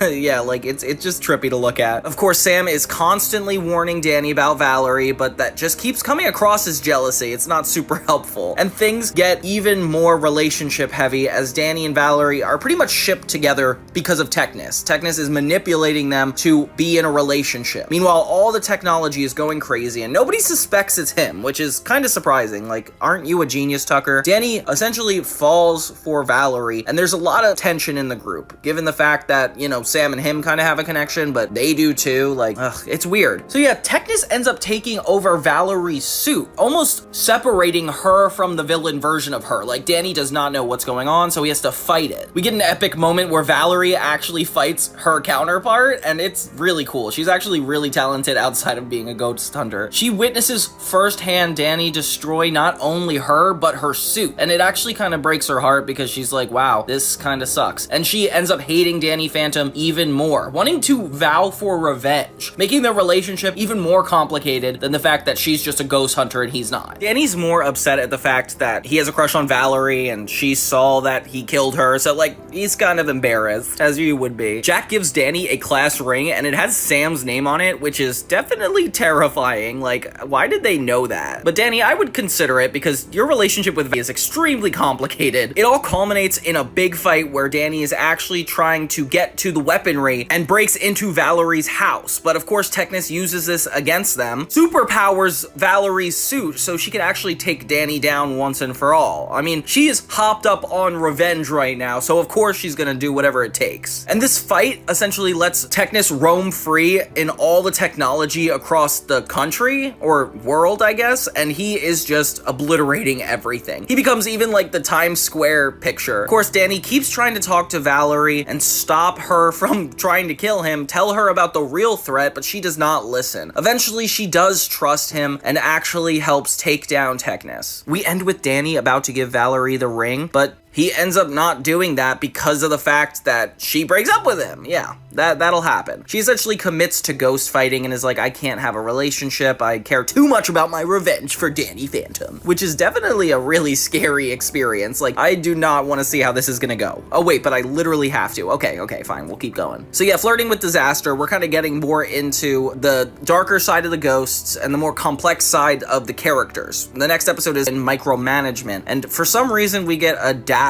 episode. Like, considering the fact we just went to Valerie, to Jazz, and now we're going to Dash, like, definitely one of the least interesting characters to revisit. We get another mundane Danny is in school episode because he's trying to pass the running test in gym, I guess, which I hate gym class. Of course we would fail. Throughout this journey to do decent in gym class, he pretty much demolishes Skulker all within the cold open. So this episode ends up being like a Skulker one. He's finally going all in on trying to kill Danny because, I don't know, there's been a lot of times where we saw Skulker in like a really friendly way, like the Christmas episode or helping him defeat King Pariah. Like, there was a lot of scenarios in which the good and evil were a little bit more blurry, but it seems like this one is his complete devotion to hunting down Danny. And of course, just in time, Jack creates his own weapon, which allows things to shrink. Why would you need to shrink a ghost? Like, either capture it or don't, Jack. I don't think you need to shrink it. But dang, the technology in this show is like crazier and crazier, especially in the second season. Like, Jack has like a spectral converter, and even Jazz has like this VR ghost set, which is what's going on here. Oh, and then this is how Dash is weaved into the plot, because obviously he is the epitome of physicality, so he is going to pass gym class. He tries to bully Danny right as he's about to get attacked by a ghost. And this guy is so confident until he sees a ghost. Like, Dash is so arrogant and confident, and then just can completely turn into like a scaredy crybaby. I don't know. With Jack thinking that Danny is the invader here, he shrinks him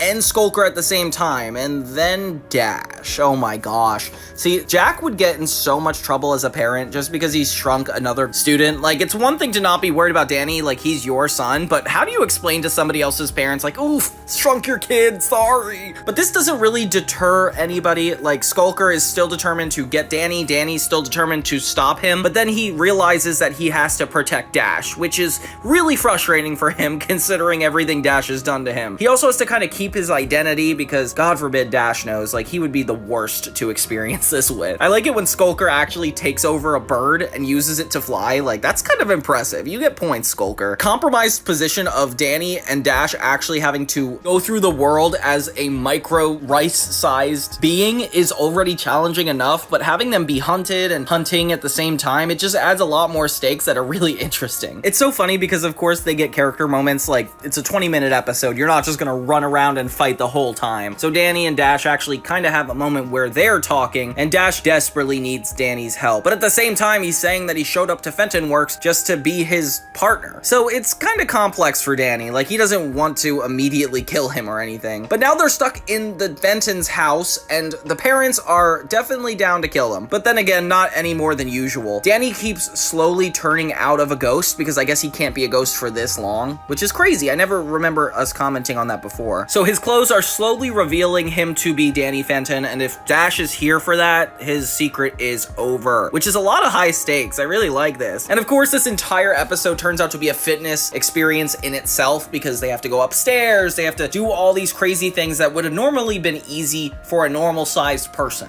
I mean, if we're allowed to call it that, normal-sized, human-sized person. Danny kind of looks awesome with, like, half ghost colors, half human colors. Like, you don't really know what to do. And even when he fully goes out of being a ghost, he has to hide from Dash, which is even more complicated. He guides Dash to actually defeat Skulker, which is a really interesting change of pace. I did not see that coming. The two get back to normal size and have a little bit of respect for each other, except for the fact that Dash doesn't know who he's actually talking to. I like that Danny actually gets a moment to come through for Dash, even though Dash has never come through for him before. Oh wait, and the episode ends with Danny shrinking Dash. Okay, so maybe he isn't a good ghost. They finally pass the fitness test, and Dash is still a jerk, so I guess that's just the end of that episode. And this next one I did not see coming. So it's called Beauty Marked, and it is definitely pretty crazy. So it's involving the school. They're planning a beauty pageant, like a Miss PCA type thing at Danny's school. They need a judge that's not actually popular or handsome. And so Danny, who is in the middle of fighting a ghost, gets flung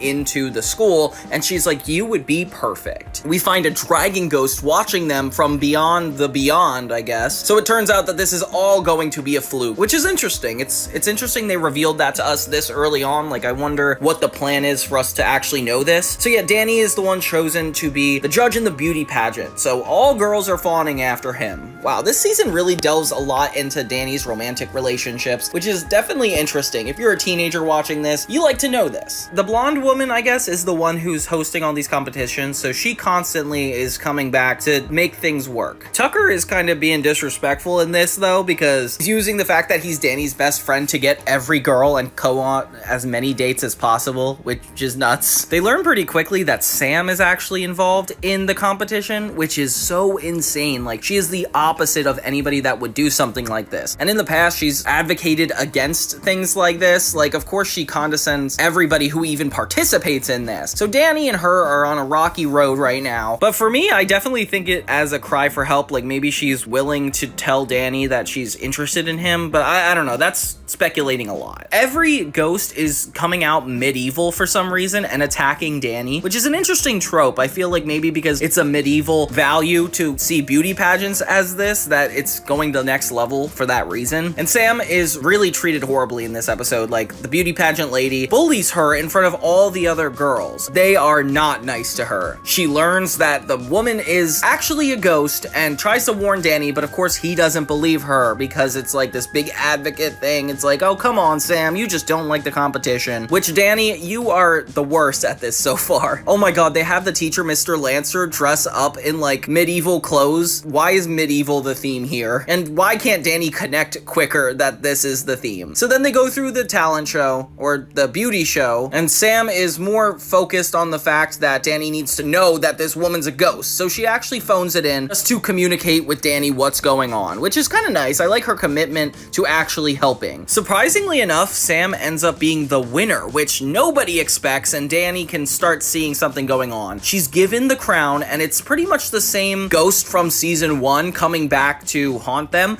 It's the half ghost, half dragon girl. I don't know if you guys remember, and essentially turned Paulina into a giant dragon, and every time her mood shifted, she would attack. So after winning, Sam is essentially taken to the ghost zone, living in the medieval castle that the princess is taken in. And then we see this whole era of scary ghosts. So Danny and Tucker head to the ghost zone to try try to rescue Sam, and she ends up being the villain, which is insane. So we're in the ghost zone trying to take down Sam at this point, and all the other ghosts are even inferior to her. Like, it's such a crazy twist of events. And I thought the beauty pageant would be the whole episode, but just the fact that it's the liftoff for Sam becoming evil is even more interesting. And tell me the design of Sam isn't interesting. Like the makeup, the new hat, or crown as the kids would say. No, I'm just kidding. But as Tucker and Danny try to get her back to normal, they are not able to. Like, she can't get out of the castle. The dragon we saw earlier, who was big on this whole beauty pageant, is keeping them all captive. Sam gives this princess confidence to stand up to her brother, because the whole medieval times of her assuming that since she's a woman she can't do anything,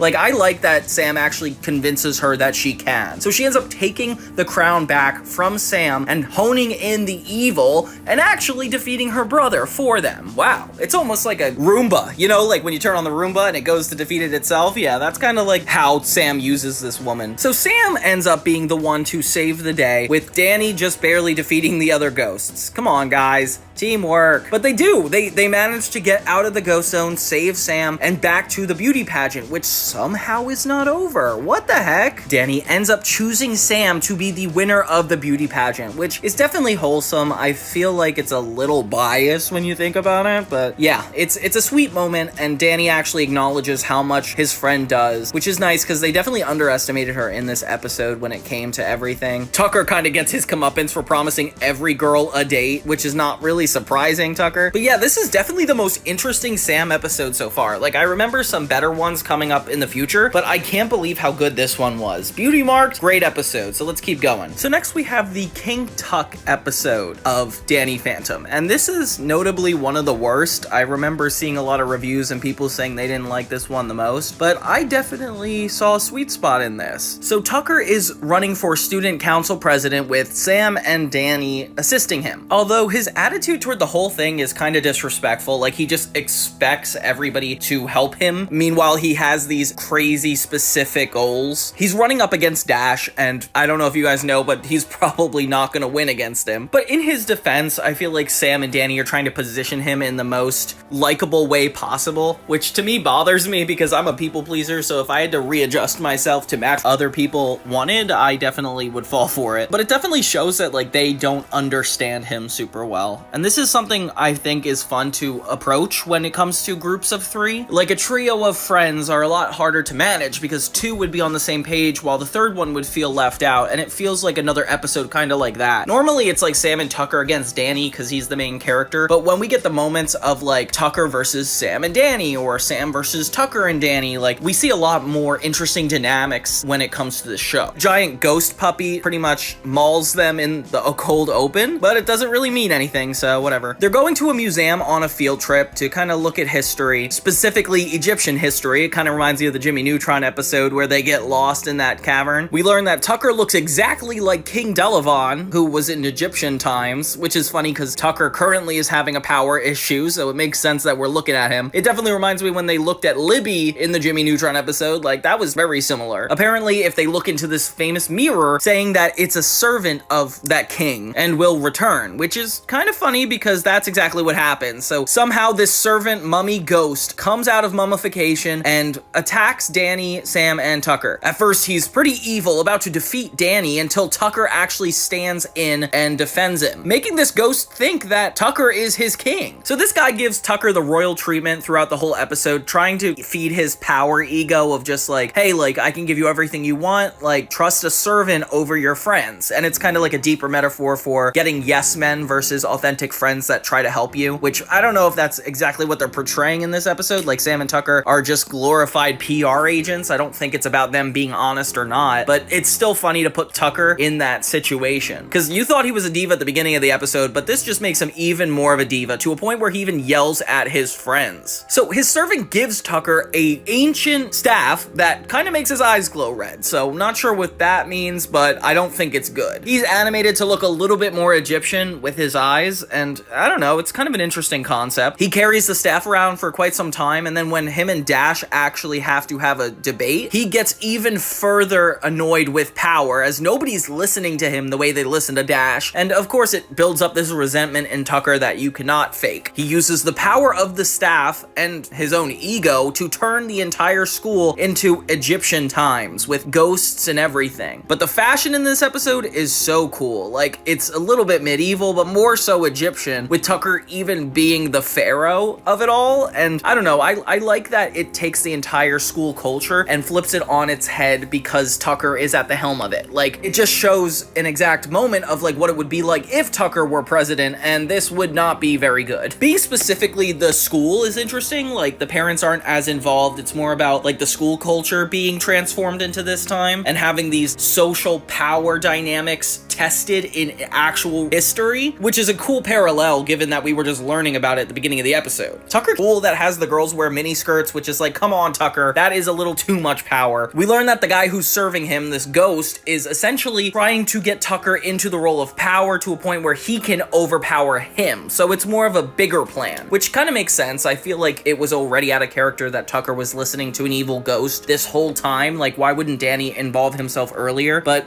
it's still funny that we have the pharaohs wearing Tucker's hat. Like, is that even necessary? Danny and Sam are the most defiant ones, with Danny putting on a full-on fight with the servant and Tucker being cheered on by his whole school. And this is a long action sequence, but it's cool that Danny's like running up and down the pyramids and Tucker has to talk to the giant sphinx. Like, that's fun. And they end up, in the end, Tucker is the one who becomes the bigger man and actually stops everything from happening with the staff. Everybody's mad at him, and of course he does not win school president, suffice to say. But yeah, overall, not as bad an episode as the online forums made it out to be. I had a lot of fun watching Tucker mad with power in a way that I've never seen before, although he's extremely unlikable in this instance, which kind of bothers me. The next episode kind of feels like a fan fiction because it's like a crazy scenario. Masters of All Time is essentially a Vlad episode where we actually dive into the lore that we started enforcing a lot more in this season. Like, remember how Maddie, Vlad, and Jack became ghost hunters because of this whole science experiment that went wrong? Yeah, well, that's kind of picked up in this. Everybody's at the Nasty Burger when Jazz runs in warning Danny to hide. His parents are entering, and we think they're gonna be dressed up like ghosts to embarrass them, but it turns out they're dressed up with like 80s fashion and a giant speaker, and it is just beyond embarrassing, and Danny is fed up. This has gone too far, and his parents need to start getting a grip. The episode gets a giant twist in the cold open when Vlad shows up to the Nasty Burger. He ends up having this giant disgusting disease on his face that is very similar to what happened in the past with him, making him half ghost. And Danny's skeptical pretty quickly, like, why would I ever help you? And then he throws this gas on Sam and Tucker that ends up being the same disease he has, which is a smart idea. Like, of course Danny wouldn't help Vlad on his own, but now that his friends are infected, it seems like he either helps all of them or none of them, which is a lot of stakes to have pretty upfront. Luckily, Jack and Maddie are able to help all of them. They keep him in this quarantine version of their house, with Danny and Jazz taking care of everybody. But there's something Vlad is up to because he's acting really sus the whole time. Danny realizes that there's not really a cure to this situation, so he goes to visit Clockwork, which I did not expect to have another appearance from so quickly. I mean, we had that awesome special with him, and he accesses powers that nobody else has, so I guess it makes sense. This episode deals with a lot of time travel because of him, and I'm super for it. It reminds me how Shaolin Showdown ended with their series finale, where they kept trying to redo the same time event, but everything kept changing around them, so the scenarios would end up being worse and worse for all the characters. And that's kind of what Danny does here. So he goes back in time, ends up switching the situation, so instead of Vlad getting hurt, Danny pushes him out of the way. But then when he jumps back into current time, he finds out that Jack is the one with the disease. He even turns into a ghost himself, fighting Danny. And of course, he doesn't know Danny's his son. Like, in this world, I guess Danny is Vlad's son, which wouldn't he look a little different? different. I don't know. I feel like they didn't commit themselves to the character models for this one. But yeah, Jack is the resentful one, and Vlad is the happy-go-lucky one married to Maddie. A twisted turn of events, and they're kind of more pleasant rich folk than ghost hunters. Like, Maddie has this pink outfit, and Vlad is dressed up like a tennis ball player. It's such a weird twist of events. It's a twist that they're actually still into ghost hunting. Like, it looks like they're perfectly normal until Danny turns ghost, and then Maddie is back in her experimental outfit. So it's cool that they're still maintaining elements of the past. Danny admits to Maddie that he is their son from an alternate timeline, and she is freaked out. So Maddie realizes she's in love with Jack, that they're meant to be together, which is kind of sad because she doesn't do that with Vlad in the real world, and essentially gives up everything she has with Vlad to go back with Jack, which Vlad was kind of asking for it, especially if it's meant to happen in this universe. It's really sweet that they make sure it does no matter what. Jack ends up defending himself against Vlad, uses his ghost form to team up on current Vlad, and this poor man loses everything in his life. So yeah, Jack ends up saving Danny, which is really sweet. So the last 3 episodes are ordered a little weird. There's like 2 different Wikipedia pages. One that says the reality trip season finale is here in episodes 17 and 18. And then it ends with Double Cross My Heart with Sam and this new guy, and then ends on the Danny Kindred Spirits episode as the season finale. But I'm gonna go in the first order because I like the idea of a season ending with a 2-part episode, and these moments kind of feel like they are leading up to Reality Trip, so let's just work with it. He successfully gets back from the like dystopian future. It turns out he's with the exact problem he had since the beginning, that he cannot cure his friends and Vlad. Clockwork lets him know that he can't change anything from the past, but he can change things now, which is kind of deep. When he ends up back in the present, he suggests using Coca-Cola, and that ends up being the solution, which is kind of anticlimactic. But this episode is all around really interesting, with a plot twist at every turn. From Maddie literally sweeping up her own son in the ecto vacuum, to Jack being a full-on half-ghost, half-human hybrid. Like, there's just so much to experience here. Moral of the story is everybody ended up okay because of Danny, and this was a really fun episode. I like that they involved time and alternate realities a lot more. I feel like it definitely worked for the 2000s a lot more impressively. It's funny because the episode starts with them being embarrassed by the parents, but it kind of ends with everybody celebrating at this 80s style restaurant to kind of embrace their marriage, which is kind of sweet. Like, I like it shows that Danny is growing from his embarrassment to a point where it's like he's seeing his parents as people like him, people that make mistakes. So the last 3 episodes are ordered a little weird. There's like 2 different Wikipedia pages. One that says the reality trip season finale is here in episodes 17 and 18. And then it ends with Double Cross My Heart with Sam and this new guy, and then ends on the Danny Kindred Spirits episode as the season finale. But I'm gonna go in the first order because I like the idea of a season ending with a 2-part episode, and these moments kind of feel like they are leading up to Reality Trip, so let's just work with it. The next episode is 15 Kindred Spirits, and when I was little, I loved this episode, probably just because Danny with an I is a girl version of Danny with a Y. And for me, as somebody who like relates to women a lot more than men, I feel like this one spoke to me a lot because I always felt connected to Danny Phantom, and that's like the kind of superhero I would always want to be, but the cousin, the girl version, feels a lot more realistic to me. It's really crazy because you question the entire time, Danny has a cousin? Like, some random girl shows up at his place and is like, hey, you're my cousin. And it's like not explained whose side, what would have happened. Like, how in the world does he have a cousin? And then also I'm confused because it's like, how is she revealed to be half ghost if that was an accident, a one-time thing that happened to Danny? Like, you wouldn't inherit the ghost powers. It's like one of those stories where it's like they don't see eye to eye at first, but Danny is like sort of getting used to the idea of having a little cousin. It definitely interferes the regular mundane life he's used to. Unlike King Tuck or the Beauty Marked episode, it takes things a little bit too far. It's funny because it has a lot of Danny abandoning his friends, which is kind of not cool, Danny. Like, they keep going places, having to suffer from a ghost attack, and Danny has to leave to take care of his cousin, only for Tucker and Sam to clean up the mess, which is definitely something I would be resentful of a friend for doing. I like how they're really good at relating it to modern day issues. So from right at the beginning, we see Vlad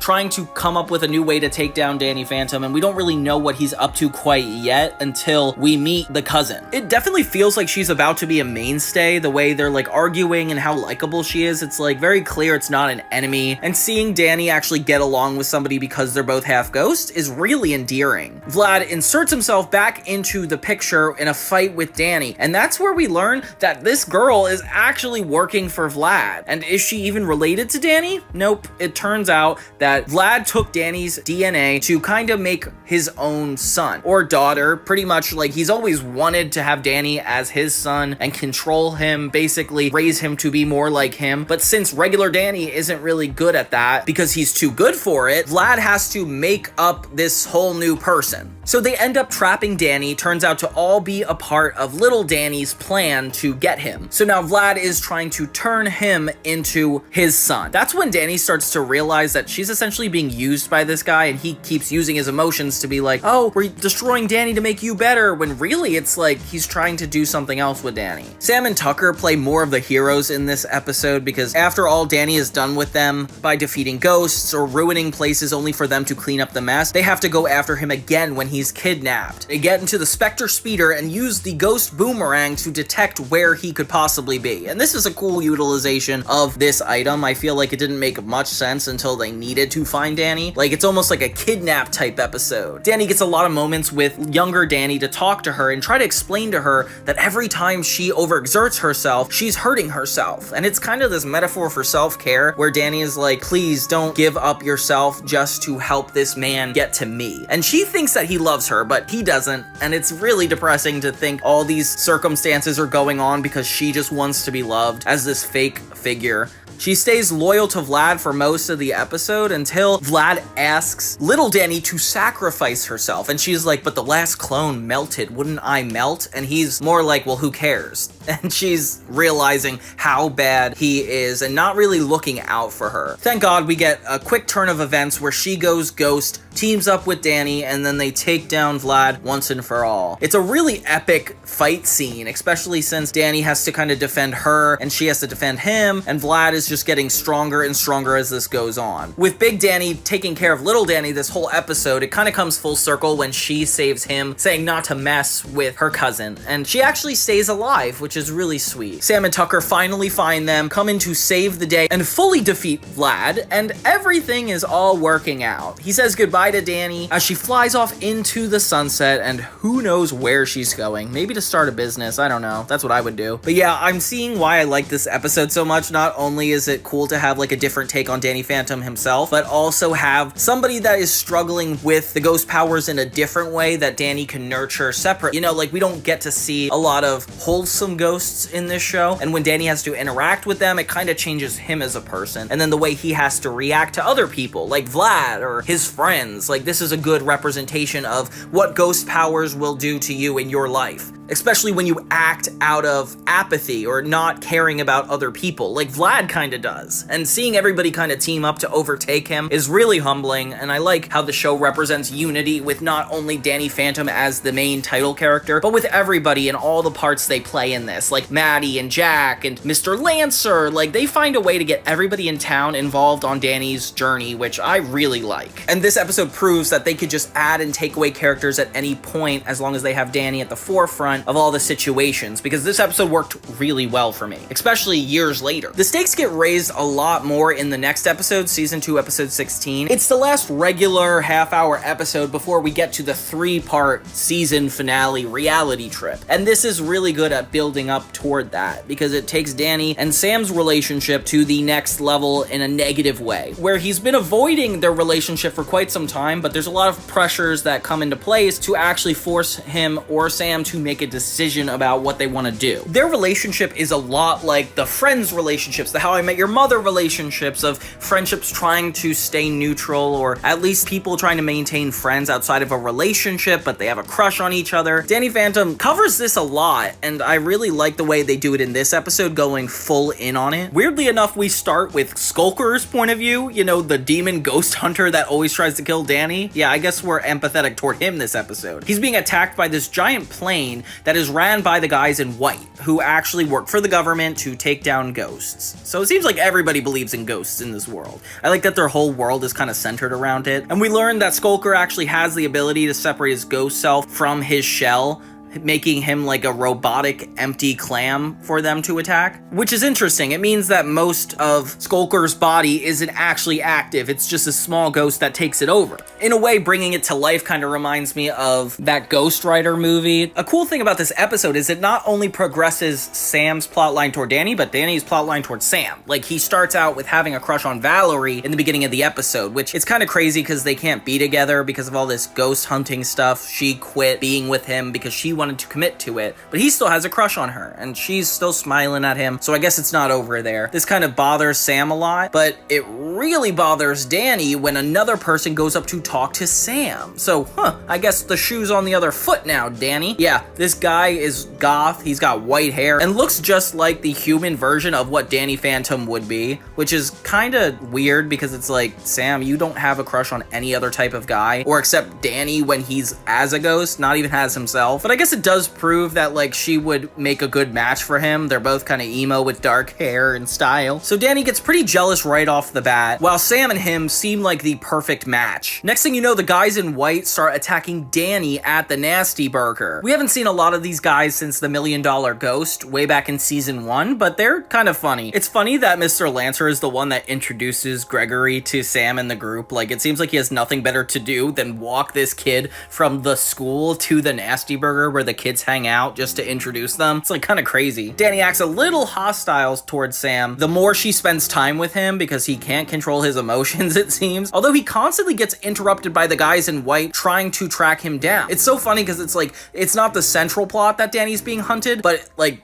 a bigger deal because he's more focused on Sam, meaning that he's kind of in a vulnerable position, especially as a teenage boy. Hearing the guys in white call Danny a prepubescent ghost is so funny. He is, like, of course, offended by that. Tensions rise way further when Danny actually warns Sam about Gregor, but she doesn't want to listen, so the two kind of start getting at each other in a really negative way. And I'm starting to think that if these guys can't be together, I don't know if they could even be friends, because it's not super healthy to have two people that have feelings for each other ignore their own relationship. Danny does have a point, like, there is definitely a connection between the man in white and Gregor. Like, it can't be ironic. But of course, since he's jealous of Sam, it's gonna come across as jealousy. Danny even sees them kiss, only boiling him further. Oh, it becomes kind of sad for Danny because it's really clear that Gregor is almost replacing him because he has more controls over his emotion. He approaches Danny in the locker room to say he knows he doesn't like him, but he's gonna be dating Sam for the long run, and Danny is starting to really be upset by what's going on here. So as his friends leave Danny behind, Danny realizes that if they're going to be going after Gregor, maybe he's not working with them, but Tucker and Sam are definitely in danger because they're in the line of fire. Gregor shows his true colors when they're all hanging out at the observatory, and he gets so frustrated with Tucker. Basically admits that he's been doing this whole act of being goth just to get with Sam, and it's really disrespectful, like, not cool. But hey, I've never seen anything more real. Guys changing their entire personality just to get with a girl, like, that's just normal. It's so funny because he turns out not to be anything ghost related, just a really big jerk. So Danny gets to make up for everything by defeating the guys in white, saving Gregor, and apologizing to Sam for looking out for her, which it's like, come on. They end up coming to an agreement that they're good as just friends, everything is okay the way it is, and we don't need to improve on anything. Okay. And Tucker decides he's gonna start using Gregor's tips to hit on girls. Okay. I guess staying stagnant as characters is the same thing as growth? I don't know. And that's when we get to one of the best episodes of all Danny Phantom, Reality Trip. And it does a really good job at wrapping up everything it set up at the beginning of the season with a nice finale that is the peak of everything. It's a really hard to top The Ultimate Enemy as the best special, and while I don't think it does exactly that, it definitely is a building block on a better story that Danny Phantom was telling. Not only with the King Pariah plotline, with Rainstorm and Valerie going into that, but it takes everything and takes it a step further. Danny Phantom is getting ready for the best summer of his life, finally trying to take a break from ghost fighting. He teases his dad by flying through the house, and his dad's like, oh, I hate Danny Phantom, he is the worst ghost ever, which actually is gonna matter in a minute, just wait. And then we get the circus freak from season 1 Control Freaks, the finale. Not sure if you guys remember, but he's this Joker presenting ringleader that initially possessed Danny to be a part of his circus. He has this Thanos-like arm that needs to be connected by 3 jewels, and it would allow him to control essentially reality, time, and space, which is really cool. Like, having one episode be about time travel, one episode being about power, and this episode being about control of all of that, it definitely raises everything for this. And this man is creepy. Like, I like the voice actor so much because he does a great job at making him seem like diabolical, driven, and also control hungry. The guys in white have kept him captive for all this time, but now he finally breaks out with his Thanos-like machine. And he breaks out just in time for the theme song to come in. Yeah, here we go. The reason this feels like a movie is because it's structured perfectly around one. Like, we just had the cold open act as like that incredible first scene of a movie, setting the tone, the stakes, the enemies. Like, it's cool how it starts. And then having the whole act 1 be about Danny trying to enjoy vacation with Sam and Tucker. There's a whole Dumpty Humpty concert going on live at the school, so it's almost like they're celebrating this whole new era of their lives. And it's cool how they set up everything in Act 1 to be paid off. Like, Sam wants to go to this whole goth concert, Danny wants to go to the space exhibit, and Tucker wants to go to this technology place. They're all their goals for the summer. As you guys remember, when in the 2000s we went into summer, we definitely had a plan for what we wanted to do, and we were determined to have it happen. Danny just has ghost power, so he's able to make it happen a lot easier. Like, let's say, possessing Sam's parents to let her do all this? Yeah. It's so funny to think about all the perks that being a ghost actually does, because usually it's just like a crime fighting benefit, but this scenario is really funny. It's pretty much cut short to just them having excitement toward the summer plans, and then Freak Show essentially coming back immediately. As Casper High is getting excited for the Dumpty Humpty concert, Freak Show and his ghost assistant start attacking everybody. Danny is not in the mood for this and wants to save the concert, so he takes on Freak Show right then and there. But Freak Show has Thanos' arm, which in this case is called the Tesseract, I guess. Danny gets to see up front how powerful this thing is and that this is going to be a bigger threat than he realized initially. The men in white end up playing a bigger role than I thought, which actually makes it relevant that they were here these past couple episodes anyway. This gauntlet is really cool because it like brings the clouds to life to fight Danny. He even brings a train to life. But Danny like doesn't want to deal with it. He just wants to go to the concert, so he lets Freak Show go. A fatal mistake that's gonna bother him for a while. So the 4 gems that activate it, which has been doing all these things to the town,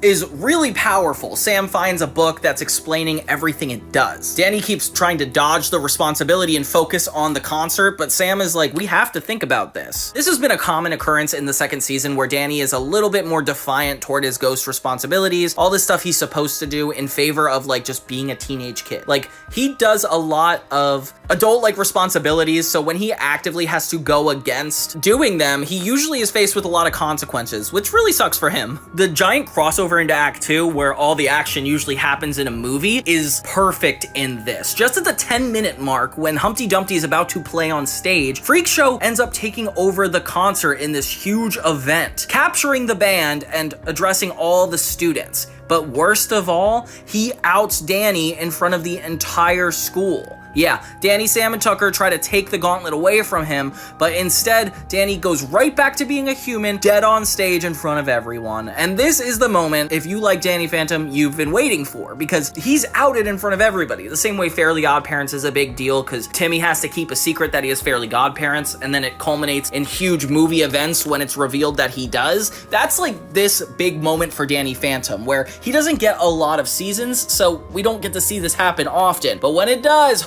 Ooh, it is rich, because not only is everybody in the school realizing that he's half ghost, but Danny's parents and Jazz are also watching at the time. Oh, and also Valerie and her dad. So all the parents kind of get their feathers ruffled and argue with each other about this whole Danny Phantom situation. It becomes talk of the town, which raises the stakes even further, putting pressure on Danny and his friends. Now they can't even return home. So originally they wanted to take this nice vacation field trip to these 3 places, but now it becomes a runaway mission with Sam Tucker and Danny trying to avoid their parents, reality, and get this gauntlet. They do a really good job in this episode of hiding what the parents actually feel about this. Like, they're not saying they hate it, they love it. Like, it's more so like we don't understand how they're going to react, and Danny has to essentially go as if his life is over. With the men in white following them all along the way, Danny is nowhere safe, which makes the stakes even further. So not only is Danny trying to take down Freak Show, he's trying to get all these gems that he once possessed while avoiding everybody in his life. He takes the Spectre Speeder, or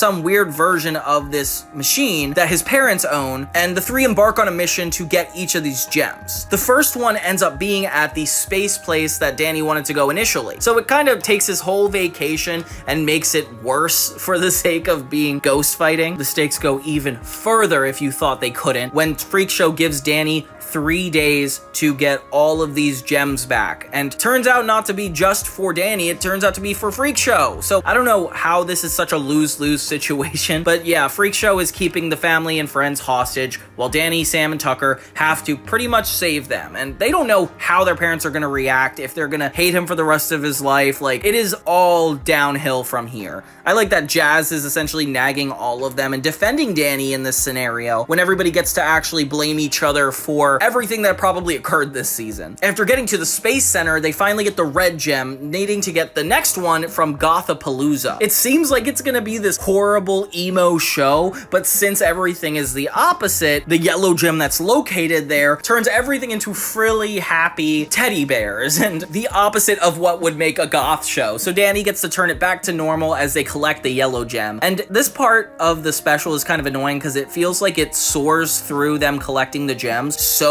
quickly to focus only on the stakes-driven moments, which is kind of the opposite problem I would usually have against these shows. Like, usually they're going so quickly through the jokes that we don't get to see any character development or stakes, but in this situation it's all stakes, no character development. Like, we don't get to see them grow super much, just Danny trying to avoid what he's supposed to do while also staying afloat, not necessarily doing any good for anyone, but just surviving. But since it's not usual for a kid's show, it just makes it even more unique and special that this is the circumstances that they have to deal with. When they get to the technology place like Tucker wanted to go, it's like a Comic-Con convention, but since the gem is here, it makes all of these crazy villains come to life. Feels like 3 episode ideas stormed into one second act of a structure. But since there's so much at stake, I'm like on the edge of my seat at every turn. Danny finally gets all 3 gems and heads back to Freak Show, where they keep the family captive. And surprise, surprise, there is a third twist. That Freak Show actually uses this power to essentially kill his friends and family. He puts them all on a roller coaster, ready to dive into a pool of acid. Oh my gosh. So yeah, Danny has to watch his friends and family die, essentially. Kind of like what happened in The Ultimate Enemy, but instead of being attached to the Nasty Burger, they're attached to this crazy roller coaster, which, if you ask me, is a lot more drama-driven. Without knowing how his friends and family are going to accept him,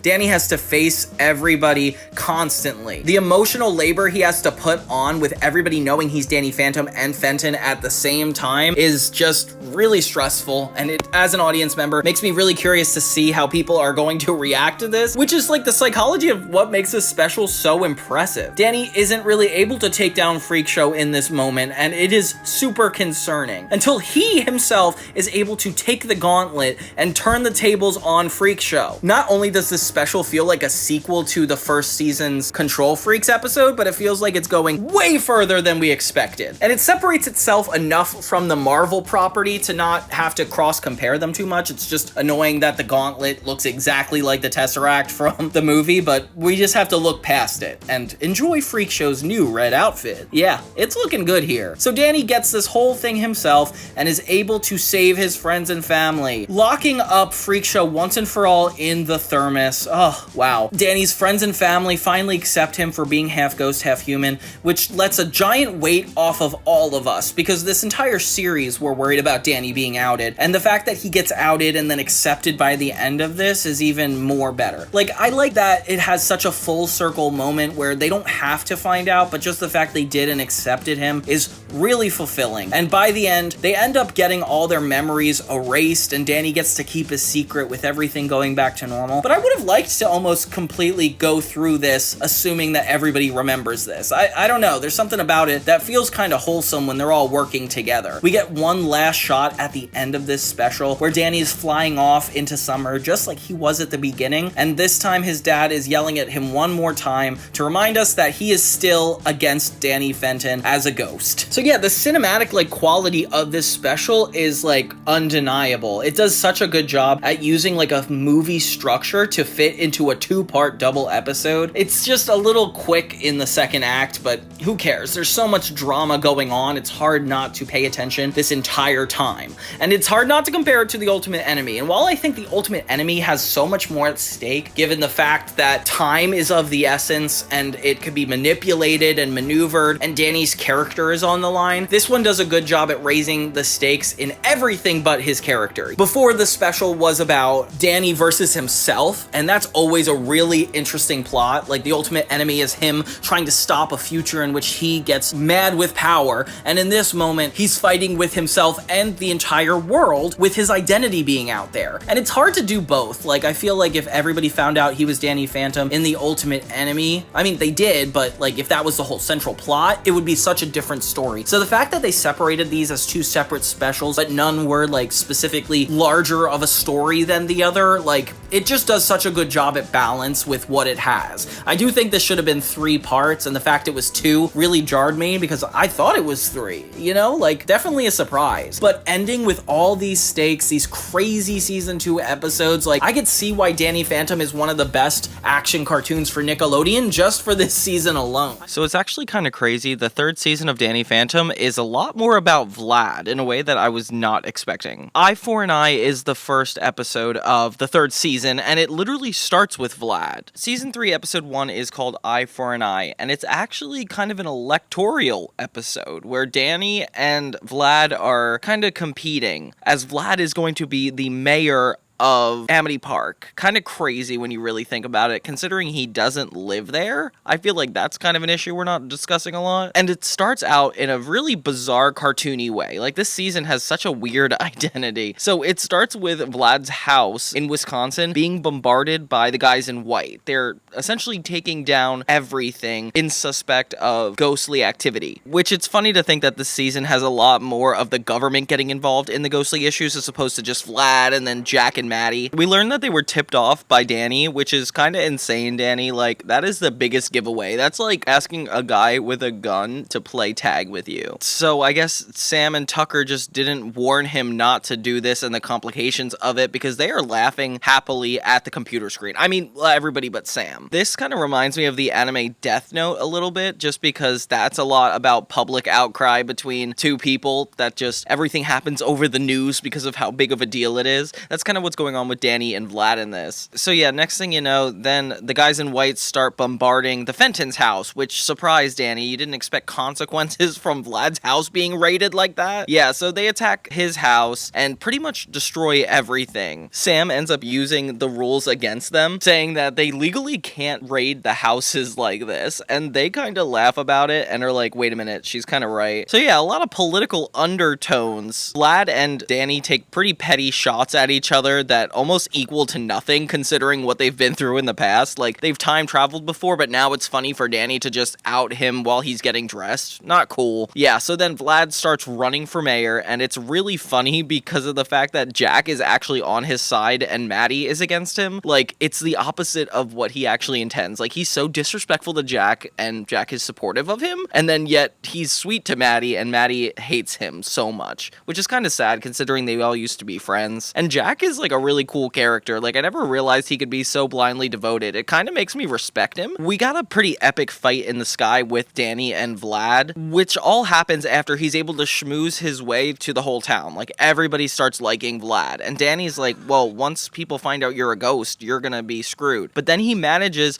to split himself off to seem like he's not a ghost. Next thing you know, he uses his ghostly powers to possess everybody in the town, and suddenly everybody's starting to like Vlad. He seems like a ghost fighter. He seems like just so good. And then he starts to announce that his biggest campaign draw is going to be to take down Danny Phantom, who is the real threat to the town. Wow, Vlad just like took this overboard. Like, it makes me feel like Danny definitely should have not pulled a prank on him. The next part kind of reminds me of the iCarly episode where all the rules got a lot stricter and they started to have to wear a dress code, because in the next scene it turns out Vlad is enough influence to affect the dress codes of Amity Park High. So Danny, Sam, and Tucker are under a lot of surveillance, but not just them, like the whole town is. It's now normal to take away technology and have it all be in the government's hands, which is kind of an interesting concept. I like how much the world around Danny is being affected and against him. It like feels like a bigger plan than we've ever dealt with before, which kind of makes up for the cartooniness and insanity of some of the events going on. The real drawback with all this is the fact that Danny can't go ghost. Like, Danny could be caught in so many scenarios because of all the new implications that Vlad has over the town. So he realizes that he can't really do much about it. So he tries to apologize to Vlad, an approach I did not expect him to take. But like, of course Vlad's not going to accept it. Like, Danny low-key asked for this, and of course he's not going to just accept it. And he pulls out the biggest card he could have over Vlad, which is kind of cool because it's the end of the episode. Like, to think it took this long to take this approach is interesting. He outs to everybody in town that Vlad is a ghost, just in time for a duplicate of Vlad to enter the sky, making it seem like he is actually a really big hero. So Danny fights off this evil counterpart to Vlad, and it turns out that Danny looks even worse for it. He's able to turn this around by the end of the episode by making it look like one of the things that Vlad did to him was harming him, so everybody in town kind of believes him. But it's kind of too late. Vlad is the mayor at this point, and while Danny had won in the short term, it seems like this is going to be a long game, which is kind of crazy. Like, we end the episode on a cliffhanger, which is going to be a long story arc for the entire season, something I did not expect a cartoon to do. Although, with all the 3-part and 2-part specials of season 2, it makes sense that they realize Danny Phantom works on a larger scale. Like, you have to have stories that go into the next episode and that get deeper and harder. I know this season has gotten a bad rap in the past. Like, people criticize it for being too far from what makes the original series good, but honestly, I'm sticking around for this. Okay, so this next episode is kind of why I think people have an issue with this season, but not like in a negative way. It just gets a little bit episodic here for no reason. Season 3, episode 2 is called Infinite Realms, and it starts with Danny, Sam, and Tucker navigating the Ghost Zone, which is really interesting. I feel like the Ghost Zone is some of the most interesting parts of Danny Phantom. It kind of reams the same way space does, where there's a lot of mysteries, a lot of unknown confusion, and it's kind of aesthetically superior to the Twilight Zone, if you guys ever saw that old black and white show. It's kind of like a Black Mirror horror show way back when. So yeah, despite the fact that Vlad is mayor, we're kind of taking a side story where Danny, Sam, and Tucker find this Alaskan-like area in the Ghost Zone, which is kind of like all cold and chill, and this is gonna come up a couple times throughout the season, which is interesting. This is where they end up. The Spectre Speeder essentially breaks in this snowy terrain, and Danny and the kids are able to ask for help from these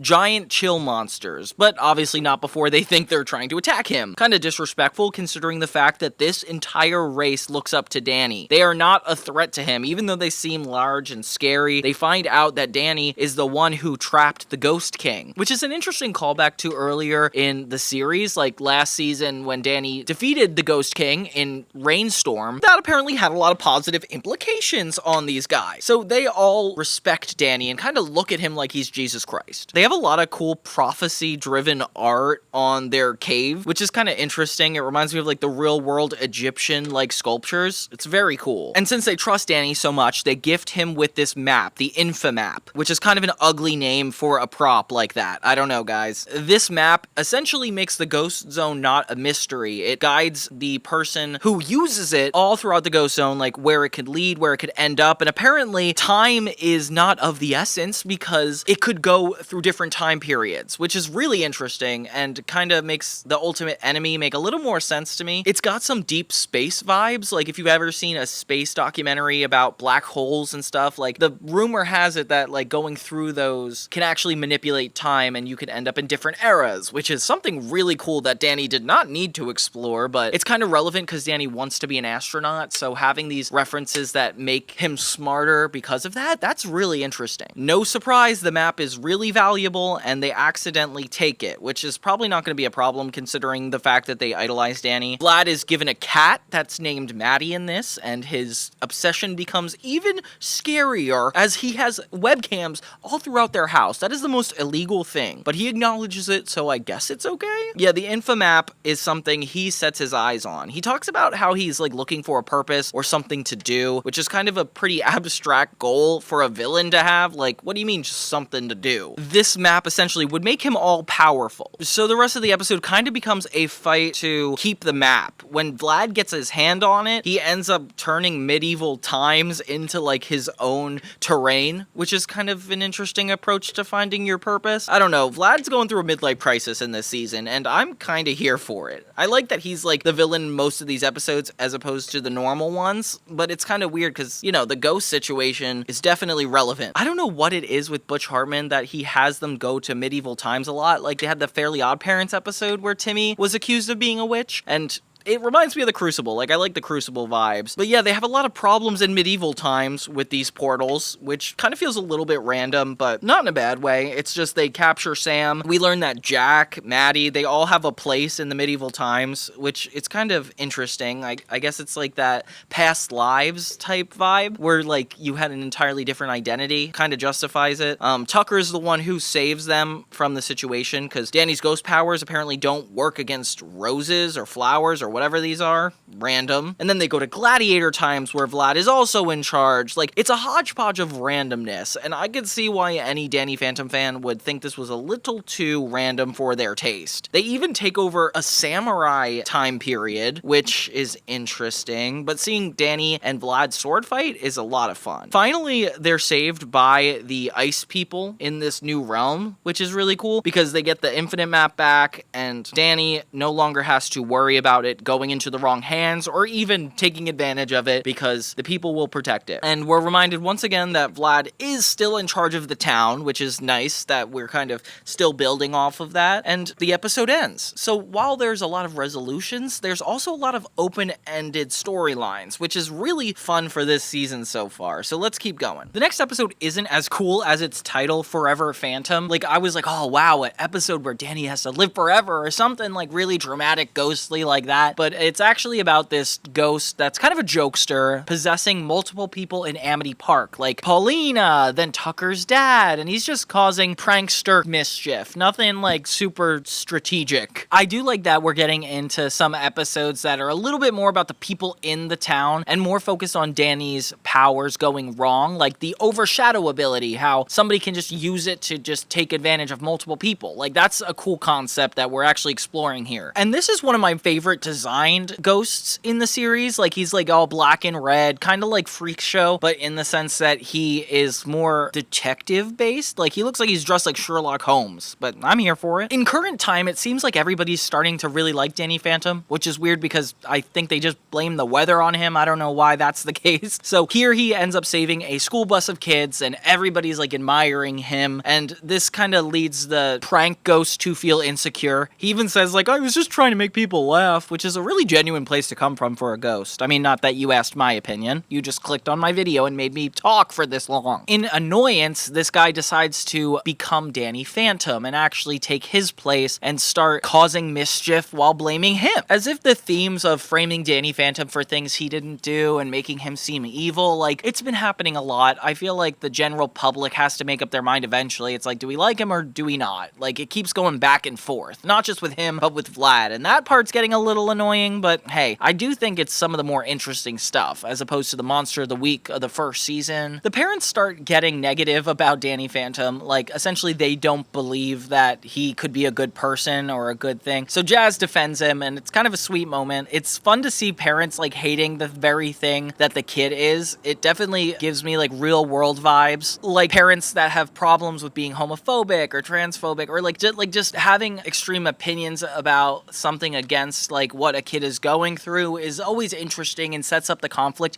in a very awesome way. All of this actually matters and comes into good timing when they have to hate Danny Phantom. Like, this new counterpart is going around creating mischief on behalf of Danny, and they are the first to be judgmental about it, which actually works against Danny in the long run. Instead of this episode being super repetitive, they kind of angle it in the fact that, like, Danny is trying not to get too much attention, and the fact that there's, like, somebody else plagiarizing him, like, is the biggest conflict. Like, he just wants to not be seen. Ironic, right? For being a ghost. That's when Danny realizes that there actually is a ghost out there impersonating him when he attacks Jazz. Danny ends up defending him, and he turns back into Danny, just in time for his parents to think that Danny is a ghost attacking himself. Oh my gosh, so confusing. But the point is, they're against Danny in this moment. That's what matters. It gets really dramatic when Danny realizes he can't change back. Oh my gosh, his parents are cornering him. Suddenly, he's stuck as Danny Phantom the Ghost. And this is where it gets really interesting. I like that the whole plot takes a complete turn after this. Like, being stuck as Danny Phantom is awesome. Oh, that's why they call it Forever Phantom. Okay, I'm catching on. It's all because of the Ecto Stopo something of fire. I can't even believe the writers decided to name that. Like, what the heck is that? A cool concept, like, he never wanted attention ever, and now he could only get attention. Like, that's crazy. I love when stories, like, throw stuff on their head like that. So Sam and Tucker vow to help him change back, and the other ghost is having the same issues. Like, he didn't intentionally do this. Now he can't turn away from being Danny Fenton, which is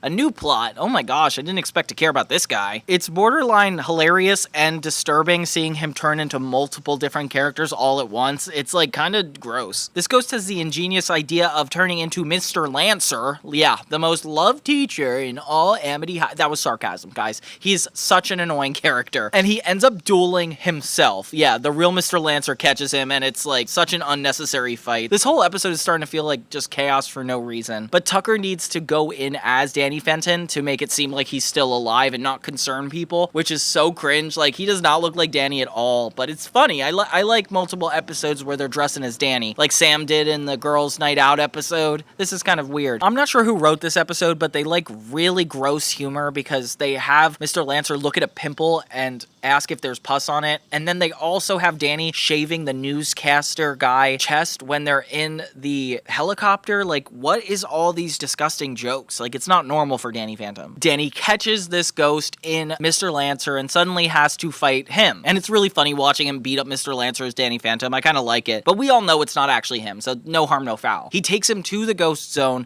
as Mr. Lancer. It's so funny. Like, you see Danny and his teacher alone in the parents' house, and it's like, what the heck is going on here? This is so inappropriate. Because they're caught by the parents and have to explain their way out of it. Next thing you know, Danny and the ghost are on the same side trying to make this look normal, which is ridiculous. Danny ends up using one of the inventions in the lab to split them back to the way they used to be. Like, the ghost is back to being a ghost, and Danny's back to being half ghost, half human. He tells the ghost that he's gonna let him go as long as he stops mimicking people and stuff, which I don't think that's smart, Danny. You definitely shouldn't just let a ghost go, but he does. I guess the plot's solved and nobody cares what's going to happen next episode, so they just let him go. The episode ends on a comedic note with Mr. Lancer being in the girls' bathroom, and yeah, this is a fun one. I definitely didn't expect half the jokes in this. I feel like the plot was definitely all over the place, but all around, I'm having fun with Danny Phantom Season 3. Like, I'd rather it be off the walls and chaotic as opposed to just, like, simple and basic like the first season could be sometimes. But yeah, all around fun time. Thanks, Danny Phantom. I can't not acknowledge that Mr. Lancer screams Sisterhood of the Traveling Pants. Like, why in the world would that be a catchphrase for a teacher of your age? The next episode, I was super surprised when I found out it wasn't a two-part special. For some reason, I just remember it being a big deal, maybe because it's all the promotional materials that they did. But Urban Jungle is the one where Sam turns into a giant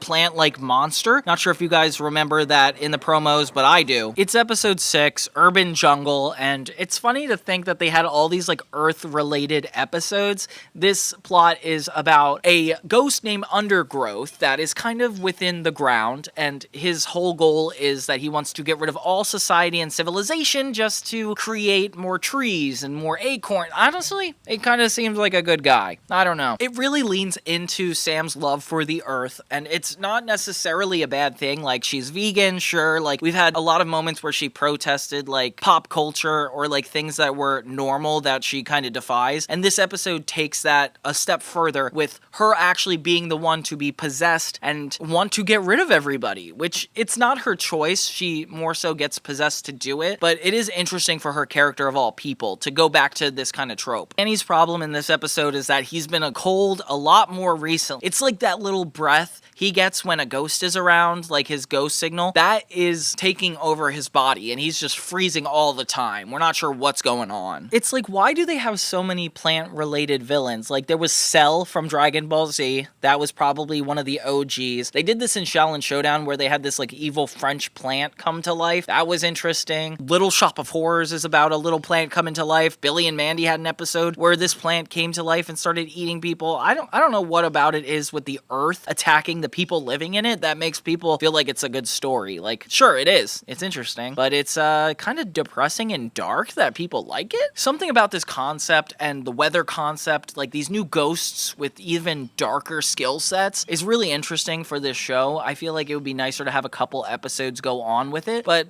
the fact that it's just fit into one, it still works. He ends up possessing everybody in town and getting them to destroy Amity Park themselves, which is even scarier. Of course, they remind us that Vlad is the mayor and that he is not environmentally friendly, which is funny. Danny's parents try to be useful by actually fighting back. Kind of cool that, like, they're able to fight as ghosts and also as plants. Like, that's interesting. It becomes more of a fight between Danny and Sam as Undergrowth keeps using his powers to overtake Sam and fight for him. But he's still dealing with his own issues, though. Like, he keeps freezing and getting colder and colder, so it's like the worst possible time he could be putting up a fight like this. Danny escapes into the ghost zone with another plan, only to be overtaken by his coldness. He ends up back in that little Antarctica, like, part of the ghost zone that's completely covered in snow. Kind of cool that we're going back here after a couple episodes. That same guy that gave him the infinite map is back and is protecting him. They put him in, like, this cryogenic chamber that essentially makes him warm again, and he's feeling good. The guy explains to him that this is all part of a new power he's yet to learn with the ability to freeze things. Interesting for a ghost. I feel like this is like a Ghostbusters reference, like just cold and like frozen stuff related to ghosts. I'm here for it. Danny stays long enough to learn what this power truly is and how to use it. Kind of reminding me of Dragon Ball Z again,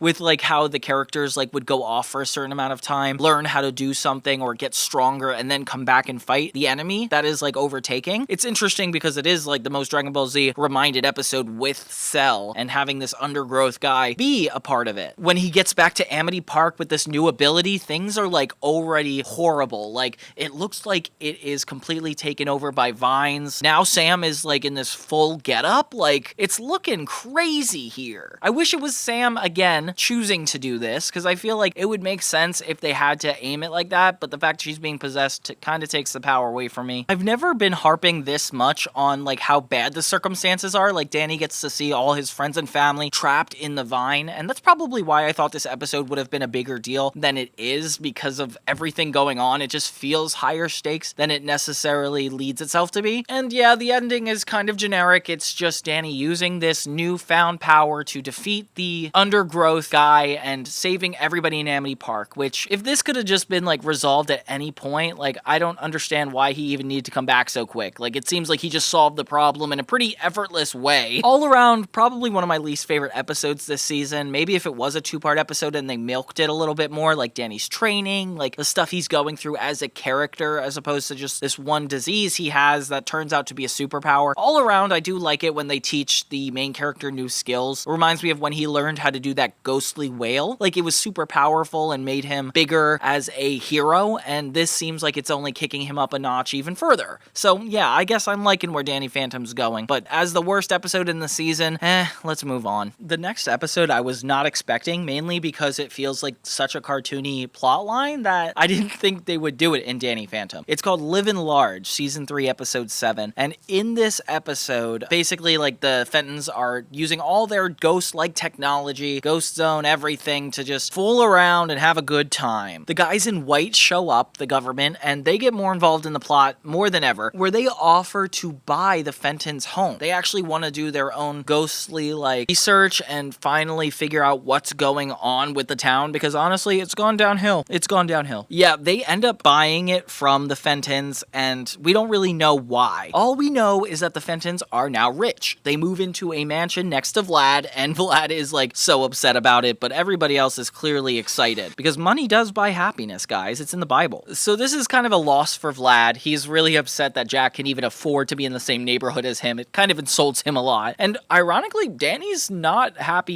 either. I think Danny's feeling homesick, as you could imagine. He just lost his entire house. But Tucker and Sam are dude, you gotta enjoy this. You're rich now. And Danny decides to enjoy it. I mean, he gets really into it, almost too much. He even has a butler, which I always find crazy that a kid could order around a butler. That's insane. We learn in the B-plot that the government actually has a plan to attack the Ghost Zone. They're using all the ghostly weapons to try to figure out how to get rid of ghosts for good, which almost is a moral issue. We've seen ghosts be bad before, but since Danny's half ghosts, we know that they're actually good ones out. Same thing with the Clockwork and all of his people. There's some positive things that ghosts bring to the world. Jack was just able to dig a giant machine into the Ghost Zone, but he's trying to create a new portal in their new mansion, which is kind of cool, actually. The guys in white actually want to blow up the Ghost Zone, which is insane to think about. They start trying to solve everything with money, and Danny just gets more and more snotty and rich, like I was kind of talking about he was getting in a couple episodes before that, the mood one. Yeah, Danny is going through a lot this season, and you could tell his actions and personality keep mending to whatever's going on, and I'm kind of worried about him. I think we should start an intervention, me, you, and the team. Ditches school, and Tucker gets mad at him, but Tucker, you're the one who insisted he feel grateful about all the stuff he has. And this is where Danny starts to really look like a jerk. He basically replaces Sam and Tucker with robots that look exactly like them. Kinda shallow, if you ask me. And he tells them he doesn't even need to be their friends anymore now that he has his robots. Which, honestly, it's starting to feel more like a Fairly Odd Parents episode at that point. Just put it in that show instead. I'm not feeling good about how much I'm hating Danny in these last couple episodes.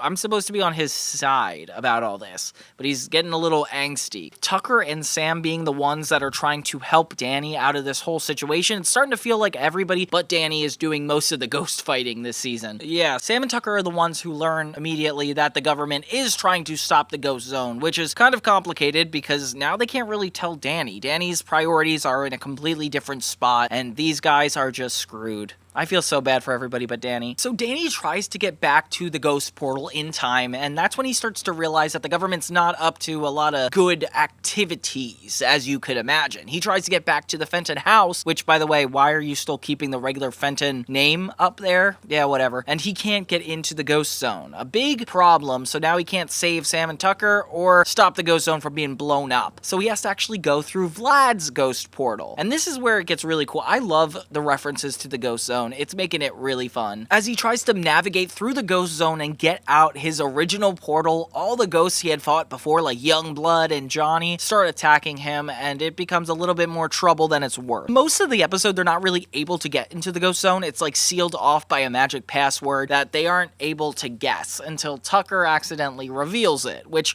I don't know how they end up guessing Open Sesame from what Tucker says, but it does not seem relevant. Right as they're about to launch the rocket and get rid of the Ghost Zone, Danny gets the ghosts to team up with him and stop this from happening. It ends up exploding in a bunch of purple goop, which doesn't really make sense to me. And it freaks out the government so much that they end up switching and giving Danny and his family their house back.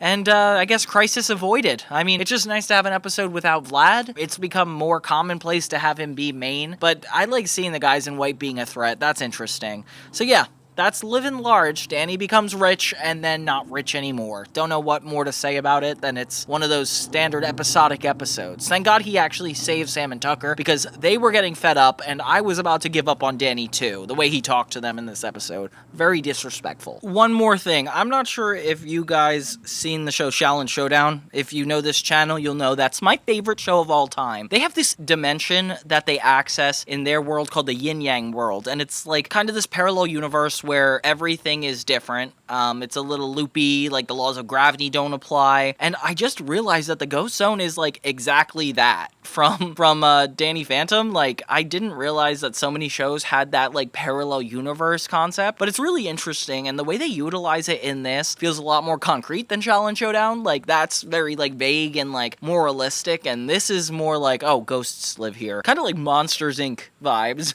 But yeah, that's just an interesting thing to note for me. Okay, this next episode, I swear must be like comedic relief or something, because I cannot believe this. Like, okay, so the whole concept of Girls' Night Out is that Danny, Jack, all the boy characters are pretty much separate from whatever's going on, and the girls are the ones fighting the ghost in this. Just the fact that they like have that be a big deal, that the girls are fighting the ghost, is already a test of time. Like, what an early 2000s gimmick to be like, wow, the girls are taking over this time? Must be special. It's just so crazy that they do that. Yeah, it's season 3, episode 3, and it starts with Johnny, that ghost from the 13 episode, and Danny having a little battle, and it's really cool watching him ride his motorcycle during the battle. I like that. He has this shadow that follows him around, not sure if you guys remember, and he also is fighting Danny. We see a lot of new mayor signs to remind us that Vlad is, in fact, in charge this season, and it's really cool. And apparently Amber and Skulker are together, which is new to me. Like, we see the girls in the Ghost Zone kind of mad at their male partners, and they're all in the regular world fighting Danny, which, yeah, I guess if you're in a fight with your partner, you want to fight Danny Phantom. That's just how it be. We learn that one of the ghosts has the ability to throw a kiss at somebody and have them disappear for 12 hours and fully be gone, which is crazy. That's a really crazy power. There's this trope in sitcoms where it's like the main character goes away for a little bit and the other characters don't necessarily know what to do without them, and that is the plot in this one. Jack and Danny go on a parental bonding trip, which they did before with the Vlad plot. Remember in season 1, Maddie and Danny went away to Vlad's cabin? Yeah, that's kind of what's happening here, but with Jack and Danny. And Jazz is left with Tucker and Sam, which, if you know Jazz, this is not going to be fun. She can be a little uptight, a little too into the rules, to a point where she's not really that fun. And yeah, poor Sam and Tucker have to get the short end of the stick. I guess they're still expected to fight ghosts without Danny, which is insane. Like, nobody should have that kind of expectations over their friends. They're not getting paid for this. None of that should matter. It's more about the insecurity that Jazz wants to consider herself a part of the team, and Sam is not ready to accept that. It is interesting commentary to have an episode about Girls' Night Out and have the conflicts that like pit girls against each other be at the forefront of this, like fighting on Danny's team. Like, that turns Sam and Jazz against each other. And of course, the episode where all the guys are away, it's like them all teaming up. I mean, but we'll get to that in a minute. So all the ghost couples come into the real world and have a lot of relationship issues where they're essentially beating each other up in reality. And it's kind of a funny concept to think that there's like that much tension going on in a ghostly form. Maddie and Jazz just go around with a giant ghost weapon, just looking for ghosts for fun. Didn't realize it was just like a DoorDash where you could just pick up and go at any time and then end the call whenever. Jazz, Sam, and Tucker, same thing. Like, they're all just going around with these ghost weapons, just ready for something. Like I said, they're not even getting paid. This is crazy. Amber accidentally gets rid of Tucker, and they're all just like, does this happen often? And don't even save him. Which, guys, we just learned that the kiss makes the person go away forever. Why is this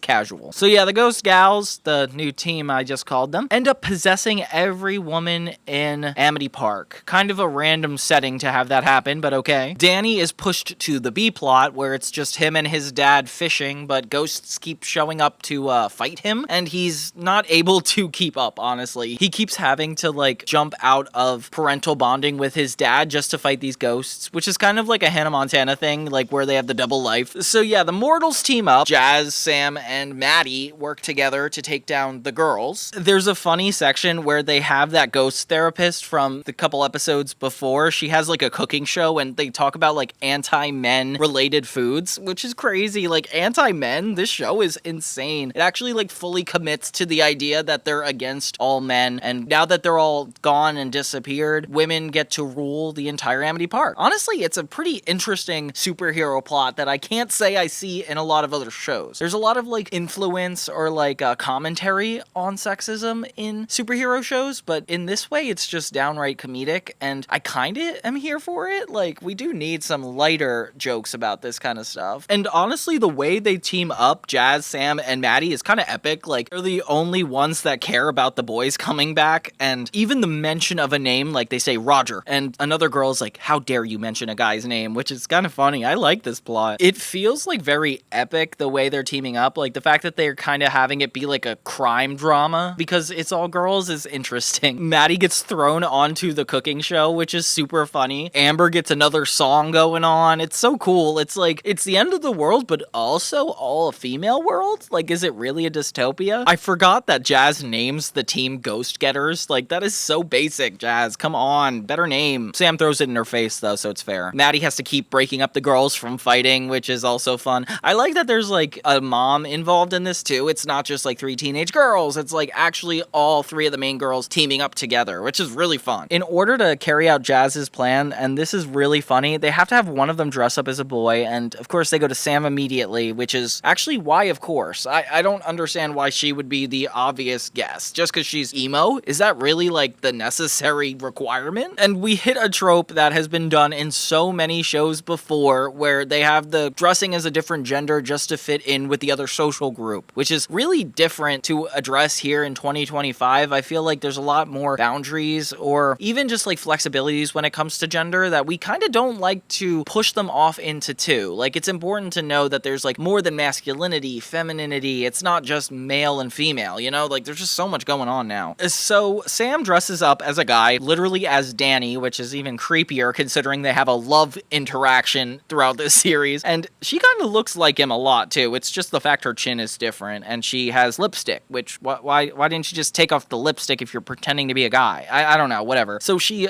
convinces the ghost girls that there is still a man left, almost stressing them out to a point where like they get paranoid with each other and everybody else. But the plan works. They distract him long enough to get all the guys back. We get an epic fight scene between Jazz, Maddie, and Sam with the girls, and honestly, it's kind of epic. I'm really liking some of the action in this one. Like, instead of like just throwing it into fights like the guys usually do, it seems like all the strategy and the crime and the plotting happen like way before the fight does, and the fight kind of encapsulates the whole experience, which I like. I think that's a really good way to structure an action show like this. Everything is solved right in time for Danny and his dad to get back from the trip. Danny and his dad end up catching the ghosts that have been haunting him, and that's really not that important to the story, honestly. Like, they could cut that entire sequence. I think it'd be a total of 5 minutes. But it's cool that we have a lot of attention on the girls this episode. Not only is it hilarious, but the anti-man jokes end up landing really well. Like, the goals of the ghost characters are super interesting, and just seeing Jazz, Sam, and Maddie get along so well after having such vast differences is a really entertaining plot. Like, in the grand scheme of things, with what's Danny's established, like these serial elements, like having Vlad be the mayor, having Danny discover new powers, and go through all these issues as half ghost, half human, I could see why people don't want an episode that is this off from the normal path. But you know what? For me, it's a nice change of pace. It gives me like season 1 vibes, like Ghost of the Week, but instead of just being a normal episode about ghosts, it's actually furthering the plot of the people we know already and seeing how they could be pushed. Like, I gained a lot of respect for Jazz, Sam, like there was a lot of fun that is to be had in this episode, and a lot of lore it develops for Danny Phantom as a whole. And this is the thing that makes Nickelodeon a interesting home for this show. Like, if it was on Funimation, for example, like they could do all the storylines they want. They could have these episodes go off into many different overarching plots and have characters keep developing over time, but it's Nickelodeon, and they're using the best parts of that to make it work. Like, the episodic format is a format for a reason. Like, this is what makes the show cool. Sure, it could feel like it could be better, but I also think that it is uniquely a part of its identity to have episodes like this go so far off radar that we kind of know a lot more. Okay, the next episode is harder to defend than I thought. So season 3, episode 4 is Torrent of Terror. It starts off with another Vlad plotline, so he's going to be the main villain, but it's interesting because it's about the Timekeepers ghosts, which is like a committee of ghosts that are relevant to Clockwork that kind of fight for the good of humanity and not necessarily are bad ghosts, which is interesting. Yeah, so it's focusing on them detaining a weather ghost that has the ability to mess up with the weather. I could see how on the forefront this might be like kind of a monster of the week type episode, but I do like the way they go about it, so stick around with me. It's about Vlad almost saving this weather ghost and using it for his evil purposes against, let me guess, Danny Phantom. Vlad takes advantage of this ghost and takes control of him. We don't really know what the plan is. All we know is that he has a plan, he showed up to get the weather ghost, and who knows what's going on next. That's when we get to the real part of the episode. We got Danny, Sam, and Tucker suffering from this heat wave. Something that's happened a lot on Nickelodeon. I don't understand why Nickelodeon's so into heat waves, but sure, let's keep going. Danny's pretty moody about it and fed up with Vlad, which seems like his emotions wouldn't really have to do with the next part of the episode, but honestly, it really does. Vlad announces that he is going to stop this heat wave with some random device, and it's clear what this is about to become. Like, his plan is to take control of the weather and get the people to like him again, something that a true evil politician would definitely do. It works and everybody's impressed. Next thing you know, Vlad is kinda in the good of everybody's eyes, which is interesting. I like how each episode kinda shows where Amity Park is in relation to trusting Vlad versus not. Like, sometimes they hate him, sometimes they like him, and it's definitely an interesting thing that I don't see in a lot of cartoons, like going back and forth between the main character and the bad character for control over the town. Yeah, so he gets this whole weather cloud to come and start raining, and everything is a lot better because of that. So then the weather ghost overpowers Vlad, betrays him, and essentially becomes the next biggest problem that Vlad can't solve on his own. Oof, yeah, you see how this is like more about the villain? I like that. The whole thing becomes a major emergency, even affecting the Fenton's house. Literally, the weather's so bad that the entire contraption above the Fenton's house gets blown away, and I'm like, how in the world did that happen? There's apparently an upset, like a secret attic that allows them to maintain safety in the Fenton's home, where Jack takes all of them, and this is really cool. I feel like this is about to come up again soon. Danny's frustrated because he knows it's Vlad, and Jack tells him to stop being emotional, which is so funny. The second plot line contributing to Danny's emotional state. Vlad approaches Danny for the first time, and the two team up to try to take down this weather guy. I'm surprised Danny's even like entertaining this idea. So when they approach him in the sky, he's just vibing on a cloud, which I don't know why that cloud is the color of pink. Pepto-Bismol? Like, that's a weird color. No surprise they don't beat him right away, and the weather ghost even infects Danny with this giant electric current that essentially fries Danny, and I'm like worried he's like full-on dead at this point. Like, a thunder strike like that is not good. People start laughing at him, and then he gets angry, creating a thunderstorm, and then it's apparent his emotions are tied to the weather in the sky. Such an interesting concept, like, to see that the emotional state that somebody's in can actually affect the weather around you. That's been done before, I just can't remember, and I like how well they approach it, because I mean, I'm a big mental health advocate, so like any plots that like have to do with something like that, call me in. It's exactly like the musical I'm working on right now. It's called The Consequences of Victoria Gray, and it's about the last girl on Earth that didn't have feelings to begin with. Like, tears are essentially outlawed in this universe, and Victoria's job is essentially to keep her emotional state while also managing superpowers, but she gets her emotions back and suddenly she needs to hide all of her feelings. It's like a story about repression and how far people are willing to go to hide it, and I really like concepts like this. Like, Danny Phantom is doing it in such an interesting way that I feel like I would love to learn from for this. By the way, you can check out my musical now. It's on Spotify. Just type in The Consequences of Victoria Gray. Yeah,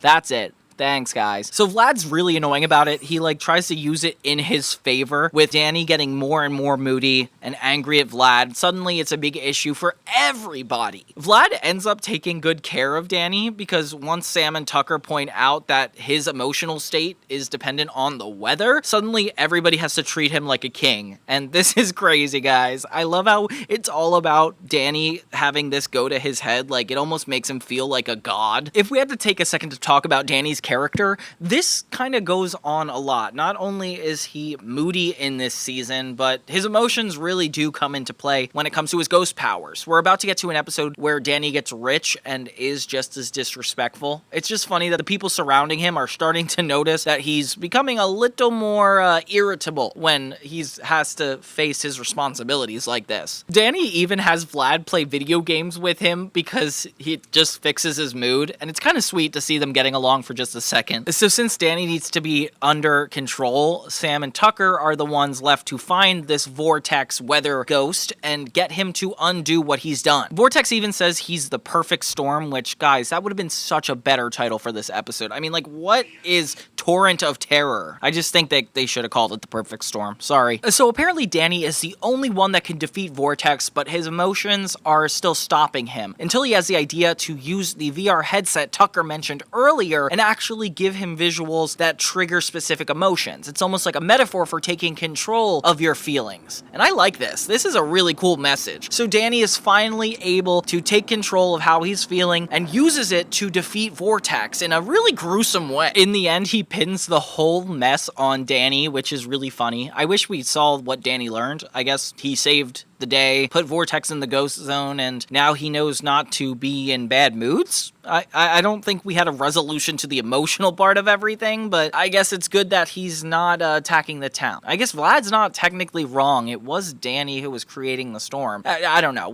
Logistics we don't need to get into. Let's just get to the next episode. Okay, so Season 3, Episode 8 is called Boxed Up Fury. And this one is the most Fairly Odd Parents feeling episode ever, I would say. So it follows almost entirely the box ghost and his perspective, something I didn't think we needed. Essentially, he's embarrassed because he is a pretty non-threatening ghost. Like, Danny, Sam, and Tucker definitely don't take him super seriously. He doesn't match up to anybody else at all. He's pretty determined in this episode to actually make a difference, and how does he actually put up a fight? He gets Pandora's box, something that only Sam can really tell us that is connected to Greek mythology, having the world's greatest evil inside of it. Even Skulker kind of acts as like his friend in this episode to allow commentary on the fact that he's even stealing Pandora's box and seeming threatening this time around. It's definitely kind of annoying though, because I feel like some of the best parts of this season get thrown out of the window just for this one episodic event. Like, I get it, the show's wrapping up soon, they want to touch anything they haven't gotten to dive deep into, but really, the box ghost? I want to see the love story between him and the lunch lady. Like, where's that storyline? It's not even necessarily the box ghost that's the thread of the episode. It's the fact that the box ghost opens it and all of these medieval or like spiritual like creatures are running loose throughout Amity Park, and Danny actually kind of has to deal with this.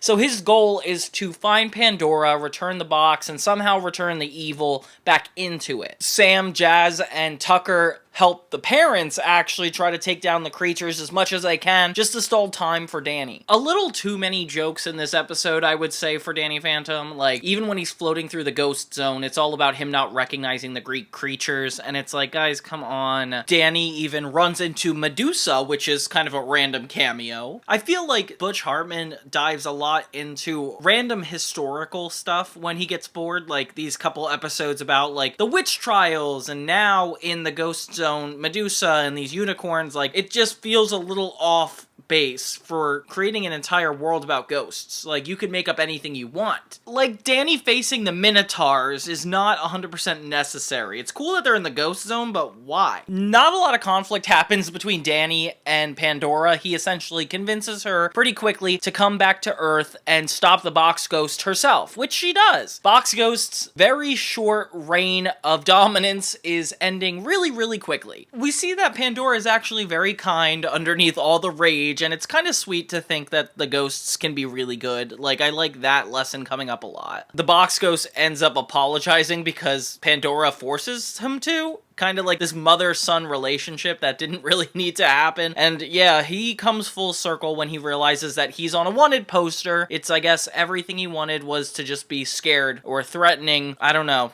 Interesting goal for the box ghost. All around, Box of Fury, really not necessary. This episode is probably one of the least interesting throughout the series. I mean, I had fun with it. I just feel like the single location of Tucker, Sam, like, they're all just in Amity Park stalling while Danny's running running through the ghost zone. That's essentially many other episodes in this season, and they do it better, so I kind of want to forget about this one and move on. Season 3, Episode 9 is where the real character development comes in. The episode is called Frightmare, and the episode does not shy away from making really insane twists and turns. I mean, like I said, tail end of the series, they get to do things that they always wanted to do, but they just kind of throw it in here. So Danny is in the lunchroom, and Dash approaches him as if he's like his best friend. He saved a seat for him. Danny is a little bit nervous, but everything is seeming a little off. Like, why is everybody cheering on Danny? And more importantly, they all know his ghost identity? Yeah, he's on the football team. All the girls are falling for him. It's really crazy. It like throws the audience in for a loop when we think that Danny is completely out now. Something I did not expect to have to experience. But before we can even figure out what's going on, Danny is kind of taking it in and really proud of it. Like, he enjoys all this. He's not even questioning it, which shows a lot of his character. Like, it makes me wonder what he really wanted out of this situation. The craziest part, though, Sam and him are in a relationship. Oh my gosh. So, yeah, Sam and Danny are dating, and Danny is definitely not shying away from this one. He ends up waking up in the ghost zone as Danny Phantom with a virtual reality headset on. Okay, so everything was all a dream. Yeah, people love when this happens in TV shows. This whole episode is about kind of working backwards. Danny is woken up confused in the ghost zone, and there's way more questions than answers with very minimal concrete evidence of what's actually going on here. Something that's really exciting. I know they do this in The Hangover, that 2000s movie about friends that wake up after a night of being drunk and then they have to recount their steps. That's kind of what Danny's doing in this episode. And it takes place for the most part at night, having a really interesting lore to it. With everybody in Amity Park, including Danny's parents, Jazz, everybody is sleeping with these headsets on. He goes to the main headquarters of I guess everything at Fenton Works in this like control room like office, which will come up a lot throughout the rest of the series, so I guess it's interesting. He learns that there's been these really weird green ghosts that have been essentially putting all these VR headsets on people in Amity Park. So everybody is having a dream just like Danny was, but it's kind of scary when you think about it. Danny is able to somehow go into these people's dreams, which make the episode a lot more interesting. The main ghost is this scary woman that we don't really know what her deal is. We see a lot of Danny's ice powers in this season, especially this episode. It reminds me of how cool it is that he like found those Alaskan people, that he found that little island in the ghost zone. I like that it keeps coming back up. I like how at first we think that it's Vlad behind all this and it's so obvious until Danny realizes that he is just as harmed with the headset on himself. So apparently this ghost's whole deal is that they're trying to get the energy from all the people on Earth by taking it from them in their sleep. Danny is threatened by this in and out of a dream and reality, almost to a point of the audience's confusion with this headset being put on and taken off and all the henchmen of this ghost taking Danny. Like, it's really crazy. The ghost threatens to return after a really intense fight between Danny and him or her or whatever that ghost is. And Danny tries to get the headset off of everybody. The only way he's able to do that, though, is through his ghost form, and he goes into everybody's dreams, starting with Tucker. Tucker has a really interesting dream where he's just super rich and Danny is his janitor. Yeah, this is a part where I actually do like the comic relief, where it's actually a part of the story, unlike an entire episode devoted to the box ghost. Why was that necessary? Anyway, yeah, so Danny is kind of peeved off because his friends are having dreams about him like that, except for when he gets to Sam's dream, and it turns out to be exactly the same dream that he had. I like this way of connecting two lovers in a TV show. Like, it's very unique and works in the world of Danny Phantom because it's pretty fantastical, and having it happen like this is kind of interesting. I like the anger of Danny and Sam's relationship kind of driving this episode. It makes it feel a lot more necessary than just a one-off episode with a new ghost of the week. Getting better at that a lot, Danny Phantom. I'm liking it. Danny finds this ghost in its own hibernation, and he's like, okay, I need to go into its dream dream and defeat it in order to actually kill it. And Sam decides to go with him, which is very romantic. I remember my first date with my girlfriend. Yeah, I was also a ghost, and I made her transparent, and we defeated this guy. No big deal. It's just how people meet nowadays. So then Tucker and Jazz stay behind and start fighting off this ghostly army, while Danny and Sam approach the monster in their dream. When Danny's plan fails and he's captured with Sam by this ghost, turns out that Tucker and Jazz are the ones who saved the day. They ended up blowing up this whole tower that activates all of the virtual reality headsets and is finally able to defeat the ghost. It's a pretty happy ending, although very abrupt. I feel like this episode was really good for the relationship of Danny and Sam. Like, it really got intense, but it did fall off for me a little bit toward the very end, but that's okay. Like, I feel like overall it's not as bad as the last episode. It's nice to get this extra bit of character development, especially with the relationship. I love the way this is playing out. I feel like I don't remember it being so on the nose. Like, usually cartoons very subtly hint at relationships, but this being like the first concrete evidence that these guys are going to end up together is really perfect. The final normal episode is called Claw of the Wild, and it actually takes place completely on this field trip where everybody goes camping with the teachers. It's Mr. Lancer and some random gym teacher that's been in this like twice maybe. Yeah, so it's the whole class of Casper High, the bullies, the nerds, everybody is on this trip. Definitely feels like a very anticlimactic episode, especially when they arrive to camp and everything is kind of a mess. Like, I feel bad for them, like the entire school is kind of trapped on this trip. It definitely gives me some vibes of King Tuck, where the entire school was involved. Like, that's another one of these episodes. Turns out there's a ghost in the woods leading to the entire conflict. So at night, Danny, Sam, and Tucker take their little ghostly weapons and try to find out what the monster is. It turns out to be this like squid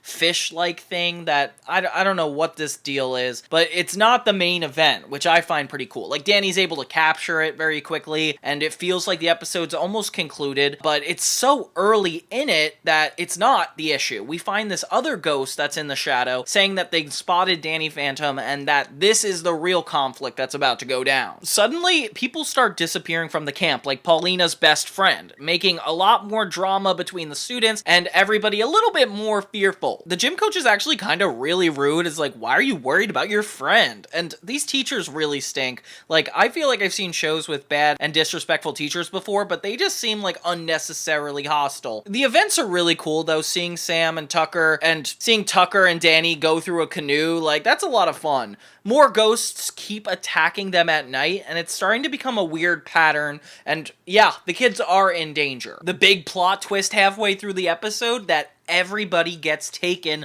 by these ghosts. Whew, so things do really rise. I feel like the teachers deserved it, but Sam and Danny are definitely concerned. It's weird because it's like all these guard ghosts that I swear I've seen before. Like, they are kind of like dressed like they're on patrol, but we don't really know what they're patrolling. Danny runs into the next ghost, and it turns out to be Wolf. Wolf is the ghost beast that Danny had met in the first season, and it's so cool that this guy just keeps coming back. It's like a very nice companion to Danny. Like, he's got a nice heart for the animals. Despite the fact that him and Sam are worried that everybody in camp has gone missing, like, all of this becomes a lot more concerning. Danny has a sweet moment with Sam, though, where he says that he will protect her and the wolf no matter what, which is really nice. And I like Danny's affinity toward this beast. Like, it reminds us that not all ghosts are bad. A great lesson that we keep getting told. Then the patrol ghosts confront Danny, and they're basically like, hey, we'll give you all your friends and family back if you give us the wolf. And Danny is met with a really, really difficult decision. The animal he knows and loves, or the entire town. Which, oh gosh, this is not nice. We learn all these patrol ghosts were guided by Walker. I'm not sure if you guys remember, he's the prison guard. Wow, I can't believe I didn't get that together earlier. Okay, whatever. And so Danny has a fake sack of dark black hair in a tote bag. It's weird.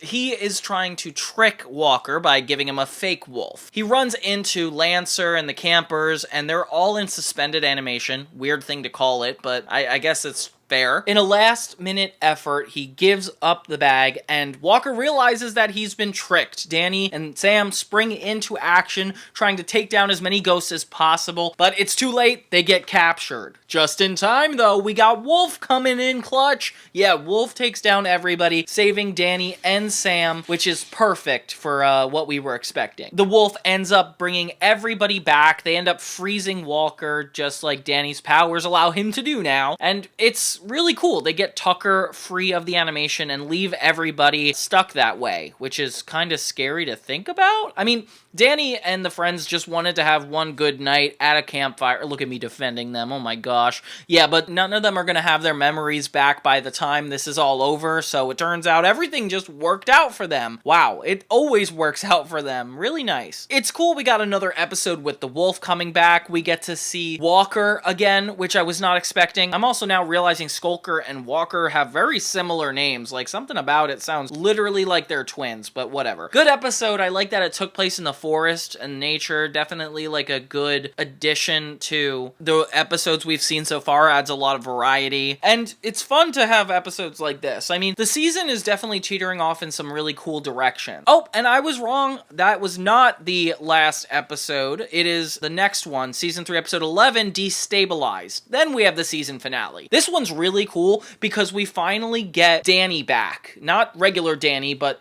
old Danny, or cousin Danny, the one that Vlad manipulated. Yeah, this time we get another Valerie episode alongside a Danny episode, which is really welcoming. I love the cousin aspect of this whole show. If you've seen my last retrospective on season 2, I really liked her character then, and seeing her as like kind of like this homeless, innocent girl is so sweet, but like knowing that at any moment she can be hurt is really sad. Danny finally has to stand up to Valerie in a way that he was never able to before. And it kind of makes me realize that Valerie was barely in this season, which is such a missed opportunity. Like, she is so good. At least we get to see Vlad's cat again. I like that. So Vlad keeps manipulating Valerie, pushing her to get angrier and angrier at Danny. And this is where Valerie really needs to accept the fact that Vlad is a bad person. Like, at first, she's just like, I'm working for the right guy, this is great, and when she finally approaches Danny, he tries to convince her that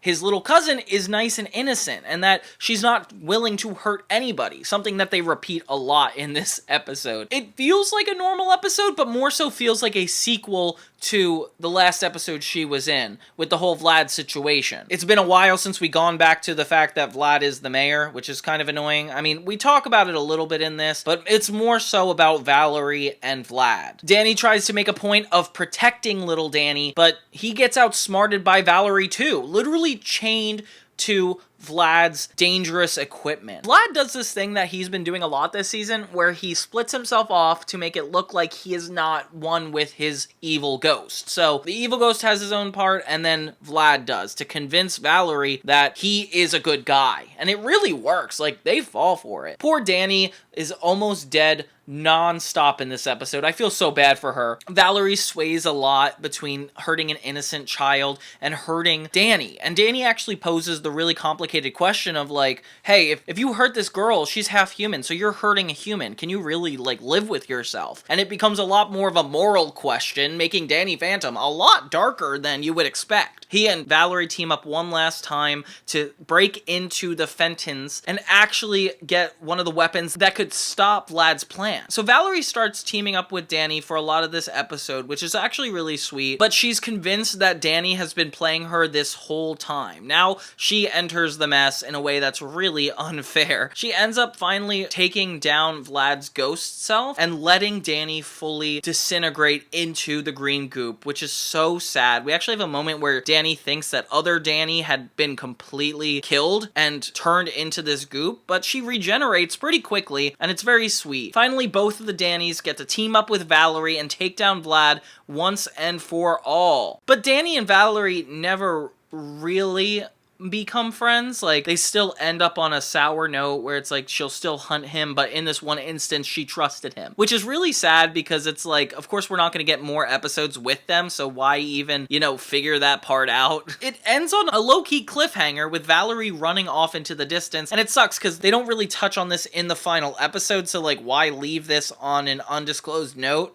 but I guess whatever. Destabilized was definitely a really good final normal episode for the series. I feel like Danny Phantom has just upped its stakes, despite the fact that the last couple episodes seemed a little bit random. Like, this one was a nice way to wrap up the relationship between Danny and Valerie, Danny and other Danny, and then also Vlad. Like, their whole situation has only escalated, leaving us enough room to finally end the series the way it was intended with the final episode, Phantom Planet. Oh gosh, guys, this has been so much fun going through all these episodes of Danny Phantom with you. I feel like this show just gets better and better, despite the fact sometimes they have a little left turns, but seeing all the characters finally have like these last moments to really collect themselves, like, I like this a lot, and I'm so excited to go over the final episode of Danny Phantom. Like, having only had to worry about 3 seasons, it was easy to cover most of this show, but now I'm so excited to talk about this finale because I feel like it's touched upon a lot of important things that the show never got to be conclusive about, like Sam and Danny's relationship. Everything in the Danny Phantom Amity Park universe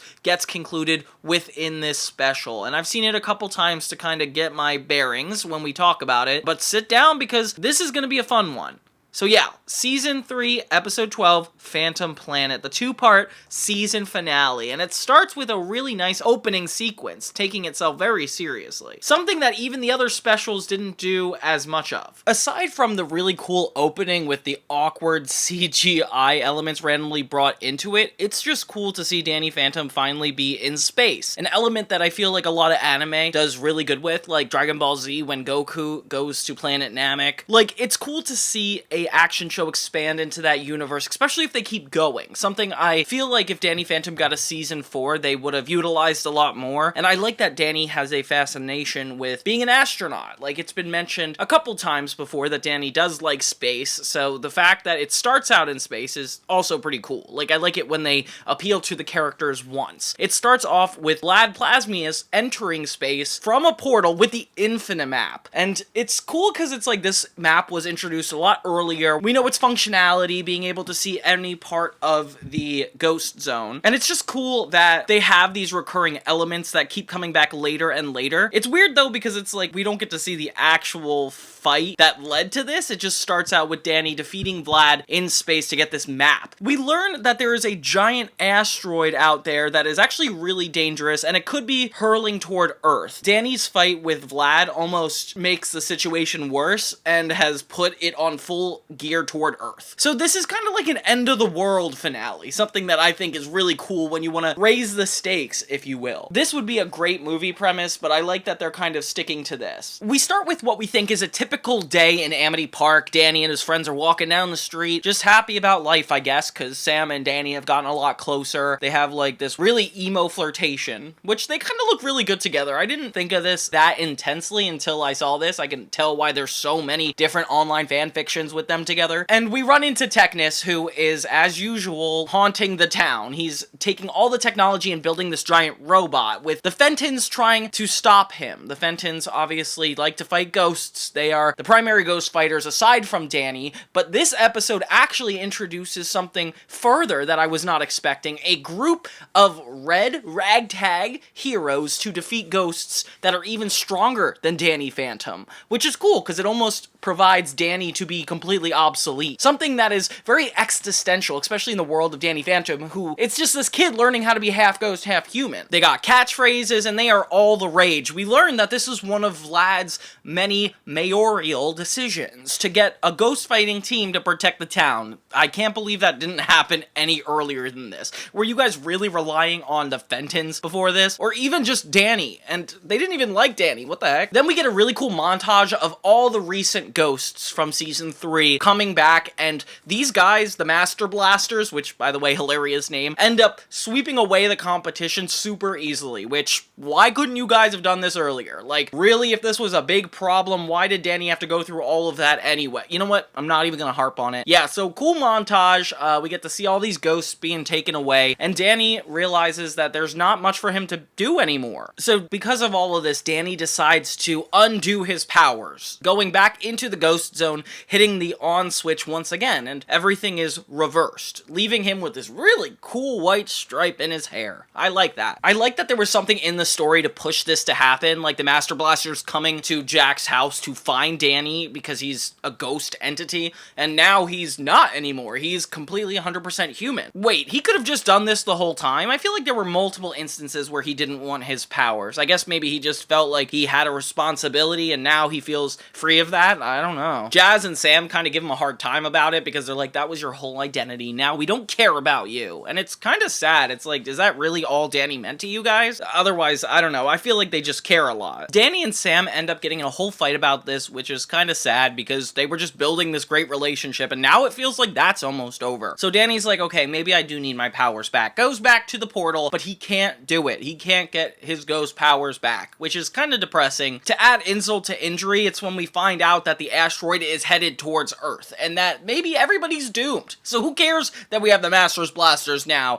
Now we're gonna be Master's Blasted. Do you guys like that? I don't either. The entire town is depressed and it's borderline like dystopic, thinking that they're all going to die like this. Like, it definitely makes for a very existential finale. They report about it on the news. Everybody is in the know about it. It feels so much bigger than just an Amity Park issue, which I like a lot. Vlad tries to stop it, but it doesn't work. Not even the Master's Blasters can stop this asteroid from coming. Everyone is screwed. Just in time for Danny to not have his powers anymore. Oh my gosh. A cool kind of B plot is that they actually send Jack into space with the Master Blasters, and they are going to stop this whole thing, leaving Danny in a good position. Everybody's watching from the lookout tower with like Vlad, the news people, and it's kind of cool. I really like this station where they can kind of keep an eye on things going on in space. It's definitely a good addition to the Fenton's household, and I like that it's like really necessary they're there, something that I feel like we didn't know a lot before that Rainstorm special back in season 2. Like, I like this new location. One of my favorite parts in this entire series is the next twist. So Vlad addresses the entire town about the fact that they are all going to die, thinks it's perfect timing to tell them that he's been this evil ghost all along. Oh my gosh, this is insane. So yeah, now that everybody's dying, I guess it's necessary. Apparently Vlad knows how to stop this whole thing, but won't do it unless everybody agrees to obey him. With Jack and Maddie having a huge existential crisis,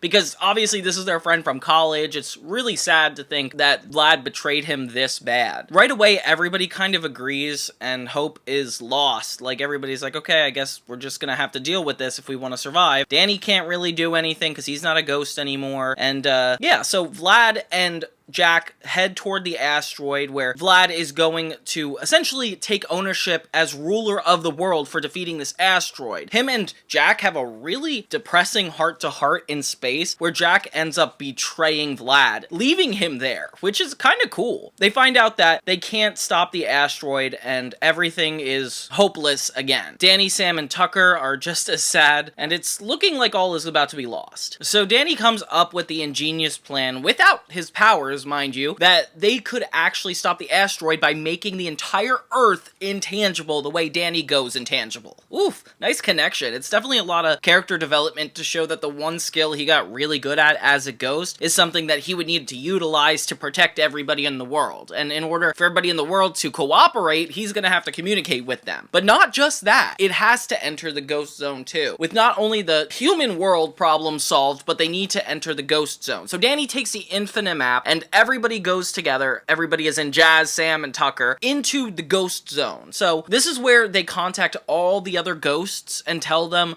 that they need help. Without the power of all of the ghosts, this won't even be possible. So they get Skulker, and they have to do a little bit of convincing, but they do get everybody on their side. I like how before we started with this whole Masters Blasters taking over the Danny persona, but then overshadowed that plot with an even darker problem that Danny now has to solve. And it's so cool to think that, like, a main character has to go through that much in order to make this happen. When they're in the ghost zone, Danny manages to get blasted to a point where he gets his powers back, something that he's always wanted since a couple minutes ago. Finally, Danny is affected and turned back into a ghost by being zapped by all the ghosts inside, which kind of crazy, actually. He comes back to his former self and leads the ghosts with his ghostly wail. I like that move a lot. And then they head right on back to town, where he actually has to stand in Vlad's position and be the bigger person, even though he's not the mayor. Oh, I love that. That's such a great full circle moment for everything that happened all of this season. So yeah, Danny pitches his idea to everybody, and the entire world has to cooperate, with Danny realizing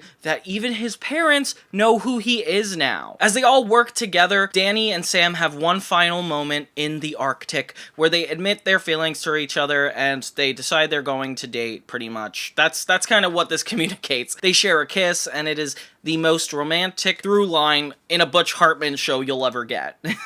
If you know his other shows, like, that's kind of funny. So Danny and Sam wave goodbye as he heads off into the ghost zone, catching all the ghosts and using their help to save the world. Oh, and it's such a nice moment to end the series with every single character we've seen throughout this 49, 52 episode arc actually work together. Like the Fright Night, we even get the sleeping ghost. Like, what a perfect way to end the finale. Everybody celebrates not only the humans but the ghosts, and Danny Phantom is officially getting the happy ending it deserves, with Tucker becoming the mayor of the town, one of the youngest to ever be the mayor, which I can't believe that he is the one replacing him. You're telling me there's no, like, child labor laws? This can't be good. Anyway, but yeah, that's the happy ending. Tucker is now king of the town, and Sam and Danny have their final moments under a tree. And as they share one last kiss, we kind of assume that the world is going to be a better place from now on. And we even get, like, a little statue of Danny Phantom in Amity Park, which is kind of cool. Do you see that? Like, that's awesome. With the final credits having the original images of Danny Phantom all over them, and it's just cool to see it wrapped up like this. It's very clear that the episode's ending is very intentional. This is where they wanted to finish this entire series, and it gets a full circle moment. So yeah, overall, while the third season had some pretty high and pretty low moments,